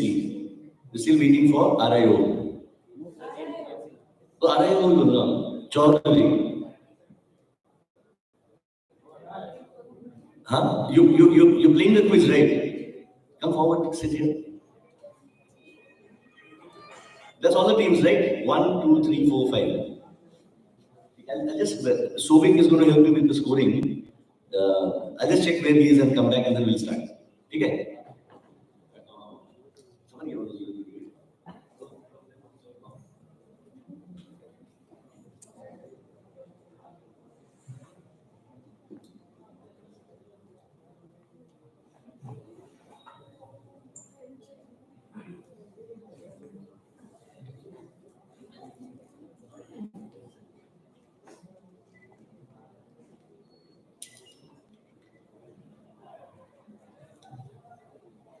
Who has been in an OSA quiz before this?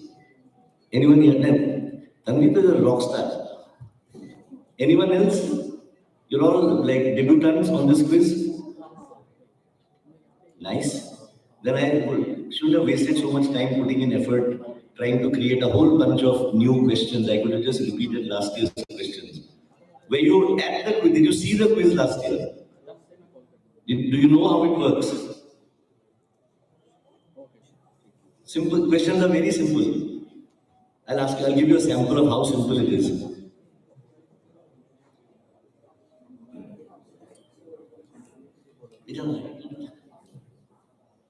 I'll give you a sample. Right now, headache. Tell me why. Banquet last night, and since the morning I have a severe. Tell me why. Don't smile.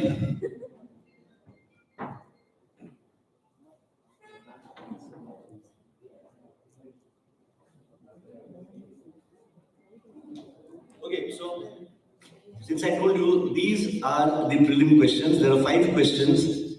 You'll get 3 minutes to answer them, and there is negative marking. I'm just making it complicated so that I can get rid of that one team that because the final 4 will play the main quiz, right? So how the final exact 3 minutes is that I'm going to bring these to your tables and you're going to lay them upside down, and at the back you're going to write the name of your institute. You will only turn it when I tell you to, and you will stop writing when I tell you to. To be honest, we're all doctors, right?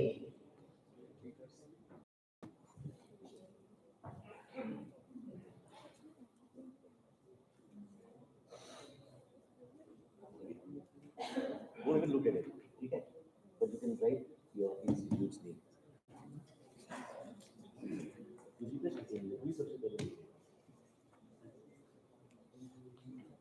Please don't turn this up. Just play it fair. This is the best I can do, right?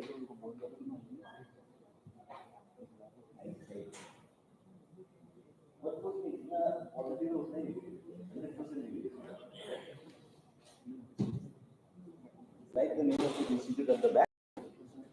Write the name of your institute at the back.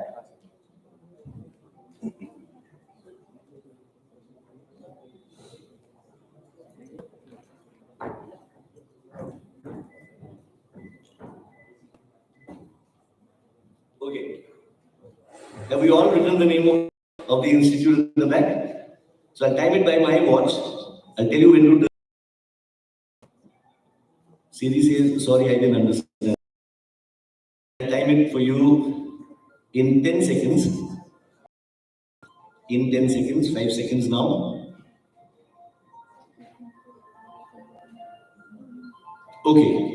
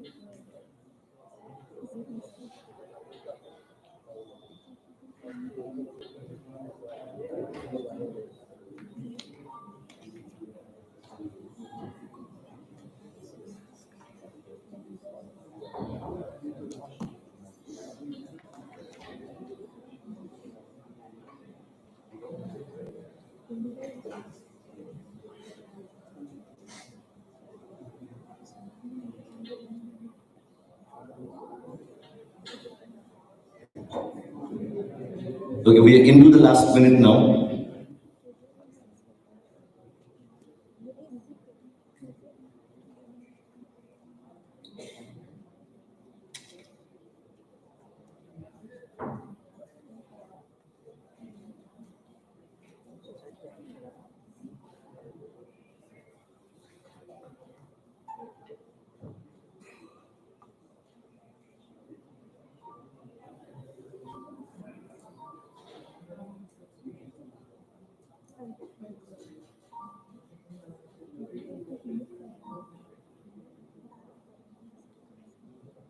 All right, we stop now.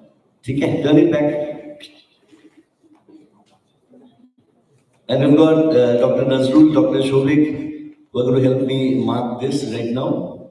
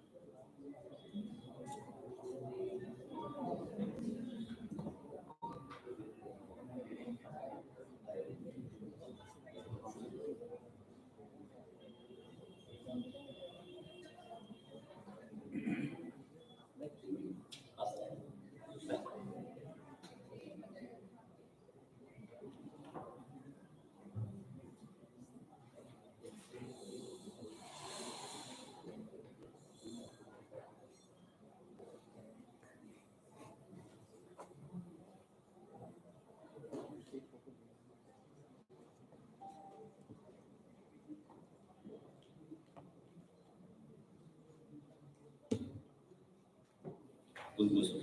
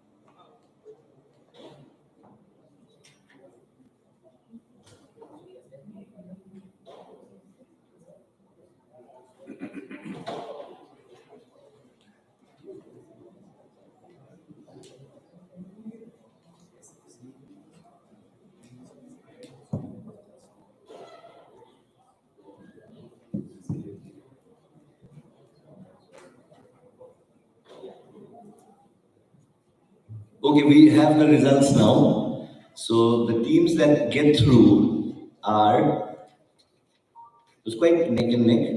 RIO GMCH. Do you want to come forward and sit?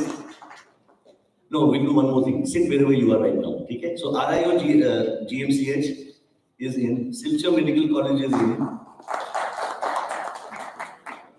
Tezpur Medical College is in, and the last spot is Assam Medical College. So sadly, Chaudhary, you guys miss out, and I'm sorry, someone has to do it, right? Because that's why we introduced the negative marking thing. So otherwise, I think you would have all settled somewhere around 3-4 kind of scores. But teams have, because of the negative marking, you do. But sit where you are. You get the best view of the rest of the fields.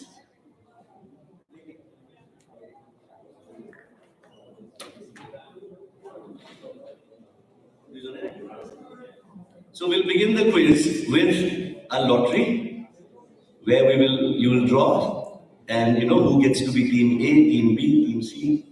Oi.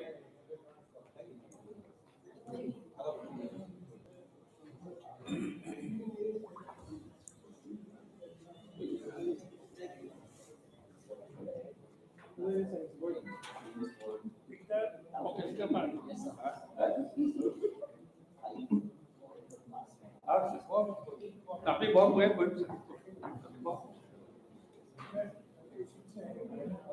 Oh, you have TV research. No, no problem.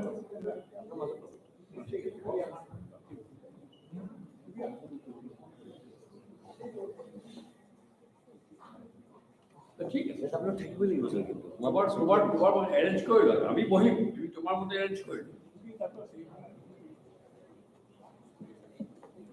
আপনি box তুমি কেন কইছে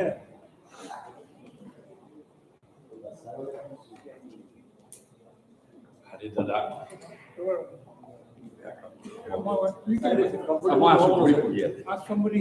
comfortable no sir. Anybody? Okay, wait, I'm just doing randomly, huh? You want to do it? You're in, no?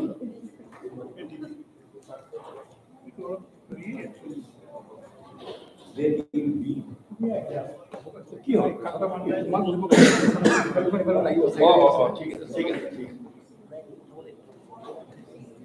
ঠিক আছে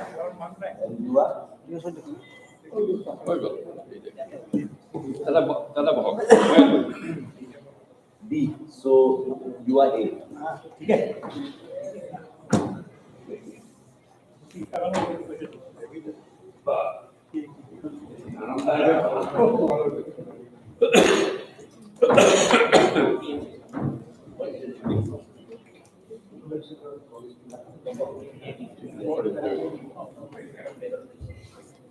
Okay, so we have the teams. Can we have team A come and sit at that right corner? Can we have 2 microphones?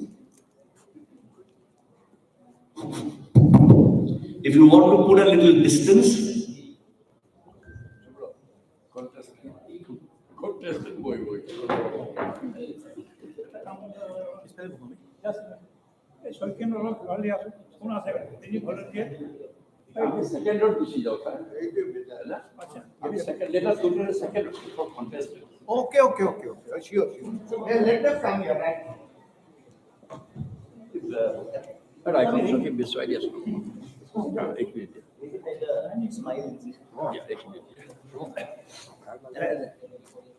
নালাগে নালাগে এখন আনিব নালাগে এনেকুৱা চকী দি দিয়া আমি তাতে বহি দিম We can come, sir. Oh, sure. Sure.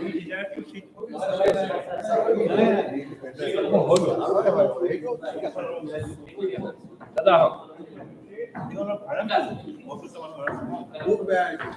দাদা আহক chairman organising committee chair is that ইমান নালাগে হ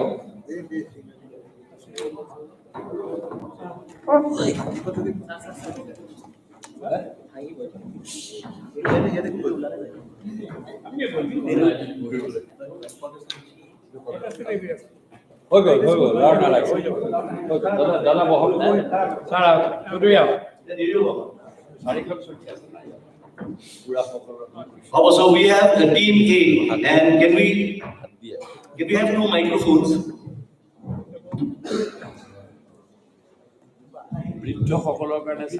So those 2 teams will share 1 microphone. These 2 teams will share 1 microphone.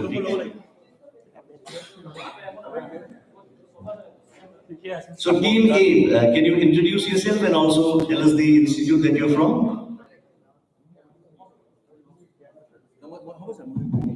Myself, Dr. Deepak Kumar Singh from Tezpur Medical College and Hospital. PGT second year. Good afternoon. I'm Dr. Puneet from Tezpur Medical College and Hospital, PGT second year.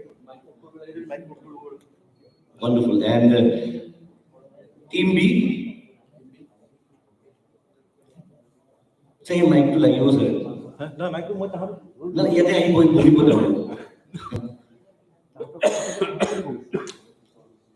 Team B, can you introduce yourself?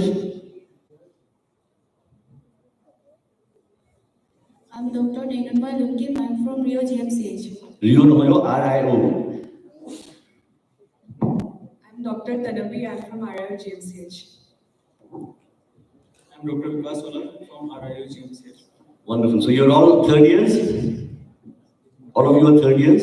Okay, excellent. So team C, come forward and sit here.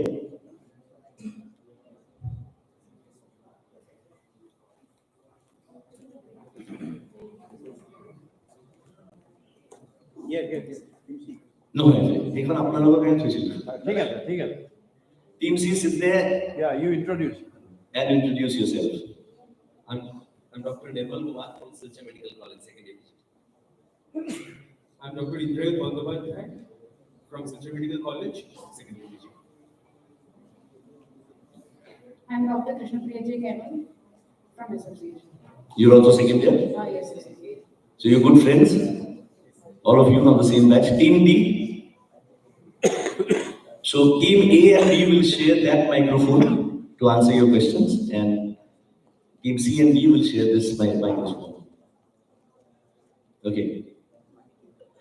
Take that microphone. I'm Dr. Vinita Yadav from Assam Medical College, second year PGT. I'm Dr. Asma Iqbal, I'm a second year PGT MCH. I'm Dr. Celestine Zaidi, second year PGT from AMCH. Excellent. So we have can we have this microphone a little on a volume too high?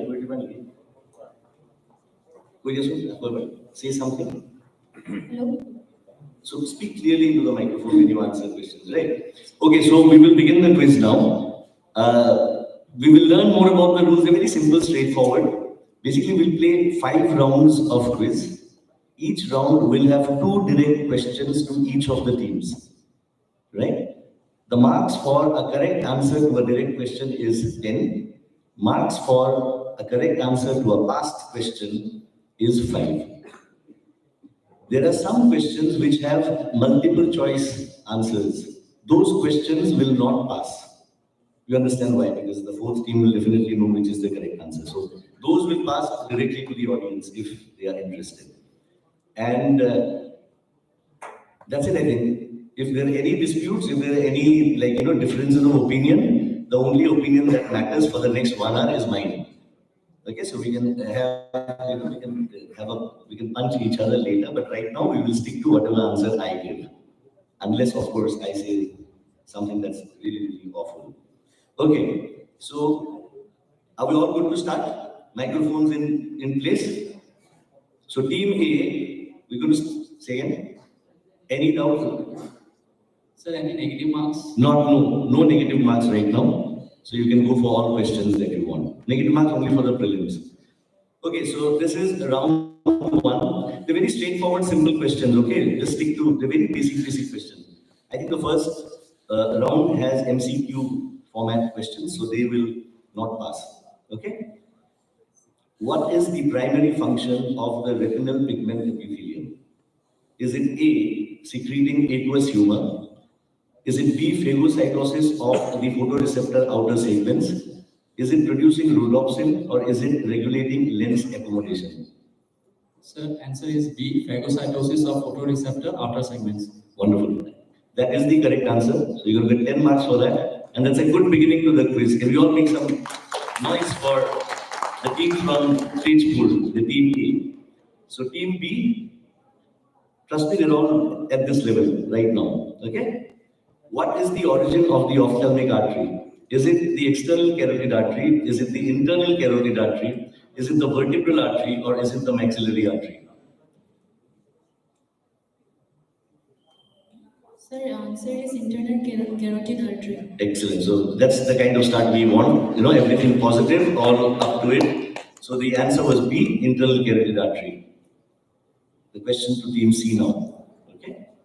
The optic nerve is composed of, is it ganglion cell axons? Is it bipolar cell dendrites? Is it amacrine cell axons? Or is it rod and cone outer segments? Ganglion cell axons.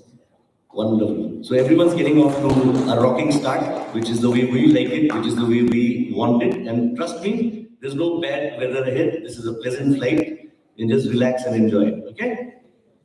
The fovea is characterized by lack of blood vessels, predominantly rod photoreceptors, presence of ganglion cells, or is it high density of Mueller cells?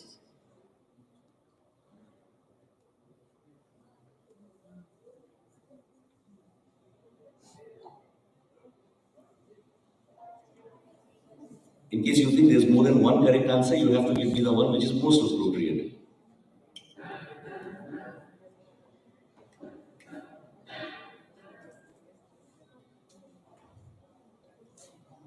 And there's no negative marking, but there is a time.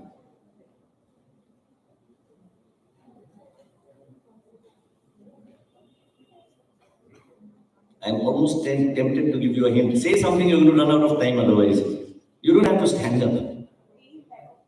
Perfect. So simple, what took you so long? So the correct answer is, you have vase. So there is, the correct answer is lack of blood vessels. That is what is most characteristic of the fovea. So it's, so all the teams, I'm so happy, all the teams getting off to wonderful starts. So we go back to team A again for your next direct question. The most common primary intraocular tumor in adults is it retinoblastoma? Is it uveal melanoma? Is it lymphoma? Or is it choroidal hemangioma?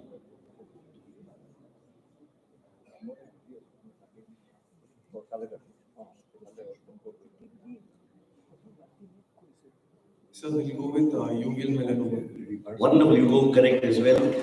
So that's one more correct answer for team A. Oh, you're all feeling happy? That's how it will stay. No tricks. You just have to go through it. Okay? I'm sorry, Chaudhary is. Once this question start passing, the first will definitely be yours. Okay? Team B. Which condition is associated with the formation of a cataract in a newborn? Is it rubella infection? Is it Down syndrome? Is it ROP? Is it Marfan syndrome? Sir, it's rubella infection. Wonderful. All the others also cause cataracts, but it comes later in life, after birth. So rubella is only one where you can actually be born with a cataract. So that's another correct answer for team B. Team C now. Which of the following is a potential complication of untreated hypermetropia? Is it strabismus? Is it myopia? Is it retinal detachment, or is it glaucoma?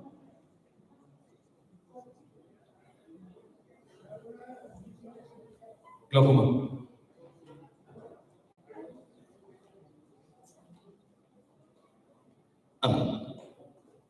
You can't change your answer now, but it's not glaucoma.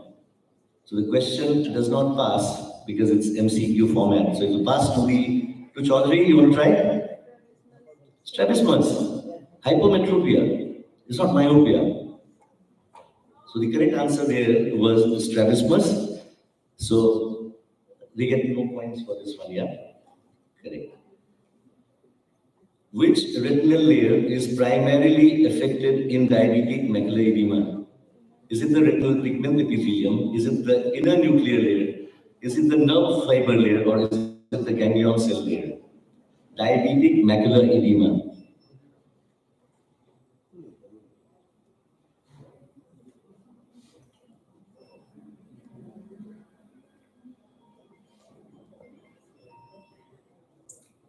There's no negative marking, but we're going to run out of time.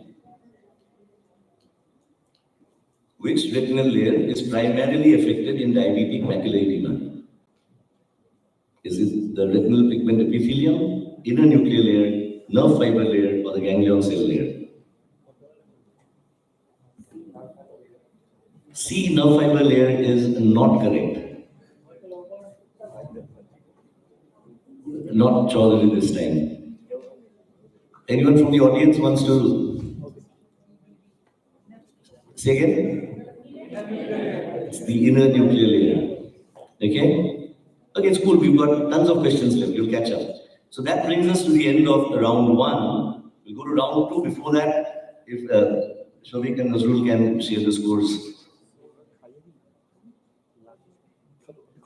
So team A TMCH is at 20. So RIO GMCH is at 20. SMCH is at 10 and AMC is at 10. Okay? So we just done with 8 questions. We've got 32 more. You know, so there are 320 more marks to be scored. Not by one team, but okay. We'll go to round 2. We'll still stick to the same A, B, C, D. At some point, we will reverse to D, C, B, A. Okay? So we'll. This is team A. Your direct question. Can you see that picture? So what is this condition? And this may be found in A, Stargardt disease, hydroxychloroquine toxicity, retinitis pigmentosa, or diabetic macular edema.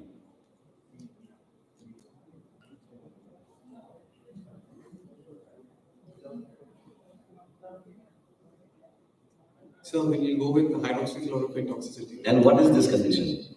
Maculopathy. Bullseye maculopathy and hydroxychloroquine toxicity. Yeah, all happy with that answer? Perfect. So things will get a little colorful from this point, right? And eventually I'll lead you into a dark alley and keep you there. Okay. Team B. Now what is this condition? And this is found in retinal vein occlusion, retinal artery occlusion, diabetic retinopathy, or Tay-Sachs disease. How I wish you were all first years, you wouldn't have known this, but third years will know this.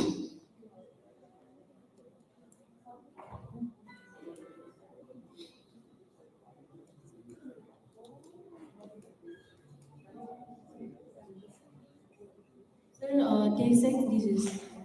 And what is this condition called? Cherry red spot. Cherry red spot in the macula, found in Tay-Sachs disease, amongst these choices. Okay, we'll see. I might just come back to you, but for now, this doesn't pass. Anyone from the audience? Anything better? So we can give you 5 points because there are 2 questions to it. The first one, what is this condition? You got that correct. Cherry red spot, okay, but retinal artery occlusion, it's like a white retina that you saw there, right? I don't even know if that happens in Tay-Sachs disease. I'm not sure, but We'll give you 5 points for getting the first part correct. Okay, happy? Okay, so we will go to team C now. What is the diagnosis? I'd say most likely diagnosis. And which of the following is not of prognostic significance in this condition? Is it presence of retinal detachment? Is it size of the tumor? Is it cytology of the tumor cells? Or is it presence of extraocular extension? So there are 2 parts. First you have to identify what this is, and then you have to tell me which of these 4 is not of prognostic significance in this condition.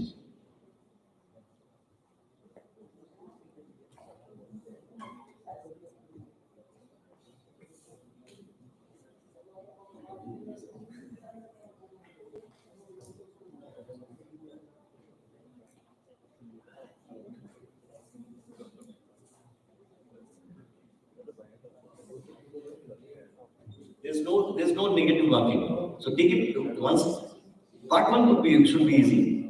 Choroidal melanoma. Okay. If you want to go to say part 2, which of these is not of prognostic significance? Retinal detachment. Perfect. So that's the correct answer.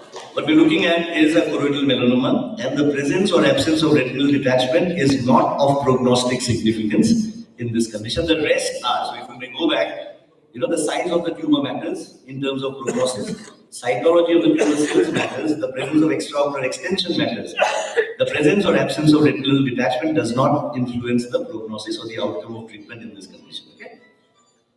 Okay. For you now, what is the diagnosis and what is the primary treatment? Is it pneumatic retinopexy? Is it scleral buckle? Is it pars plana vitrectomy? Is it laser photocoagulation? I will need you to be specific with the answer.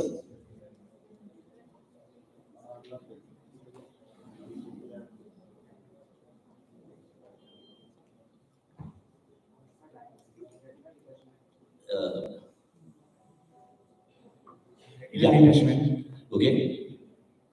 And what is the primary treatment? Pars plana vitrectomy. Okay. And can you be a little bit more specific? Because all of these are treatments for retinal detachment. Scleral buckle. Are you changing your answer? No, sir. Primary treatment is pars plana vitrectomy. Okay. So can you tell me why? Because there's something with the diagnosis that I need you to be more specific about. Because if you just say retinal detachment, all of these choices are actually treatments for retinal detachment. Why in this case pars plana vitrectomy and not the others?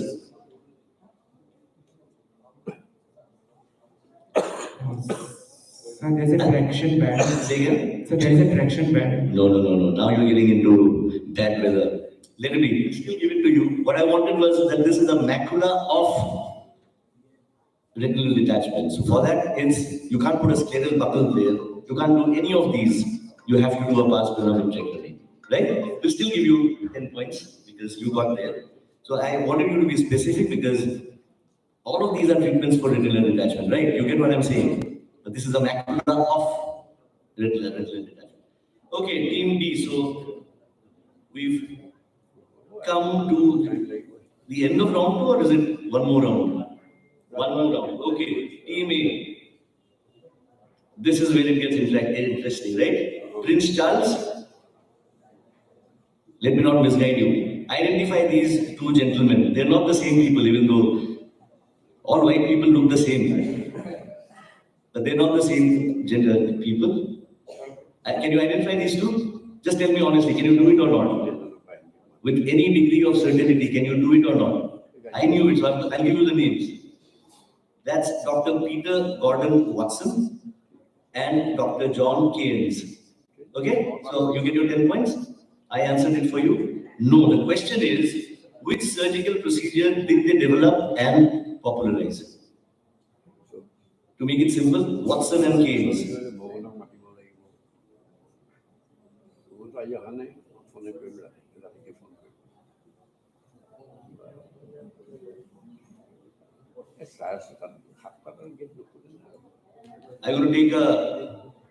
I'm definitely not going to ask you, it's not cholecystectomy.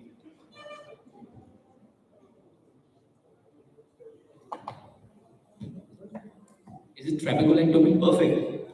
I'm so glad you know it. You guys are good, man. You might even know who's the Prime Minister of India right now. Okay, so that's a good answer. So they developed and popularized in the 1960s and 70s. They first started doing, they did not work together. They developed it simultaneously in different continents. And then they popularized the trabeculectomy, right? That's a good answer. Here's for Team B. Can you identify this gentleman? Don't even try, I'll give it to you. This is Dr. Jules Gonin. Okay? Now, he is famous for his work in which field of ophthalmology?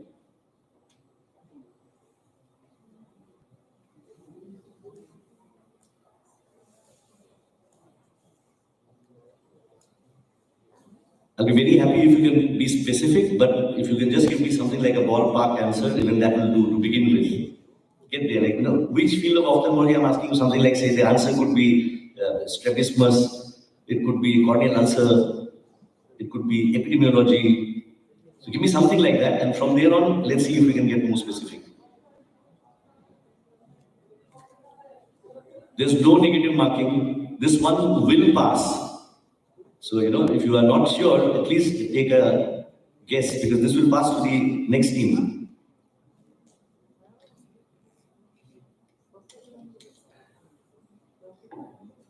Cornea. It's not cornea. There's actually a test called Gonin test, stuff like that. Do you want to, it passes to Team C? Oh, actually, this also should not have passed, right? Because there are only so many fields of ophthalmology, you know? Eventually, you will get there. So, cornea is ruled out. Now you'll say strabismus, that will get ruled out. But try. You don't get time for a past answer.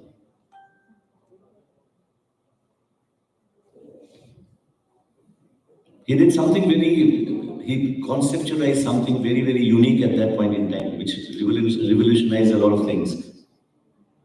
No? At least say something. Glaucoma? I wouldn't have two back-to-back glaucoma questions, right? The last one was trabeculectomy. I wouldn't have glaucoma, no? Pass here? Passes to D? Retina. Okay. We'll go to D once. Sorry, A.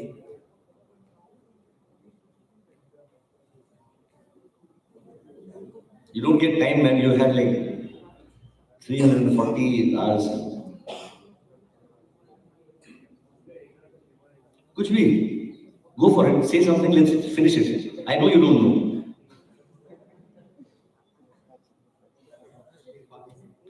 Wow. Passed with distinction. I like that. Yeah? It's like I pulled a full-blooded bouncer. All you do is just leave it. Thanks to all that respect for my effort. Okay, cool. Anyone from the audience? Himadri? Because I will actually give it to them because we passed it. You'll get 5 points. So because it is retina, so you will get it. But I wanted something more specific because he was the first person. It's actually retinal detachment, and he was prior to Gonin coming up with this concept. People used to think that there was a detachment first and then you had a break on the retina.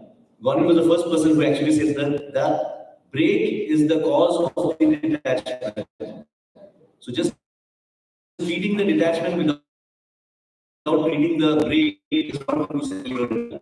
You have to treat the break and then settle your retina. Then that was discarded because it was very risky. But then he developed and then settled the retina with a bucker. Okay? So we'll still give it to you because you roughly got to retina somehow. 5 marks to. So who's next question? Is it Team C? Half of the Indian cricket team looks like this nowadays.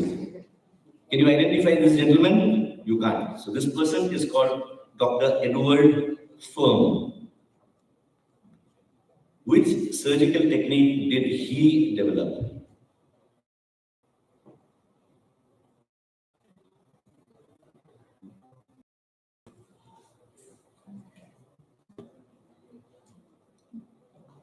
other teams also think about it, so that if it does get passed, we don't have to waste time with you freshly thinking about it.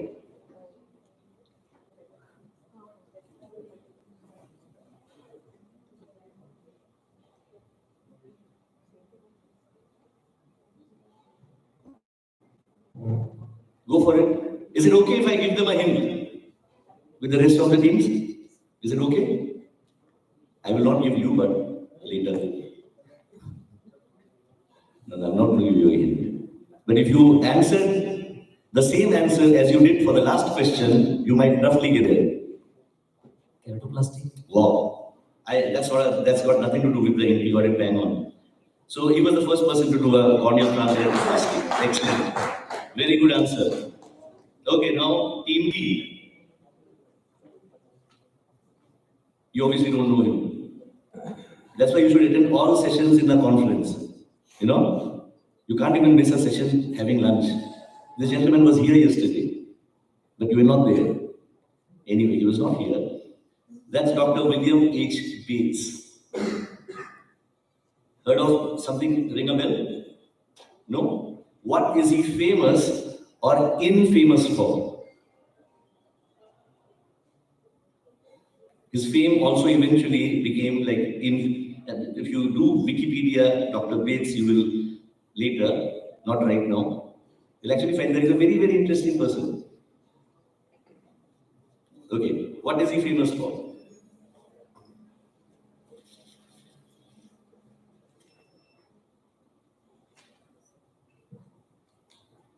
I'll give you a hint as well.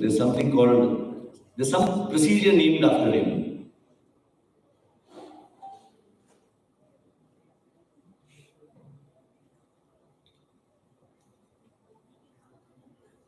Team Chaudhary already know the answer. Thanks to Wikipedia. Okay, you have to now give us an answer. Anything ring a bell?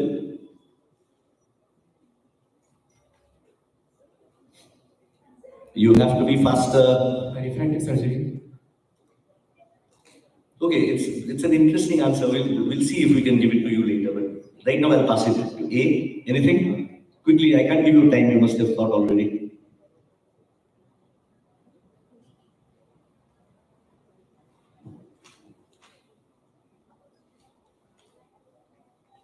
Oh, we can't give you time for a past answer.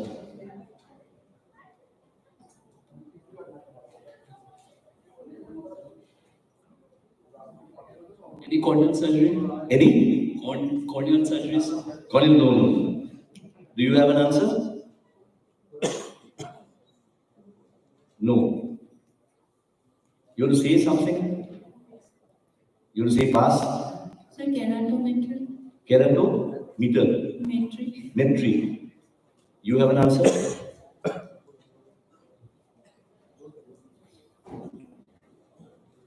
Ptosis surgery? Okay, no. Anyone from the audience? Except you. Silent. So, okay.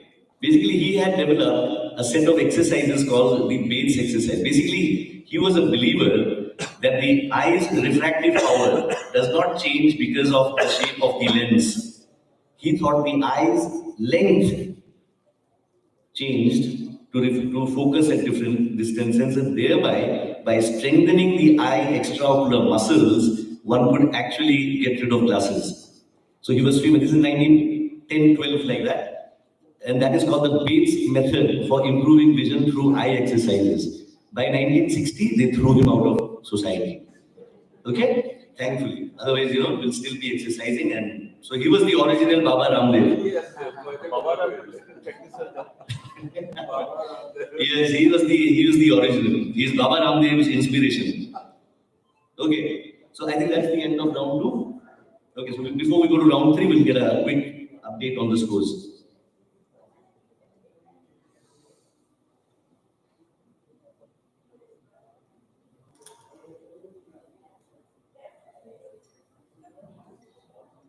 So after round 2, the scores are Team A 40, Team B 25, Team C 30, and Team D 25. Okay, so we're quite even Stevens at this point, okay, before we go to round 3. Shall we start with Team D this time first? We'll reverse the order. So Team D, this is, hey, let's not reverse it, because I've got it named as Team A, Team B, I'll get confused. We'll stick to the same, it's okay. Okay, Team A. This is a latest FDA-approved procedure for correction of a refractive error. All you need to do is identify what is happening. What is this procedure?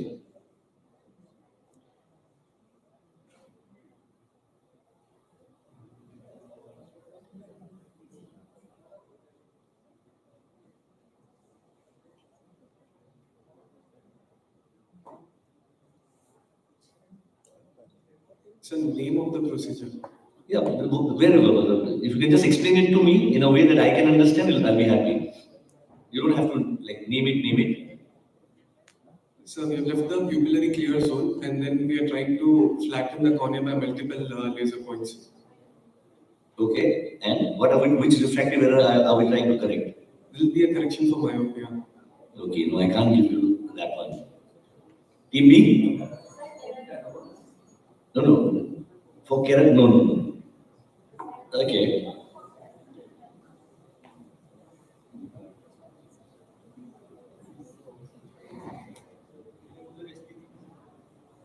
It was not clear, but I got what you're saying. Irregular astigmatism, right? No, that's not the correct answer.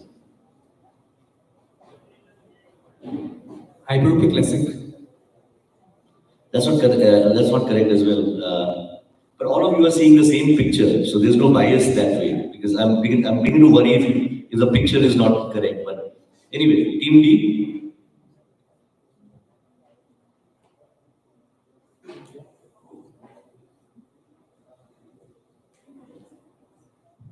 Astigmatism. They already said it. So that's also not correct. So pass it to the audience. Anyone from the audience? Is it? It's corneal inlays for correction of presbyopia. So that's what you thought those points were laser points, but then all of you saw the same picture and decided in your head what those were. So there was no bias there. But that is the device itself, and what's happening in the cornea, those rings that you see, that's a corneal inlay. Okay? So it's a presbyopia correcting corneal inlay. True. Okay. For now, I will decide. That's also correct in a way. But when I talk about refractive errors, you do include in your head, you do include presbyopia, right? Don't say it. That's why we didn't think about it. Okay, Team B. What sign/reflex is being tested and what is its significance?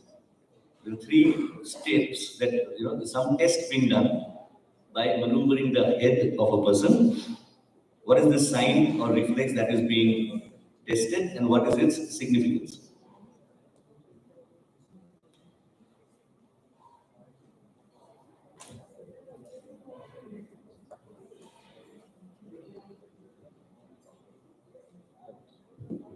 Look at unless you've already understood, look at the image carefully. Look at the position of the head, position of the eye.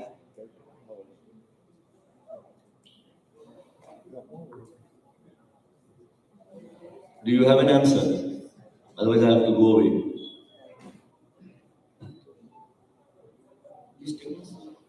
No, it's not nystagmus. Team C? It is to diagnose BPPV, benign positional. But that is an ENT surgeon's job. An ophthalmologist doesn't test for BPPV. Anyway, but that is not what is happening here. Team D? So for squint. For squint. You don't hold a patient's head like that and turn it around to test for squint. A. We start with A, B, right? Yeah, A. Do you have it? Pass. Audience? Say again? For? For SO4, oblique Okay. Somehow I understood what you were saying. The first two words I didn't even understand.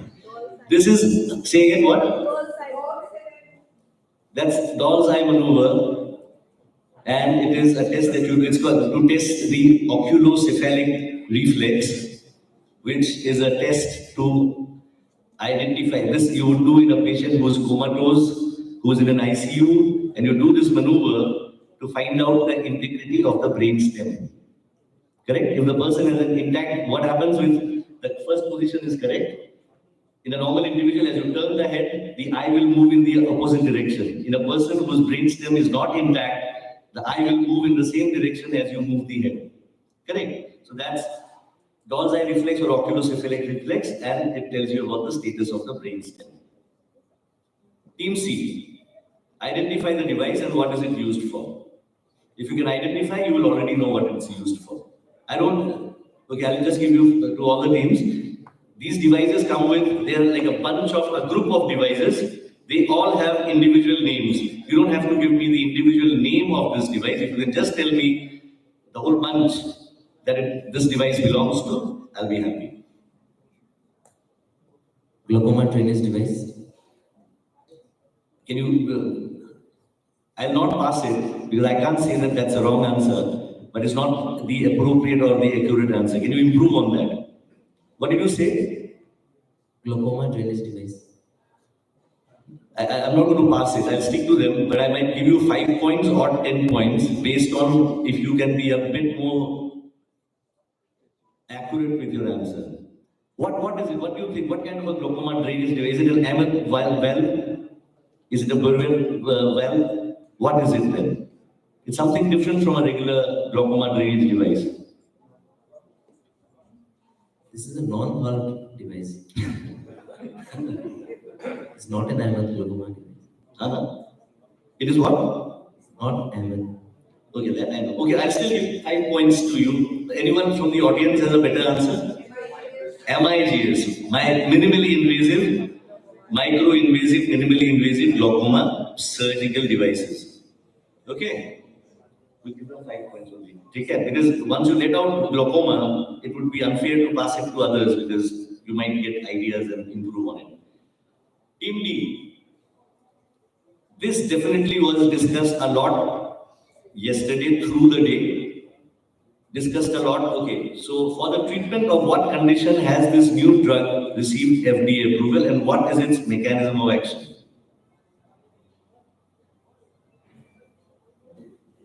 So anti-VEGF, it's for wet AMD. Okay, FDA approved for, even though you might use it for other conditions, but the FDA approval is for wet AMD. That's what you're saying? Yes. And its mechanism of action is? Anti-VEGF. Okay. So why is it like, why have I got it on a quiz? There are tons of anti-VEGFs, right? So why have I got it as a quiz question?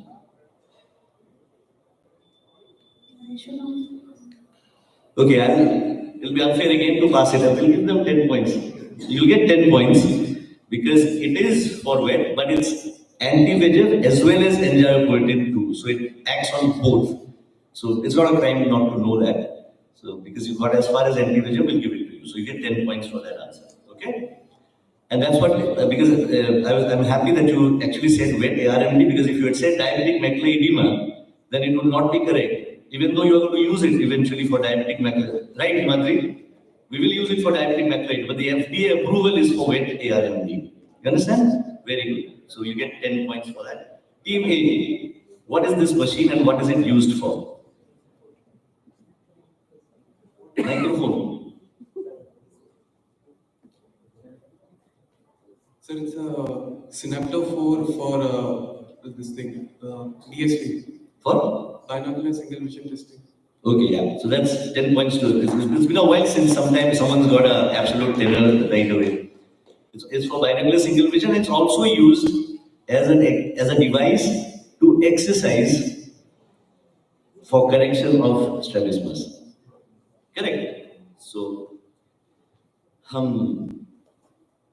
okay. Team B. Very simple one. This round is very simple. They all got tack, tack, tack. What is this technique of cataract surgery?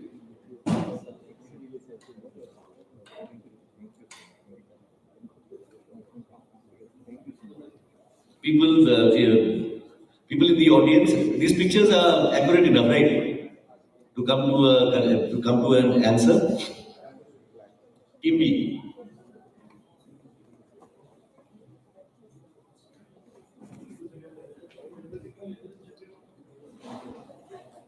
Microphone.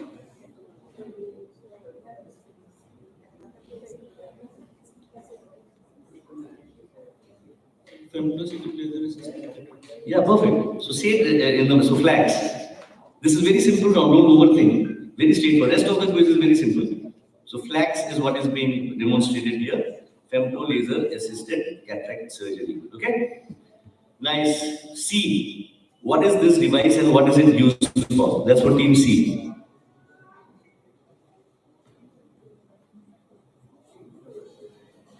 So that's what you see in the finger is the device. Next picture shows where it's put, and the third picture shows how it's, sort of used in the patient.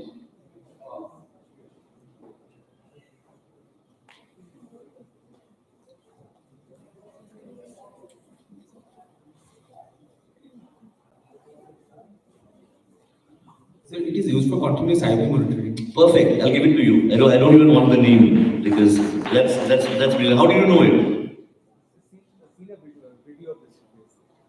You don't watch things like Pushpa and Bhool Bhulaiya and all that. You spend your time watching these kind of videos. You get a life, man. But that is really, really wonderful. That's really good. So that's actually called the Sensimed Triggerfish sensor. And it's for continuous. I didn't even, if you had given me the name, then I would have I would have said, please go and get married. But then knowing this much is good enough. Very happy. So they get 10 points for that. Okay. Team D. Don't even read the slide. All you need to know there is JAK inhibitors. So they are called Janus or Janus kinase inhibitors are a class of drugs that have recently got FDA approval for topical ophthalmic use. In what condition is it used?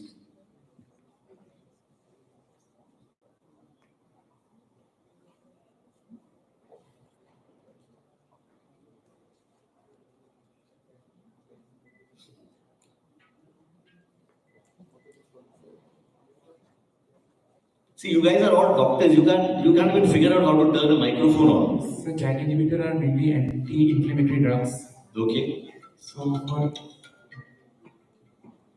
uveitis. So again, remember, your previous answer was perfect because it's FDA approved for wet ARMD. So I'm asking FDA approved for what? So they are all, I've given it all for you. So we know they are, immunomodulators, anti-inflammatory drugs. FDA approved for topical use. You say the answer is uveitis. Yes. Okay. We'll pass to A. If you want to just pass it, then you don't even need the mic. So we'll try glaucoma. There's no inflammation in glaucoma. Yeah. Because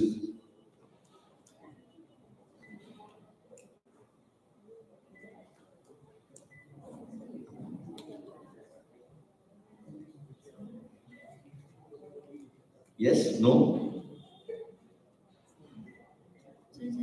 ARMD. ARMD. Again, there's no inflammation in. There is inflammation in ARMD, right? Okay, but that is not the answer I'm looking for. Stevens-Johnson syndrome. You could roughly get there, but it's a very, very long way, so I won't give it to you. Yeah, dry eye due to Stevens-Johnson. Wonderful. But it's not restricted to Stevens-Johnson syndrome. It's for any kind of moderate to 5 points. So you get 5 points for that answer. And the particular drug which is being FDA approved for ophthalmic use is called tofacitinib. Of late, they've stopped naming drugs in a very simple way. All the they've gone are the days of simple terramycin and whatever. We'll We'll go to round 4 next. Before that, we'll get a picture of what's happening with the scores. So team A is at 50, team B is at 35, team C is at 50, and team D is at 35. So 15, 35, 15, 35. And we'll stick to the same ABCD format, otherwise I'll get confused.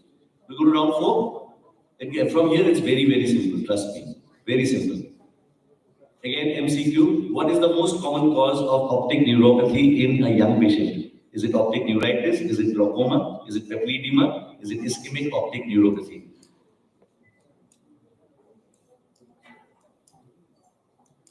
The key word there is a young patient.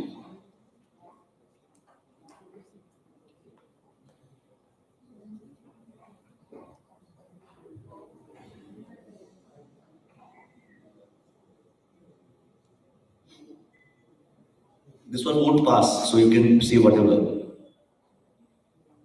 So we'll go with optic neuritis. Perfect. That's the correct answer. This is going to be a crisp, quick round, okay?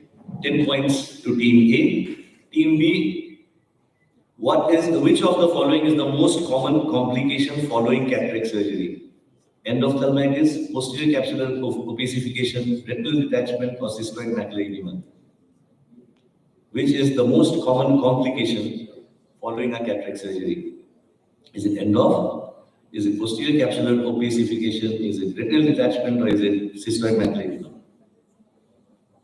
Sir, cystoid macular edema. Thankfully, it is not very common.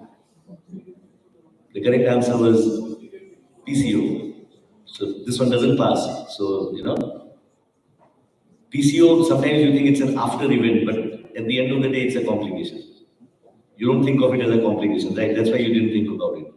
It is a complication, right? Okay. So the correct answer there was posterior capsule opacification. So team C. Which of the following is a contraindication for performing LASIK surgery? Specular count less than 2000 cells per square millimeter. Corneal thickness less than 450 microns. Corneal white to white less than 11 millimeter, and age above 40 years. Which of these is a contraindication for performing LASIK surgery?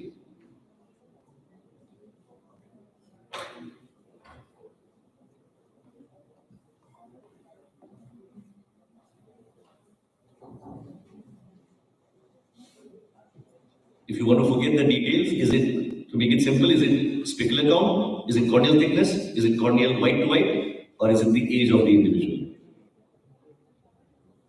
Specular count less than 2000 cells per square millimeter. No, that's normal. 1500 to 3000 is normal, right? So it doesn't pass. Audience? B, corneal thickness less than 450. Because it's the thickness that matters, right? And anyway, with the specular count would be more important if you're going to place a phakic IOL, or if you're going to do phaco. With LASIK, it's got nothing to do with the endothelium, right? Anyway, so the correct answer there was corneal thickness less than 450 microns. Team D. Which type of corneal dystrophy is characterized by bilateral recurrent painful erosions, superficial central corneal opacities, and significant visual loss? Is it Fuchs endothelial dystrophy? Is it Meesmann corneal dystrophy? Is it Rees-Buckler corneal dystrophy? Is it macular corneal dystrophy? And the picture of the dystrophy is this.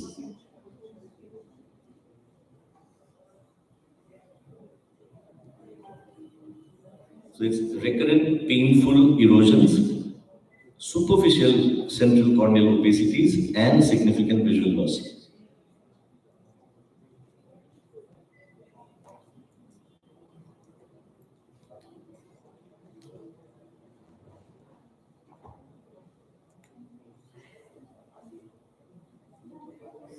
So B, Meesmann corneal dystrophy.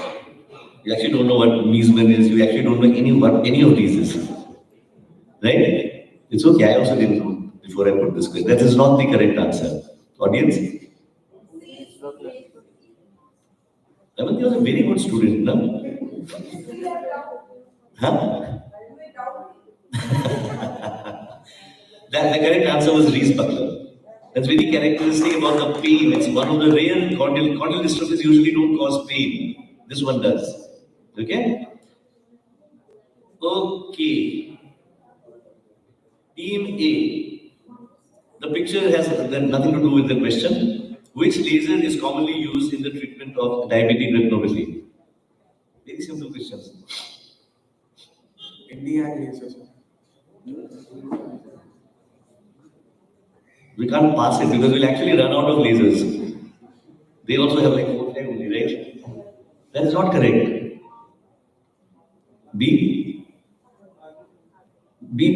Talk on the microphone, otherwise it will be murmur and it will not be. And I'll pass it and someone else would have heard the correct answer.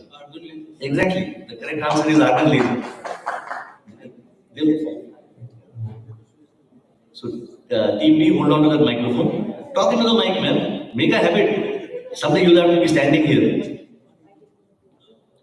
Team B. Oh, sorry, that's funds. You're so worried about funds. Fundus and OCT pics of a 72-year-old patient with a history of smoking presenting with central vision loss. What is the most likely diagnosis? Is a 72-year-old smoker.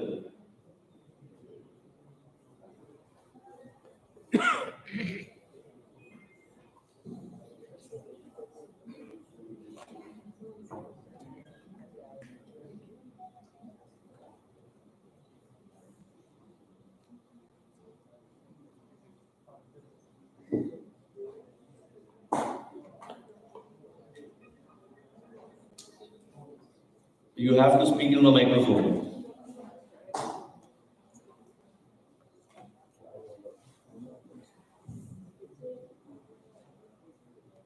Say something because talk into the microphone. Macular disease. Say again. Macular disease. Macular degeneration. Central macular degeneration. Because the answer is so simple. I'm not going to give it to you unless you get it all correct. Macular degeneration is not a diagnosis. Central macular degeneration is also not a diagnosis. Okay, I'm actually, even if the others don't get it, I'll not give it to you because the answer is very simple. I need you to be super specific. Come for it. Dry ARMD. Okay, I will give it to them. Correct. Because, you understand why I'm not giving it to you, right? Macular degeneration is like, where do you live? India. So it doesn't work that way. Okay, so team B, you got their easy one and you missed out on your easy one. Okay? I would have been happy if you just said age-related macular degeneration, but you got it to dry as well, so which is cool. Team C, this is an absolute giveaway. It's like Christmas offer. 38-year-old woman with joint pain, oral ulcers, shortness of breath, and this retinal picture. What is the likely diagnosis?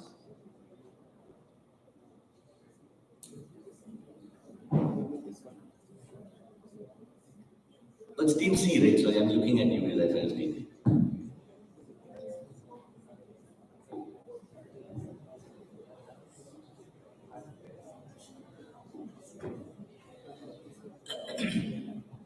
SLE. Can you give me the full? Systemic lupus erythematosus. Sorry, I just love to hear someone say it. It's like a tongue twister. So that is the correct answer. And can you describe what's going on? Why did I say it was like a Christmas gift? Because you didn't even have to look at the retinal picture, right? All you needed was the lady's face. What is on her face? So the image shows butterfly rash. Okay. Team D. This is a 45-year-old woman presenting with bilateral dimness of vision with fever and headache. What is the likely diagnosis? Look, she's got stuff going on all over. On top of that, she's got fever and headache.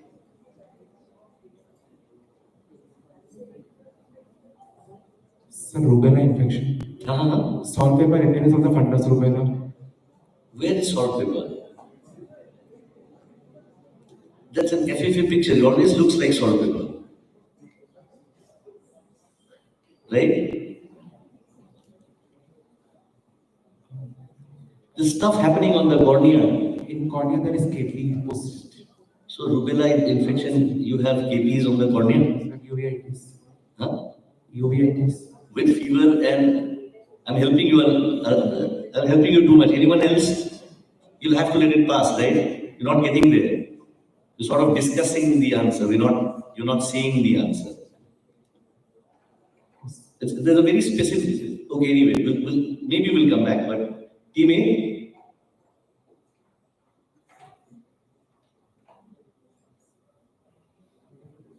That fundus picture. That fundus has a name.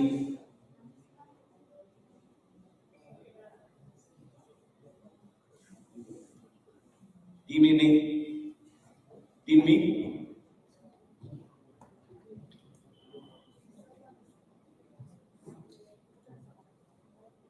Still team B, huh? Don't jump. Team B.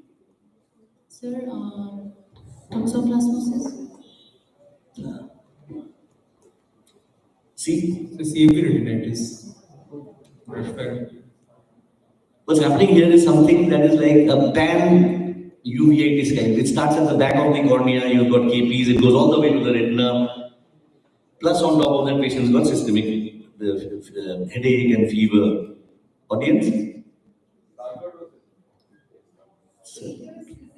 Huh? Don't tell me names that I don't even know. Make sense? VKH?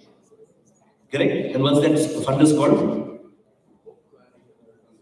It's called sunset flow fundus. So fundus got a name, KPs at the back, right? And the systemic features. So we're looking at a pan-uveitis kind of situation, right? Round 5, okay. Final round, okay? Very simple questions, final round. And we'll just, before we get there, we'll just quickly get the scores, huh?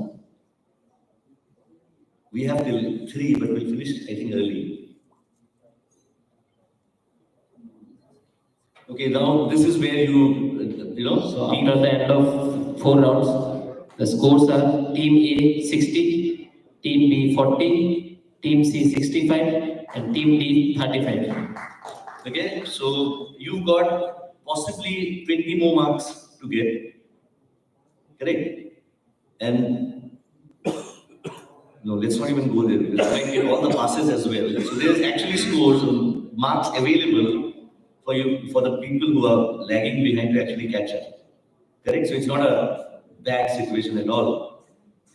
We'll still stick to Team A. Team A, which type of corneal transplant is most commonly performed for keratoconus? Is it a PK?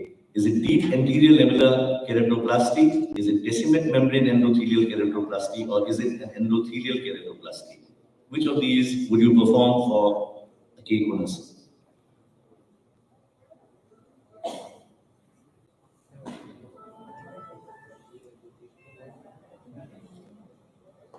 Yeah, you're thinking correctly, looking at layers.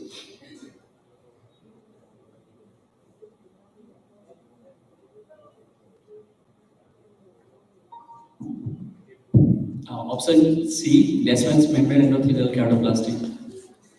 I can't give you that. No? It doesn't pass because it's multiple choice. Audience? There. You do a deep anterior lamellar keratoplasty. Right? Team B. Which of the following novel treatments has shown promise in clinical trials for retinitis pigmentosa, which is the leading cause of inherited retinal degeneration? Is it stem cell therapy?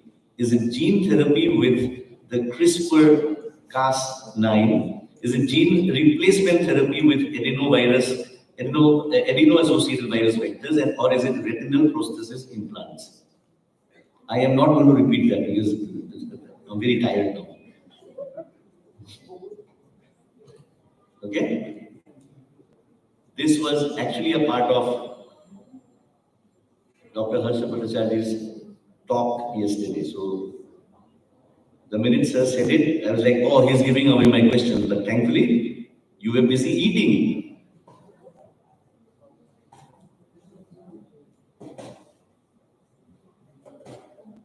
This is for Team B.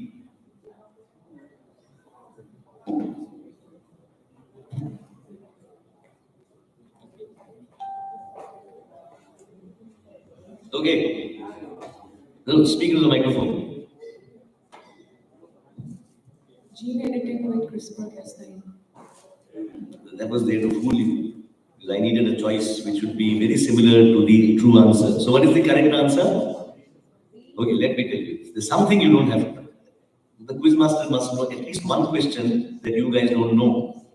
Is gene replacement therapy with adeno-associated virus vectors. You fell for the bait. I actually added that choice just to make one which is very similar to, I don't even know if there's something called CRISPR-Cas9. I just made it up. Okay. Team C. What is the most common cause of sudden painless loss of vision in a middle-aged patient? Is it retinal vein occlusion, retinal artery occlusion, is it optic neuritis, or is it diabetic macular edema? Sudden painless loss in a middle-aged patient.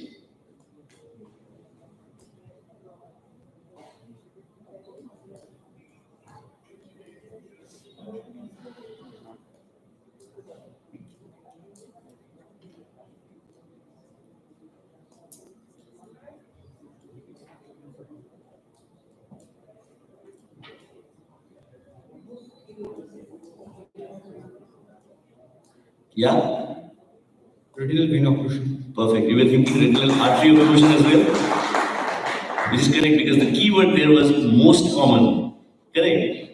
So it's retinal vein occlusion, which is more common than retinal artery occlusion, both of which can happen in middle-aged individuals. Okay?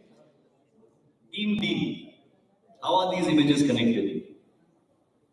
This I am not going to describe.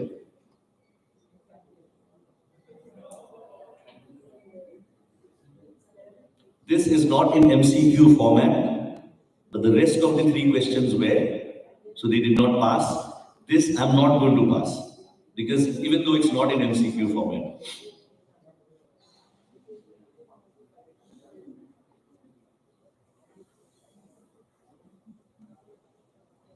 The keyword is here, because I'm telling you connect these, so they are connected.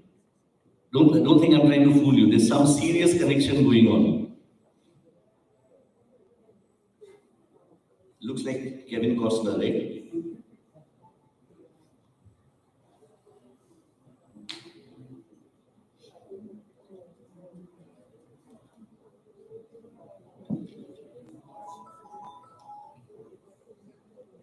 Okay, say it now. You know it, you're correct. Say it.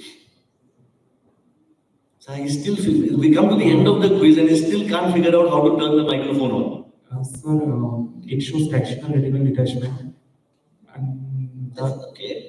And the scientist who invented indirect ophthalmoscope has also popularized the surgery for fractional detachment. Okay, and then what's Kevin Costner doing here?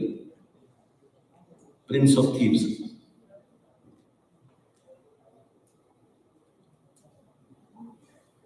We can't pass this.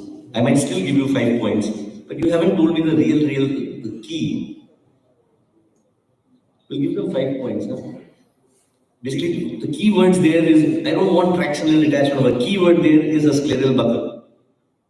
That's the indirect ophthalmoscope. So who could be connected with a scleral buckle and the indirect ophthalmoscope? Who could that person be?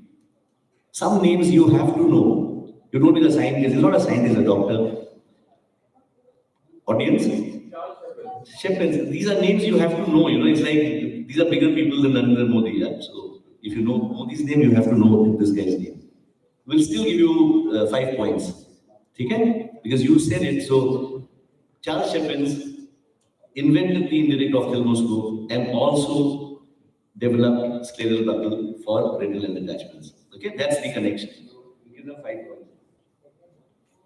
So actually the answer is not even this detailed. The key word in the answer is Charles Shepherds. Because he is the connect between all of them.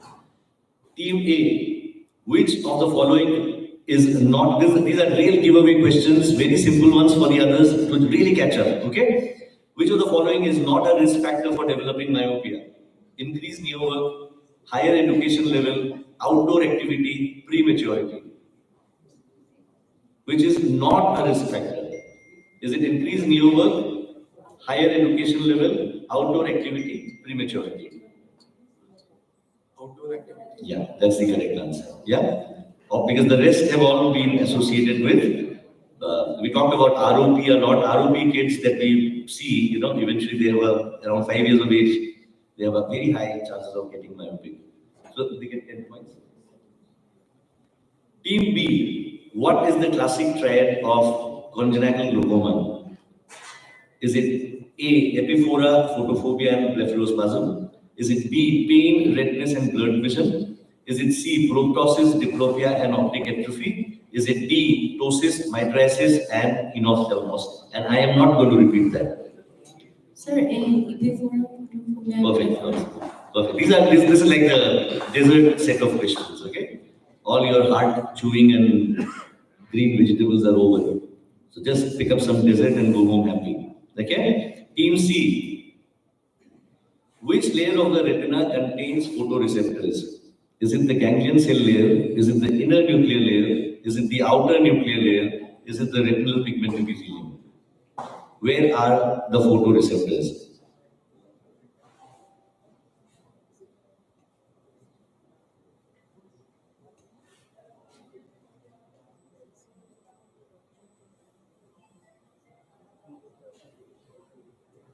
Option C, outer nuclear layer. Okay? Happy? So I told you this is 10 points for everyone. Go home happy. Team D. So this is the final question in the quiz, right? Which of the following is not a feature of hypertensive retinopathy? Flame-shaped hemorrhage, macular star, optic disc swelling, or drusen? Which of this is not a feature of hypertensive retinopathy? Flame-shaped hemorrhage, macular star, optic disc swelling, or drusen? Where do you find drusen? So that's the final question. So as I promised, 10 points for all of you in the final round. We'll get final scores.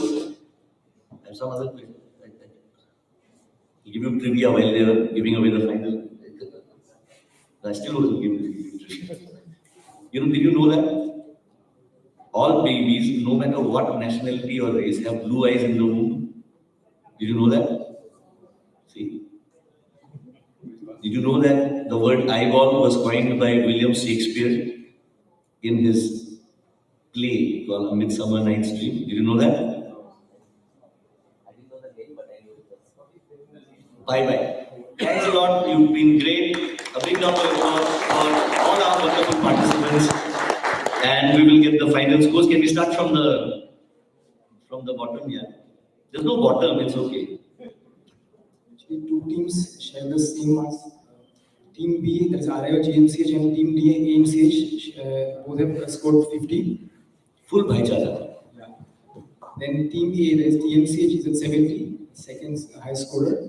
And Team C, SMCH, I think, got 85. Wow. So the winner of the OSA quiz for this year is the team from SMCH. If you have, can you please face the audience and tell your names? I'm Dr. Indrajit Bandyopadhyay, second year PGT, Silchar Medical College. I'm Dr. Nirmal Kumar, second year PGT, Silchar Medical College. And myself, Dr. Krishnapriya J. Demal, second year PGT from Silchar Medical College. Wonderful. And all the other teams once again, and the team from Chaudhary Eye Hospital, it has to happen, right? Last year you did so well, I still remember. So thanks to you also for joining in. Thanks to the audience, and I think we're ready for the valedictory function now. Yeah. Thanks a lot. Thank you. And special thanks to C.K. Burwa sir, Atul Hussain sir, Naresh Dr. sir, and H.K. Chaudhary sir for staying through the quiz. Thank you very much.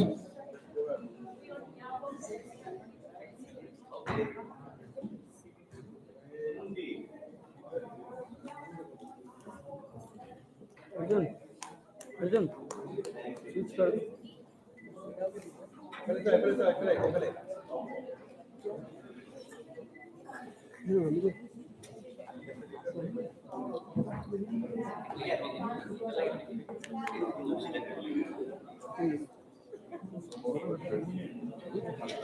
This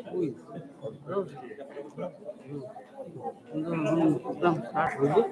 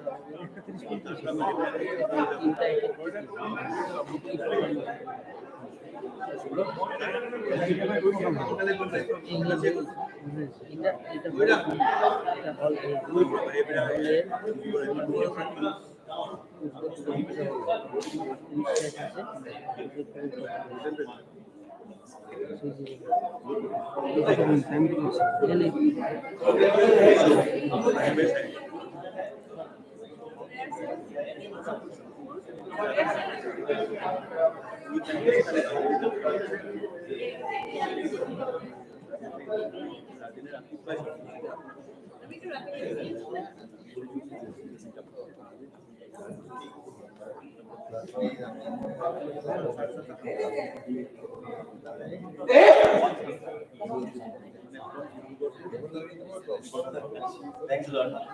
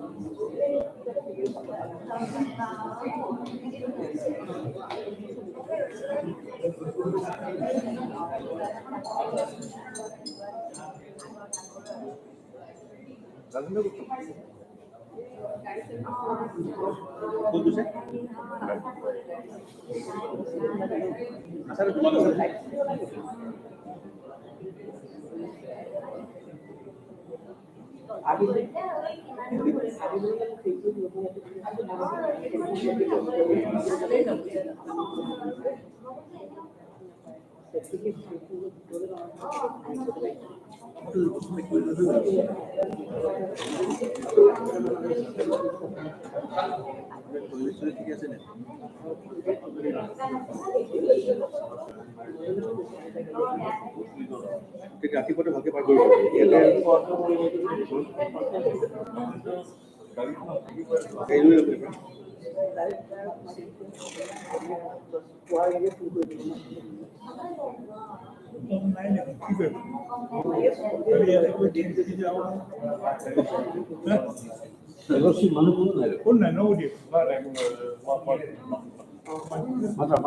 এলচিৰ কাৰণে flight মিছ কৰিলো হেৰি মিছ কৰিলো সৰি এইটো কাৰণে নহয়তো কেতিয়াবা গৈছিলো এদিন পৰা এদিন থাকিব লাগে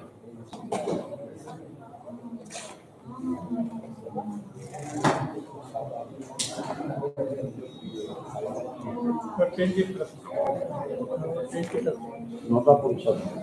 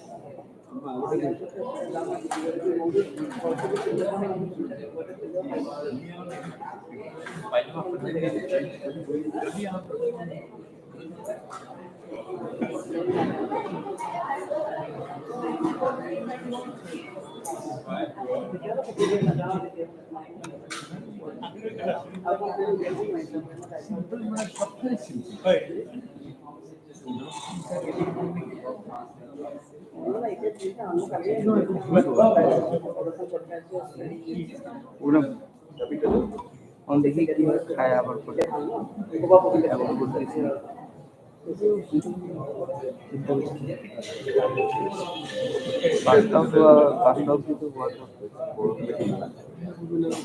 मेन काम तो मेन लास्ट में যদি কিছু কাম দিবে তো অ্যানাউন্সমেন্ট কিছু বাকি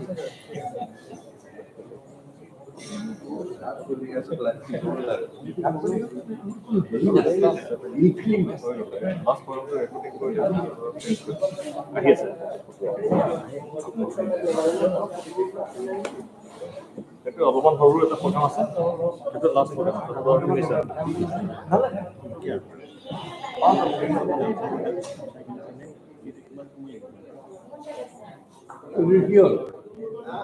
আজি নাযায় নেকি আজি নাযায় নেকি আপনার ছটা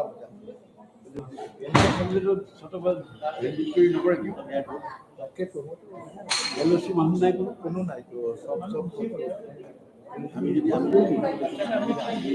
খালি পাঁচ প্রেসিডেন্ট আছে পাঁচ প্রেসিডেন্ট দুজন বই আছে একদম কমফোর্টেবল একটু কমফোর্টেবল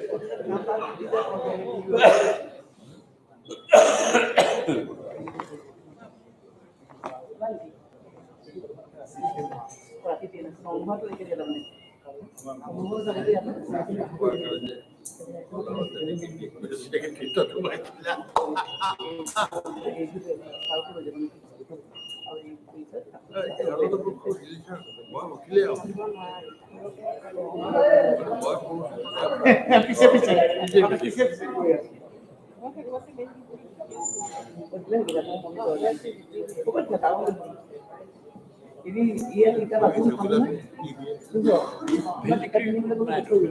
লোকেল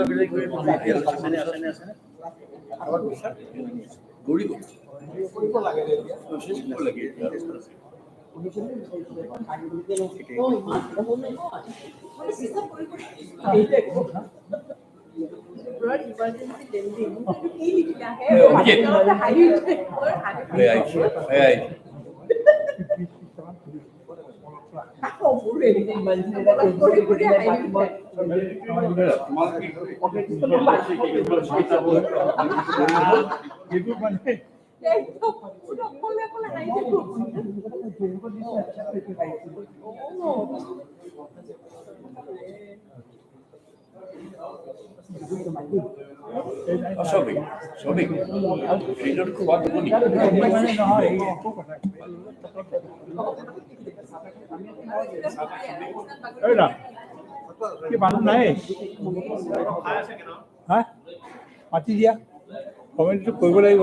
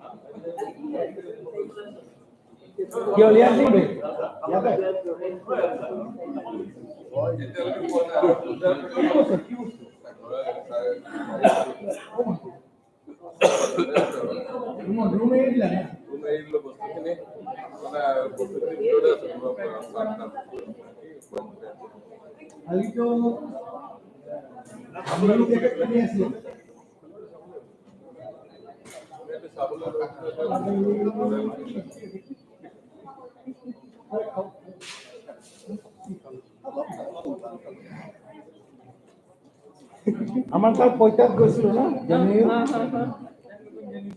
কি কৈ আছে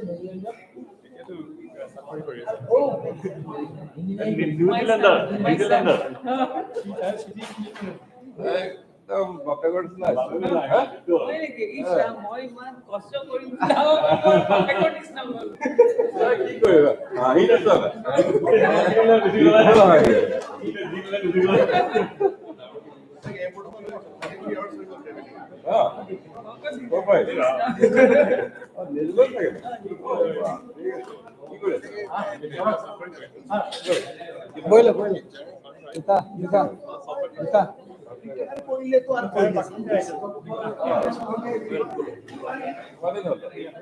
মার্কিং নিয়ে আর মানে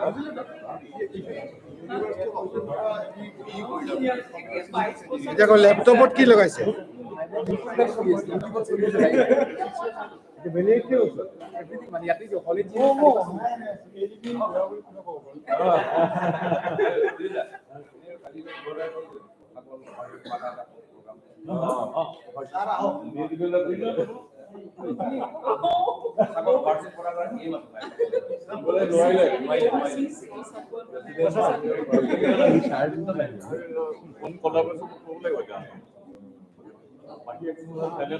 এতিয়া চবৰদাৰ হেৰিটো ফুলফিল কৰিব লাগে প্ৰথম হেৰিটো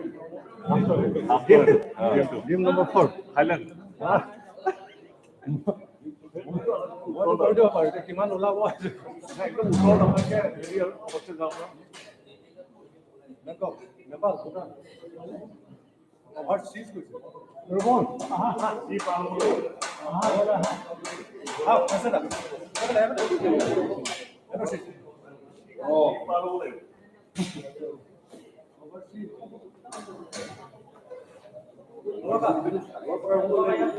না ये कोई माइक ना भाई ए माइक देना भाई ओए यार लगे लगे मन কথা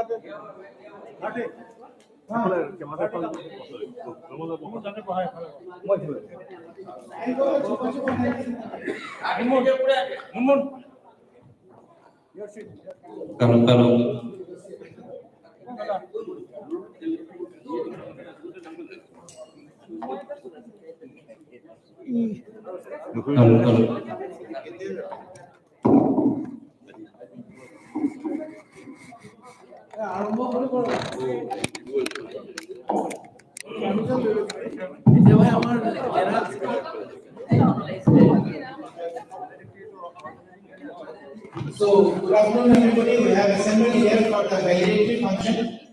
So this is our last, and next time we will again meet in Guwahati. But before that, we would like to thank all the delegates, our senior persons and everybody who has come all down to Tinsukia. We had many shortcomings, but still I think it was here first from our seniors and delegates.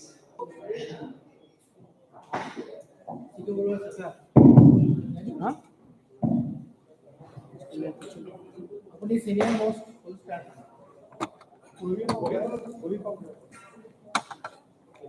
ক'বলৈ কি আপোনাৰ বিদায়ৰ সময় এতিয়া অলপ বেয়াও লাগে ভালো লাগে মিক্স ৰিয়েকশ্যন মোৰ কাৰণে প্লাছ পইণ্ট আহিলোঁ চবকে লগ পালোঁ ভাল লাগিল of course that very gentleman permits me I may be able to meet next time anyway hope for the best আৰু খোৱা ভাল any function খোৱা ভাল মানে সব ভাল বিয়াই কোৱা বা নাম ৰখা চেৰিমনি কোৱা কনফাৰেন্সে কোৱা খোৱাটো ঠিক হ'লে সব ঠিক গতিকে খোৱা ভাল হৈছে ডেফিনেটলি হাঁহৰ মাংস উইথ কোমোৰা ইজ হোৱাইট টি মই এইটো প্লেন কৰি আছিলোঁ খাম বুলি তোমালোকে যথেষ্ট কষ্ট কৰিছা তাৰ কাৰণে আমাৰ উৰাৰ ভিতৰতে আমি কৃতজ্ঞ ইমানখিনি চোৱা কৰিছে আশা কৰোঁ ভৱিষ্যতে আৰু ভাল হ'ব এইটো কামনা কৰিছে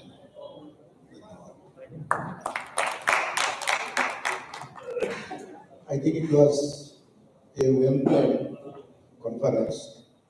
Itu আগতে ডক্টৰ বৰুৱাই কৈছিল যে কাষ্টমাৰী আৰু মানে ৰচিয়ে ক'ব আমাৰ বহুতখিনি বাকী থাকিলে আমি বাহিৰৰ পৰা আহি ক'ব কাৰণে খুব ভাল হৈছে এইটো এটা ট্ৰেডিশ্যনেল হৈ গৈছে কিন্তু এইটো নহয় তাৰ মাজতো we have to find out how we can improve further and what are the special things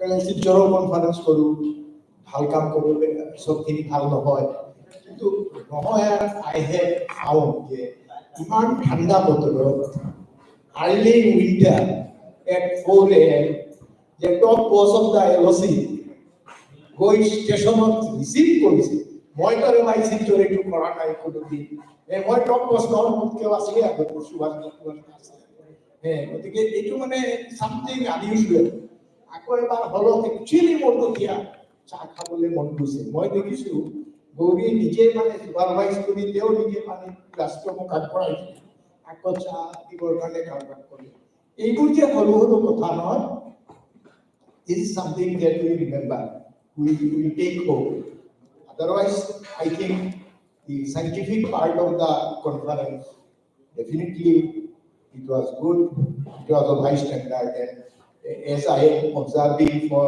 all these years from 73 onwards I mean we are slowly improving and now we have reached quite at a national level height our presentation our audio visual everything performance and our younger generations are coming up with so much and Tinsukia is not like Guwahati so it is a so to say a remote place almost like Silchar but the arrangement and then this place Tinsukia nisina eta ase pump resource বা এইটো তেওঁৰ বুলি আমাৰ এটা কিবা resource খুলিছে নৰেশ্বৰ দাই মোক ক'লে these are also necessary because we need really infrastructure but your model your love and affection will carry to Silchar. Everybody loved it. Thank you very much.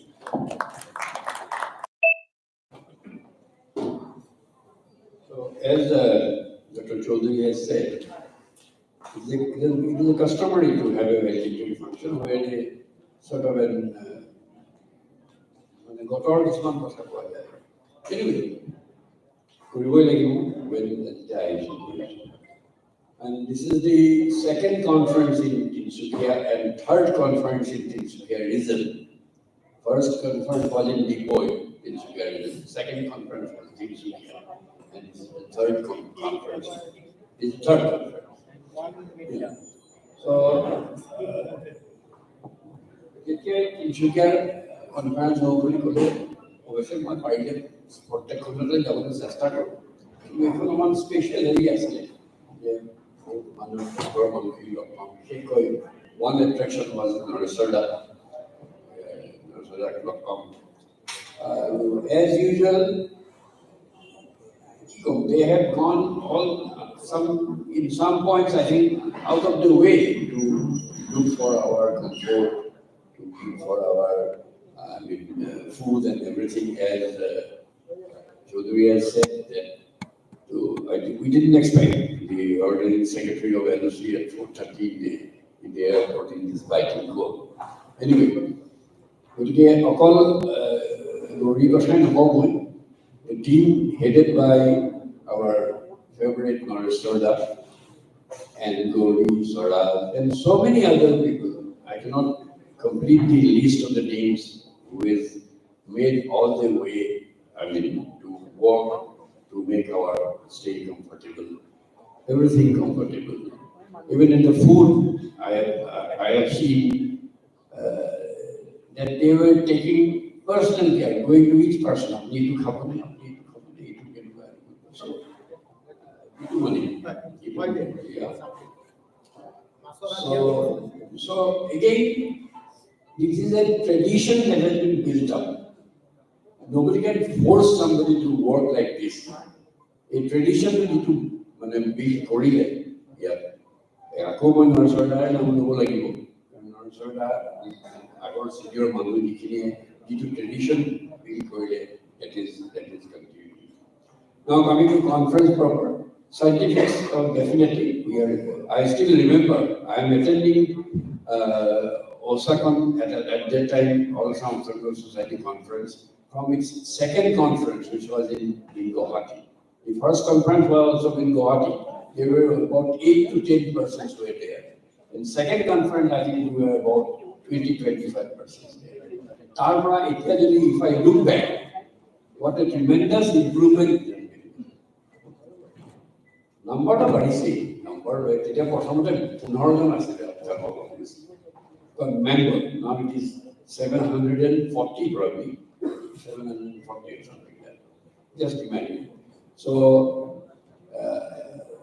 what do I say? I say a big thank you. সকলোকে মই মোৰ ধন্যবাদ জনাইছো so that ইয়াৰ ধন্যবাদ জনাইছো আৰু আমি enjoy আৰু মই ভাবিছো আৰু মোৰ আৰু ডেলিগেট আৰু ক'ব I think they will repeat these things to me.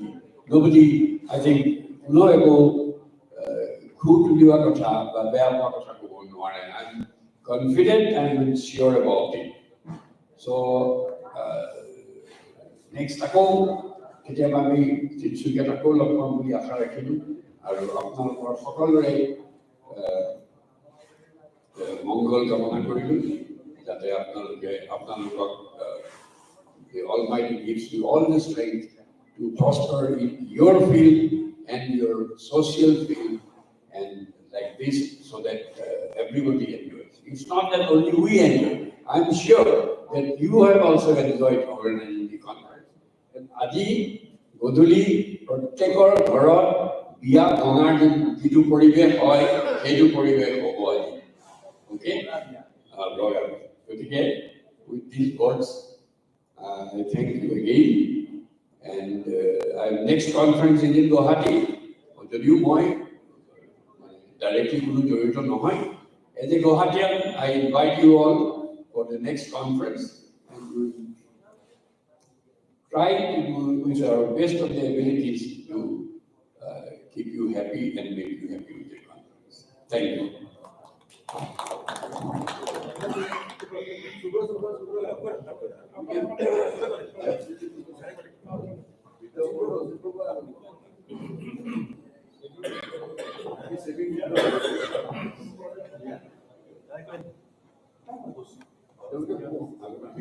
Sare kole ekো আপত্তি নহয় একো ক'ব লগা কিজানি নাই আপত্তি বহুত আছে মোৰ ওচৰত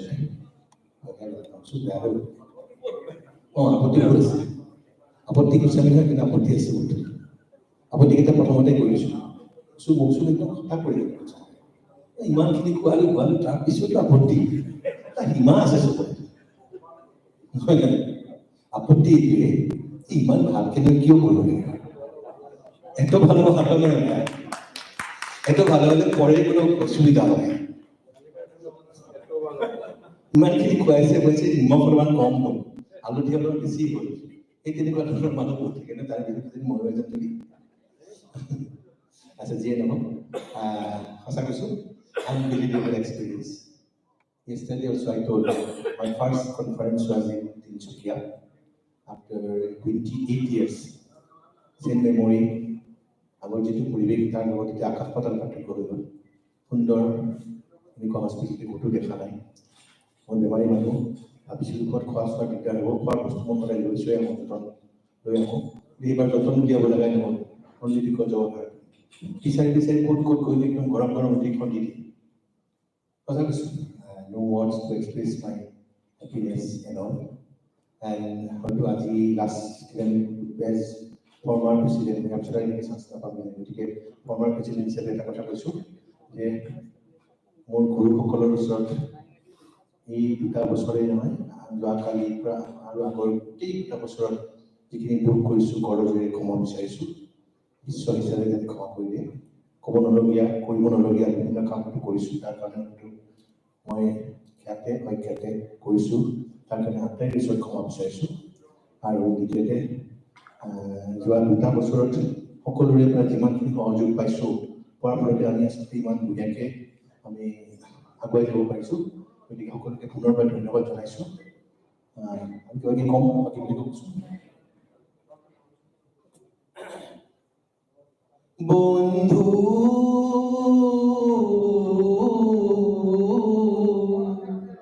সময় পালে আমার ঠালে এবার আহি যাবা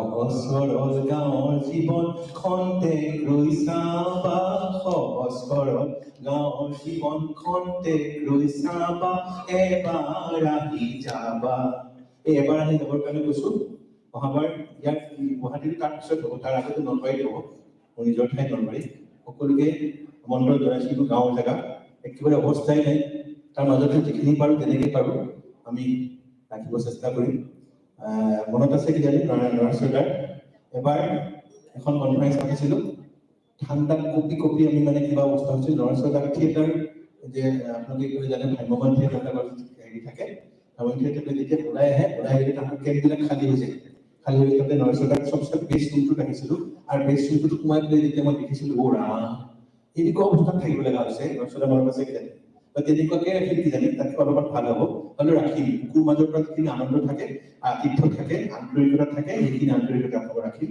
যদি নলবাৰীলৈ আহিব তাৰপিছত গুৱাহাটীলৈ আহিব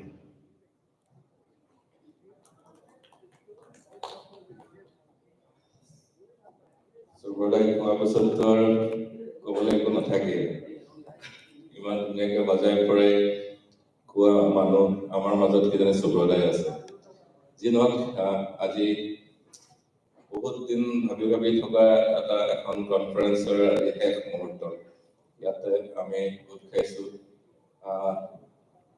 ছোৱালী ওলাই দিয়াৰ পাছত যিটো পৰিৱেশ এতিয়া হৈ গ'ল আৰু এতিয়া আপোনালোকে কান্দিবনে হাঁহিব নাজানো কিন্তু আমিতো নাহি যাম ইয়াৰ পৰা আমাৰ ইয়াৰ মধুৰ স্মৃতিখিনি লৈ যাম আৰু প্ৰথমতে মই এলচিক অভিনন্দন জনাব বিচাৰিছোঁ বিশেষকৈ আমাৰ গণেশ দত্ত ছাৰৰ পৰা আৰম্ভ কৰি স্বৰাজ দা গৰিৰা আৰু Abhijit Choudhury is a silent worker কিন্তু ক'ব লাগিব যে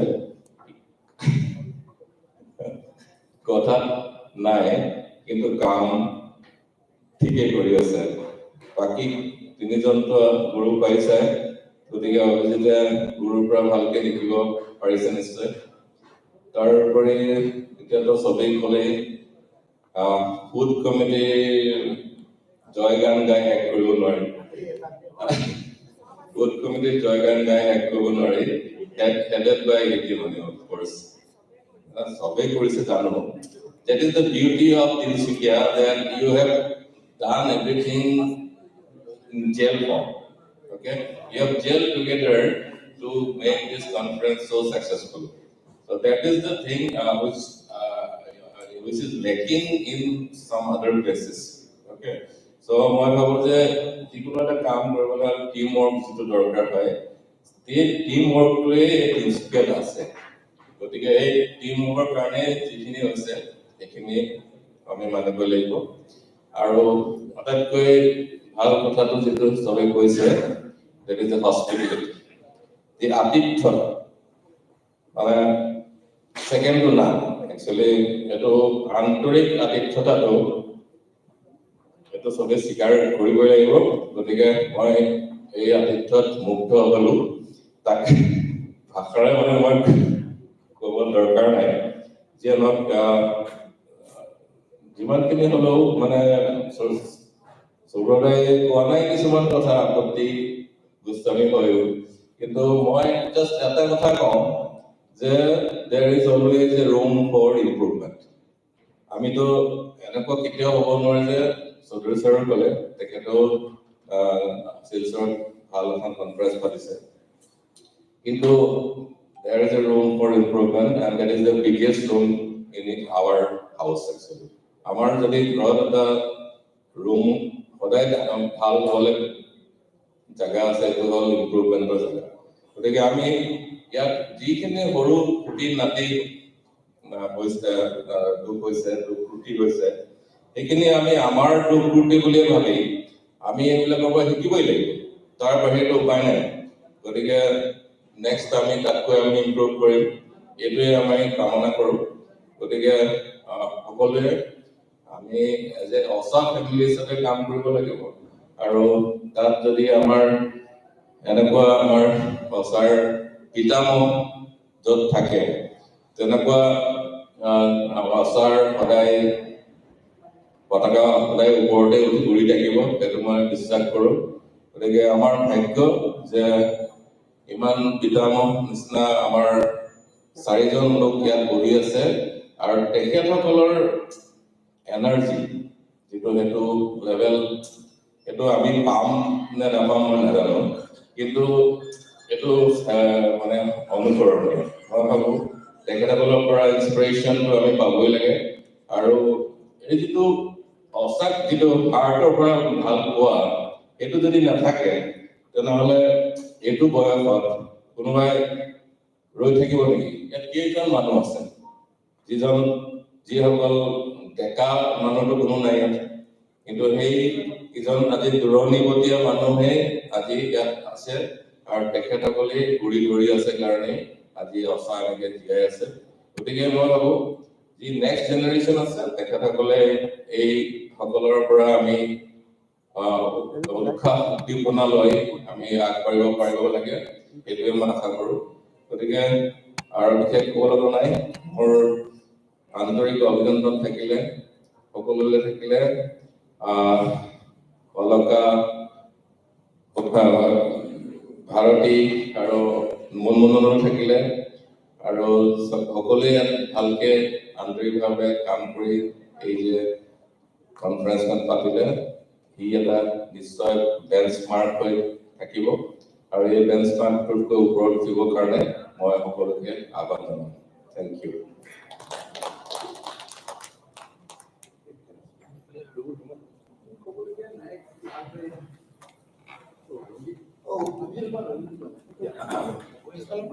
ছাৰে ইমানবোৰ কথা কোৱাৰ পিছত, ইমান প্ৰশংসা কৰাৰ পিছত মোৰ ক'বলগীয়া একোৱেই নাই, মোৰ ক'বলগীয়া একোৱেই নাই।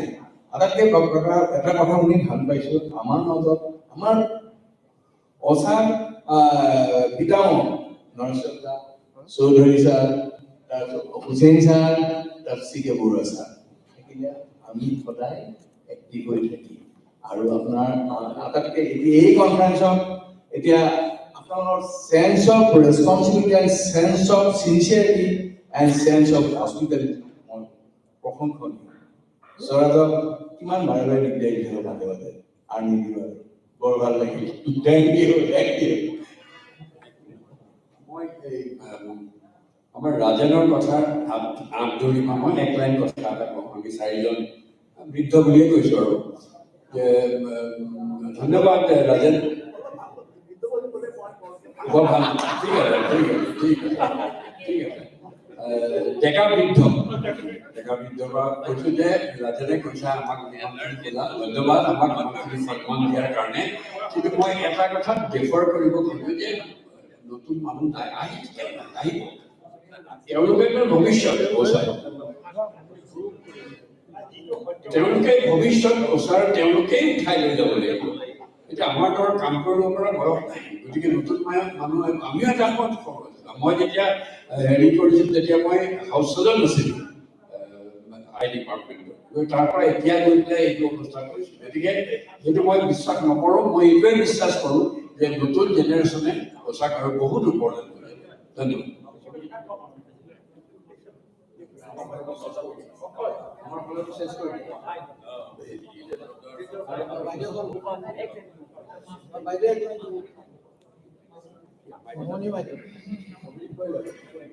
মানে সকলোৱে ইমান ধুনীয়াকৈ কনফাৰেন্সখনৰ কথা ক'লে, সঁচাকৈয়ে খুব ভাল লাগিল। ইয়াৰ কাৰণে লোকেল অৰ্গেনাইজিং কমিটি সকলোকে মোৰ ইয়াৰ পৰা শুভেচ্ছা শ্ৰদ্ধা জ্ঞাপন কৰিলোঁ। আৰু সঁচাকৈ মানে চাইণ্টিফিক প্ৰগ্ৰাম হোৱা কালচাৰেল এক্টিভিটিজ বহুত উপভোগ কৰিলোঁ। আৰু আটাইতকৈ মোৰ জীৱনৰ স্মৰণীয় ঘটনাটো হৈছে মই মোৰ কামৰ এটা স্বীকৃতি পালোঁ এই কনফাৰেন্সতে, লাইফটাইম এচিভমেণ্ট। সেইটো কাৰণেও মই সকলোকে কৃতজ্ঞতা জ্ঞাপন কৰিলোঁ। আৰু সকলোৱে কোৱাৰ দৰে আমাৰ মানে চৌধুৰী ছাৰ, চি.কে. বৰুৱা ছাৰ, নৰেশ্বৰ দা আৰু হুছেইন ছাৰ, সঁচাকৈ আমাৰ টিচাৰ আছিল। আমি এতিয়াও তেখেতসকলক ইমান ধুনীয়াকৈ পাই আছোঁ, ইমান ধুনীয়াকৈ মানে সদায় আহি আমাক যিখিনি ইনস্পাইৰেশ্যন দিয়ে তাৰ কাৰণে সদায় কৃতজ্ঞ। আৰু বেছি নকওঁ, মুঠতে সকলোকে মোৰ ধ্যান কৰা শ্ৰদ্ধা মৰম আন্তৰিকতা কৰিব। সঁচাকৈ এইখন সুন্দৰ লেখক নবলগীয়া কনফাৰেন্স হৈছে। ধন্যবাদ।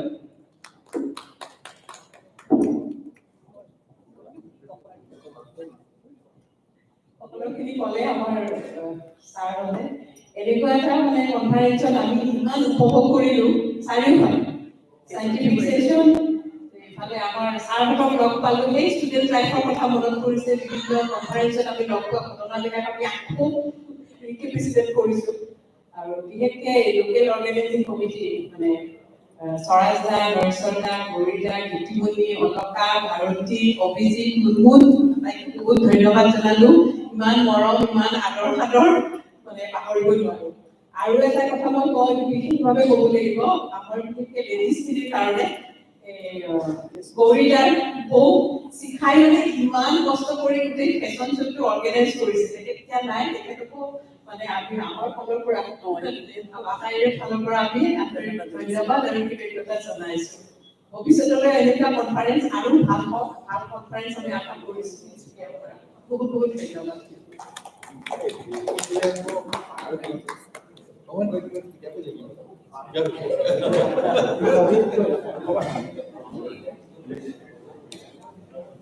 মই চাইণ্টিফিক পাৰ্টটো চাই আছোঁ যদিও লোকেল অৰ্গেনাইজিং কমিটিৰ পৰা এনেকুৱা ধৰণে সহায় পালোঁ যে মোৰ কিছুমান কাম বহুত সহজ হৈ গ'ল, কিছুমান কাম হয়তো মই ওলাইও কৰিলোঁ।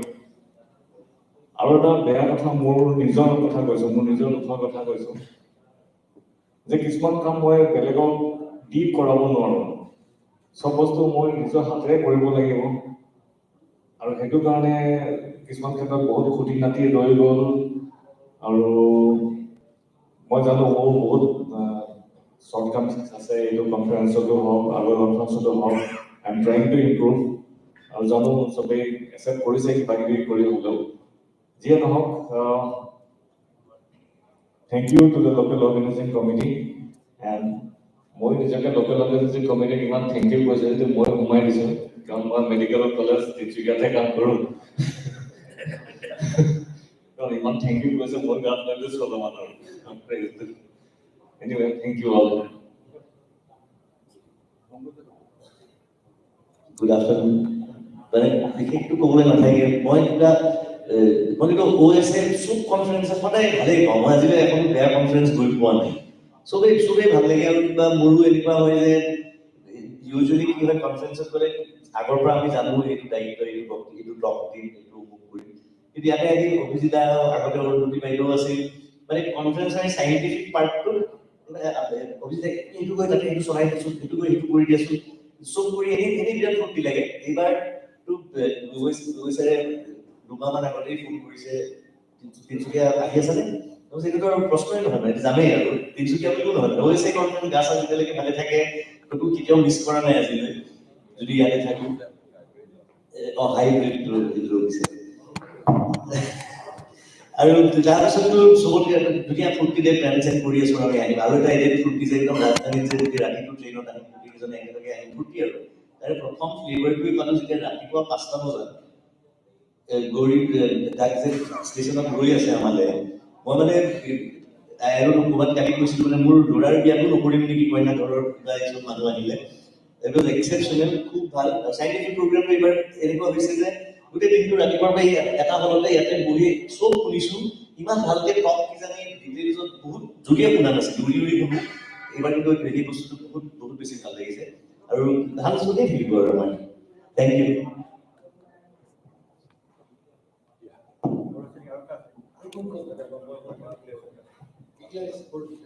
তাৰমানে এতিয়া চবটো যাব যোৱাৰ পিছত শ্মশানত চন্দালক মই আহিছোঁ গতিকে চন্দাল থাকিলে চন্দালে এনেকৈ নাথাকে কিন্তু মই অলৰেডি প্লেন এটা কৰিলোঁ মোৰ ইমাৰ্জেঞ্চি লেণ্ডিংকেইটা সদায় ইমাৰ্জেঞ্চিয়ে হয় গতিকে আজি ইমাৰ্জেঞ্চি লেণ্ডিং হ'ব বুলি এটা জলচা এটা পাতিছোঁ অলপ গান চান গাম মই ইয়াতে হ'ব বেলেগ গানতে হ'ব গান চান গাম অলৰেডি কিবা কিবা চিন্তা কৰিছোঁ আৰু মোৰ তোমাৰ যেতিয়া সোমাল আৰু গতিকে সকলোকে নিমন্ত্ৰণ জনালোঁ নাজানো মইহে জানা নাছিলোঁ দহ মিনিট মই জানা নাছিলোঁ 10 মিনিট আগতে গতিকে হ'ব জলচা কৰিম এইটো হৈ যাওক এলিগেটৰ হৈ যাওক কালি জলচাৰ কাৰণে নিমন্ত্ৰণ জনালোঁ নিমন্ত্ৰণ হ'লে ভাত খাম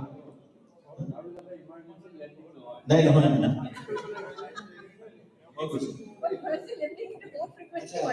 As an organizing chairman, my sincere thanks to all our senior vice president, delegates, faculties to have with us. We had a lot of shortcomings, particularly in audiovisual part. We tried to manage, but still some glitches were there that was beyond our control. Anyhow, I apologize for this as a organizing chair, and my sincere thanks to our advisor, Chief Advisor Narsota, and advisor and our running president of OSA, Gorika, and my team. Our team iman bhalke kaam korise.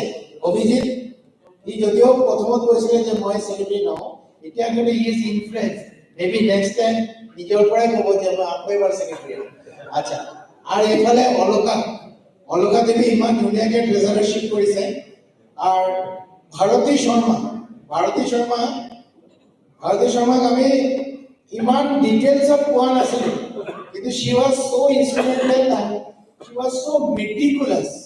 Our first day meeting পৰা she had noted down everything and point এইটো হৈছে tick mark কৰি সবেইনাৰ কাৰণে 6 to 7 hours daily প্ৰেছত কৰি আছে পুৰা continuous ঠিক আছে আৰু last but not the least food committee অহাৰ আগতে আমি কৈছোঁ আমাৰ দূৰৰ পৰা Munmun Nilotpur Shekya and Ananta Singh and Nijora from Dulejan and Niva also from Narkakia. তেওঁলোকে আমাক বহুত হেল্প আগবঢ়াইছে ঠিক আছে আমাৰ প্ৰত্যেকটা মিটিঙত তেওঁলোকে আহিব চেষ্টা কৰিছে they were with us আমাৰ ওয়েল ইন্ডিয়া এডভাৰটাইজ কালেকশ্যন প্ৰথম কনফাৰেন্স য'ত আমি তিনিচুকীয়াৰ পৰা নোযোৱাকৈ আমি 1 লাখ ৰুপিজ আনিব পাৰিছোঁ well India And that credit goes to Duleja people. তিনটা সাইডে আছে দেখো টেনশন নাই আর মনোরম তো বেলেগ ফিল্ড এখানে আর last but not the least গীতিমণিয়ে মানে নরমে গরমে এই হোটেলত নরমে গরমে গৰমকে কৈছে এনেকা নহলে গৰমকে কৈছে এনেকুৱা গৰম দেখাইছে বাবা কৰি সব everything was done very meticulously and even manager each and everyone they have also taken care নতুন hotel I think all go in ভাল হয়ে যাব আর my sincere thanks to our partner our Compuplus এ আমাকে হেল্প করেছে audiovisual team and LED and all other things ঠিক আছে এই বিষয়ে মই আৰু বেশি কব কথা নাই thank you so much thank you to be with us এটা তো প্রথমে করো প্রথম কোঅর্ডিনেশন আরম্ভ করি সজা দাদাৰ সমানিতে মোৰ অনুজ ভাতৃসকল মই আমাৰ এই অৰ্গেনাইজিং কমিটিৰ ফালৰ পৰা ব্যক্তিগত ৰখাৰ আগতে মই আমাৰ উপভোগ কিশোৰ কুমাৰ গোস্বামী বিষয়ে দুআষাৰ ক'ব খুজিছোঁ তেখেতে আমাৰ ইয়াৰ খানাৰ প্ৰতি বহুত কথা ক'লে যে ইমান ধুনীয়াকৈ আপ্যায়ন কৰিছে তাৰ আগতে মই এটা কথা কওঁ মই উপভোগ গোস্বামীয়ে তিনিখন ভাল কনফাৰেঞ্চ পাইছে এখন ব্লাইণ্ডৰ কাৰণে পাইছে আৰু এখন কনফাৰেঞ্চ ইনচেল পাতিছে আৰু 3 বছৰ 3খন গৈছোঁ তাৰে এখনত খোৱাৰ বিষয়ে ক'ব গৈছোঁ মই যেতিয়া তেওঁ হস্পিটেলত এটা ছেকশ্যন বনাই দিছে টেবুল আছে গোটেইবোৰ আইটেম আছে আইটেমৰ তলত দেখিছে সৰ্থেবাৰীৰ চাউল কোপ হেৰি পাৰ ক'ত মুকালমোৱাৰ পাৰ এনেকৈ ধৰণৰ প্ৰত্যেক জেগাৰ পৰা বস্তু আনি বনাইছে তাৰপিছত হাঁহে কিহে বনাইছে এই কোমৰেদি নহয় হাঁহে এনেকৈ ধৰণৰ গোটেইবোৰ মানে তলত হেৰি কৰি দিছে মই তেতিয়া প্ৰথম দেখিছোঁ যে খোৱাৰ হেৰিয়াত এটা হেৰি থাকে টেপ থাকে যে এইটো খাব নিদিওঁ তাৰ ওপৰত কি কৰিছে সব মানুহে কাঁহৰ বাচনত দিছে আৰু কাঁহৰ বাচনৰ ওপৰত এখন কলপাত দিছে যাতে দাগ নালাগে এই কিমান বছৰ আগৰ কথা কৈছোঁ বেছি লাগে গতিকে আপ্যায়নত আমাতকৈ ওপৰত আছে তেওঁ খোৱাব জানে মানুহক আপ্যায়িত কৰিব জানে আমাক যিমান প্ৰভাৱ কৰিছে তাৰ ডবল প্ৰশংসা যোগ্য খোৱাতে নহয় আৰু কিতাপৰ গোটেই খোৱাতে আছে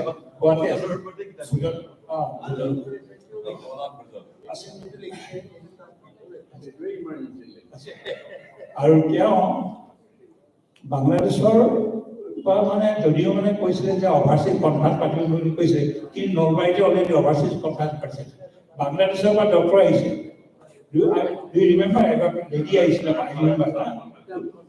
যে কি নাম তেওঁ বাংলাদেশৰ এগৰাকী হেৰি আহিছিলে আচ্ছা এতিয়া মই আমাৰ ইয়াৰ বিষয়ে দুআষাৰ খালি ক'ব খুজিছোঁ এই কনফাৰেঞ্চ পতাটো আমি 1996 চনত প্ৰথম পাতিছিলোঁ তাৰ আগতে আমি IMA আমি ব্যস্ত আছিলোঁ মোৰ সময়ে যিজন ব্যক্তি আছে এইজন ব্যক্তি আৰু এইজন ব্যক্তি মই হাতত ধৰি আমি একেলগে আগবাঢ়ি গৈছিলোঁ মোৰ মানে দুজন লেখক আছে গৌৰী আৰু স্বৰাজ সদায় মোৰ লগত আছে মোৰ পৰা শিকিছিলোঁ মই তেওঁলোকৰ পৰা শিকিছোঁ শিকি শেষত গৈ এতিয়া কনফাৰেঞ্চৰ পাতোঁ তেতিয়া খুব অভিজ্ঞতা আহিলে আৰু এই কনফাৰেঞ্চৰ পাতোঁতে যিটো অভিজ্ঞতা আহৰণ কৰিলে তাৰ ফলশ্ৰুতিত আজি এইখন কনফাৰেঞ্চ হৈছে আৰু এতিয়া এইটো এটা হিউজ কাৰবাৰ অৱশ্যে এটা কথা ক'ব লাগিব টকা পইচা নহ'লে এনেকৈ হিউজ কাৰবাৰ এটা কৰিব নোৱাৰে কিন্তু তেওঁলোকে যে মানি জেনেৰেট কৰি খুব ধুনীয়া কৰিছিল নাই ইয়াত মানে অৰিহণা নাই কিন্তু মই দৰকাৰ কথা কৈছোঁ কিন্তু মেক্সিমাম মই এইবিলাকে কৈছোঁ আৰু এটা কথা কি হ'ল এই কনফাৰেঞ্চত পাতি আমি কেইজনমান লিডাৰ কৰিছোঁ লিডাৰ মানে ভৱিষ্যতৰ কাৰণে as for example H very nice and very active আৰু সেই ছোৱালীজনী দেহৰাদুনৰ ছোৱালী তাই যিটো অসমীয়া মই কোনো ক'ব নোৱাৰে যে এজনী দেহৰাদুনৰ ছোৱালী তাই এনেকুৱা ধৰণৰ মেটিকুলাছ যিটো শব্দ ইউজ কৰিছে exactly that can be use for her so' meticulous community girls হয় এইটো এনেকুৱা ধৰণৰ কাম কৰিছে নাই ভেকুলীও হোৱা নাই গতিকে মই কৈছোঁ এই কনফাৰেন্সৰ যোগেদি আমাৰ এটা প্লাছ পইণ্ট হ'ল কি উই হেভ চামথিং এই লিডাৰ পালোঁ আৰু একেবাৰে কথা ক'ব নজনা মানুহে কথা ক'ব পৰা হ'ল অভিজিৎ চাউলে এইবোৰ কেতিয়াও নাছিলে কিন্তু সি কামিং ফৰৱাৰ্ড গতিকে আল্টিমেটলি গোটেইখিনি কৰিলে আপোনালোকৰ ওচৰত আজি স্বৰাজ বৰিহালে এইটো ক'ব আৰু ৰিগাৰ্ডিং দি হেৰিয়ে কৈছে কিন্তু মানে হস্পিটেল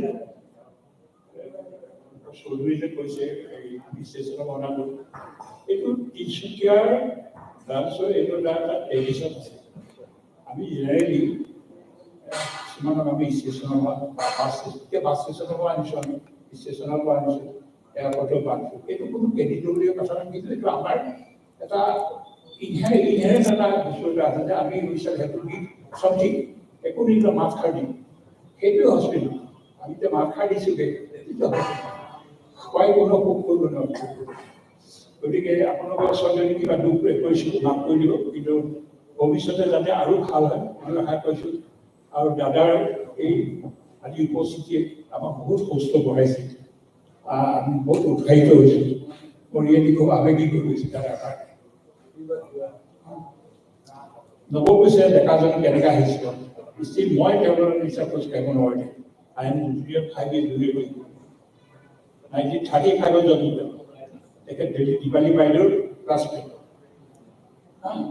গতিকে তেখেতক মই জানো 1962 আই ন হিম ইমান বছৰ জানো আৰু সেইজন ব্যক্তিয়ে কি মৰমত ইমান গোটেই কনফাৰেন্স তেখেতৰ ভাৰ্যা বিচনাত পৰি আছে বিয়া দিয়া ছোৱালী বাইদেউৰ ওচৰত ৰাখি তেখেতে কনফাৰেন্স ভাবিব পাৰে এইটো কণ্ট্ৰিবিউশ্যন তেনেকুৱা ইমেন্স নবডি কেন ডু ইট নিজৰ ৱাইফক বিচনাত ৰাখি পেলাই কনফাৰেন্স আহিব পাৰে কেনেকুৱা কথা তাৰমানে কিমান হেৰি আছে এই অনুষ্ঠান কৰি কিমান আনুগত্য আছে এতিয়া দি এক্সাম্পল আমি ফ'ল' কৰিব লাগিব আৰু বোলে কাজিয়া লাগিছে কি দিব বোলে কি এইটো শিকিবলগীয়া কথা which I have learn from him লক্ষণৰ চাব শিকিছোঁ এইবোৰ শিকি তাৰে দুই এটা কথা ইমপ্লিমেণ্ট কৰিব চাইছোঁ গতিকে এইখিনিয়ে কৈছোঁ আপোনালোকে বেয়া নাপাব গতিকে আপোনালোকক সকলোকে ধন্যবাদ জ্ঞাপন কৰিছোঁ আৰু ভৱিষ্যতলৈকে আপোনালোকে সুখে থাকে তাৰে কামনা কৰি বক্তব্য সামৰি ৰাখিছোঁ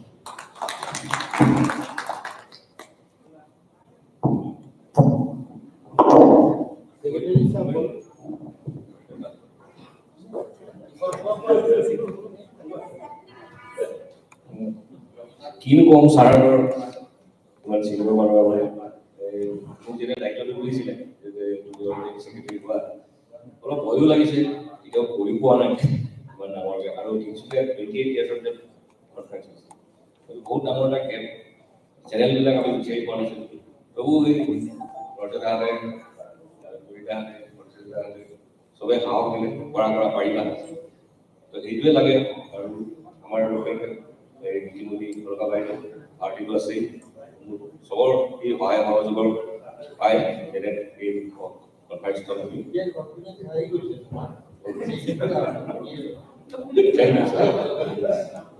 Thank you once again, everybody, for your conference. Thank you.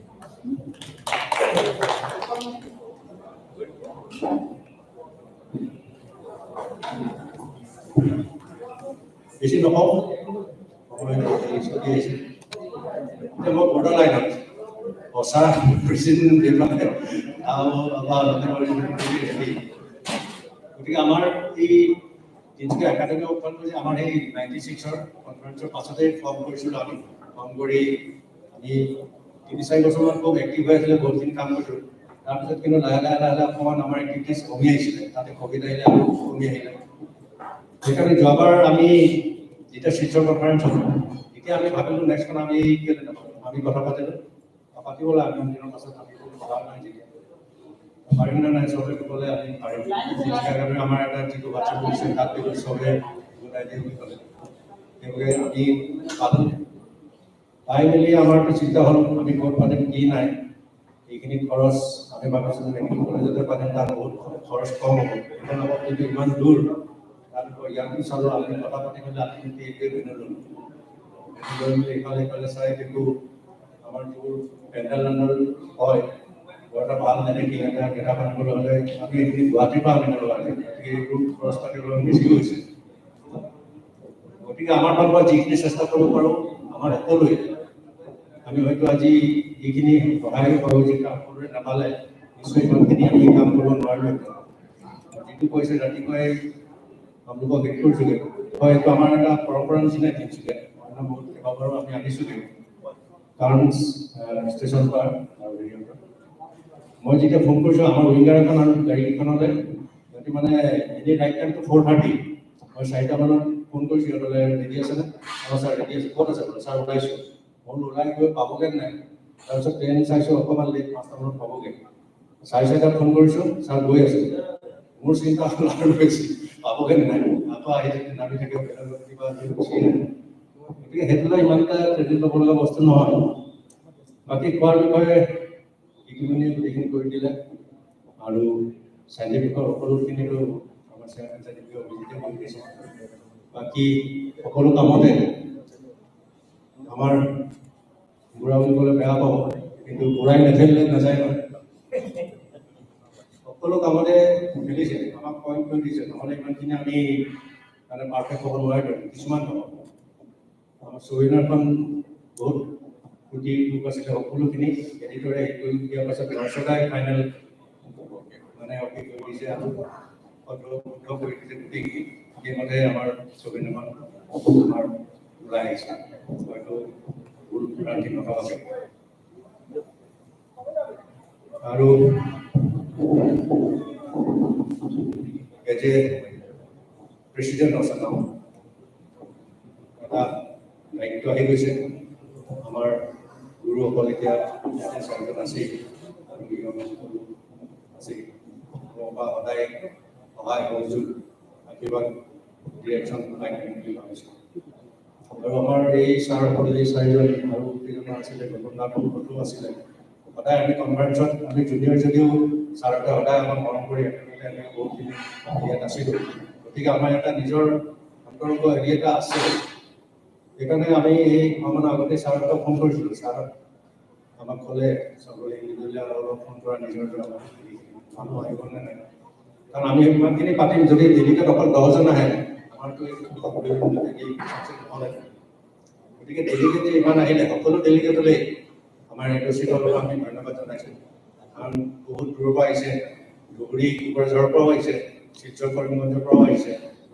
গতিকে আমি ফোন কৰিছিলোঁ সকলোলৈকে ছাৰহঁতে যেতিয়া নিজে আহিম বুলি ক'লে বোলো আমি ভালকৈ পাতিবই লাগিব সেই হিচাপত আগবাঢ়ি গ'লোঁ আৰু জানেই মানুহ মাত্ৰে ভুল হ'বই ভুল হৈছে কেইটামান এইখিনি ধুনীয়া আৰু যেনেকৈ ক'লে there is room for improvement as a president মই এইখিনি সকলোৰে পৰা দিহা পৰামৰ্শ লৈ আমাৰ নেক্সট কনফাৰেন্সবোৰৰ তাত উইকবিলাকত আমি ইম্প্ৰুভ কৰিবলৈ সদায় চাওঁ so' thank you very much thank you everybody so' will now lower our OSA flag and we'll get the conferences over.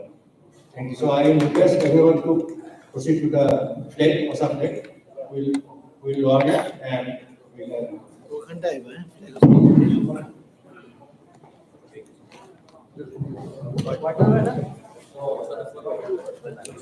50-50 white camel log আছে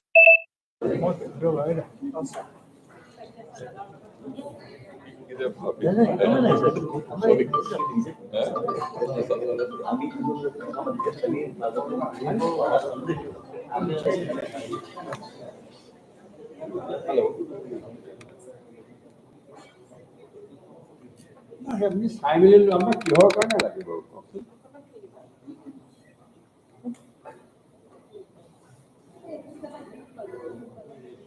আপনি এখন চাই লওক আসলে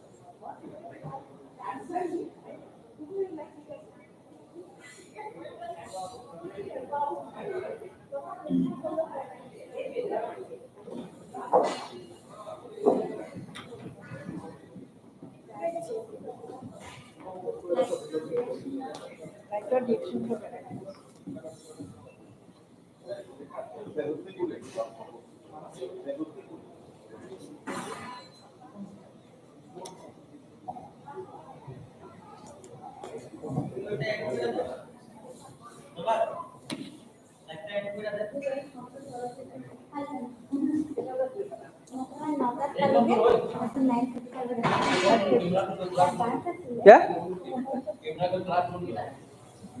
कैमरा का फ्लैश जल रहा है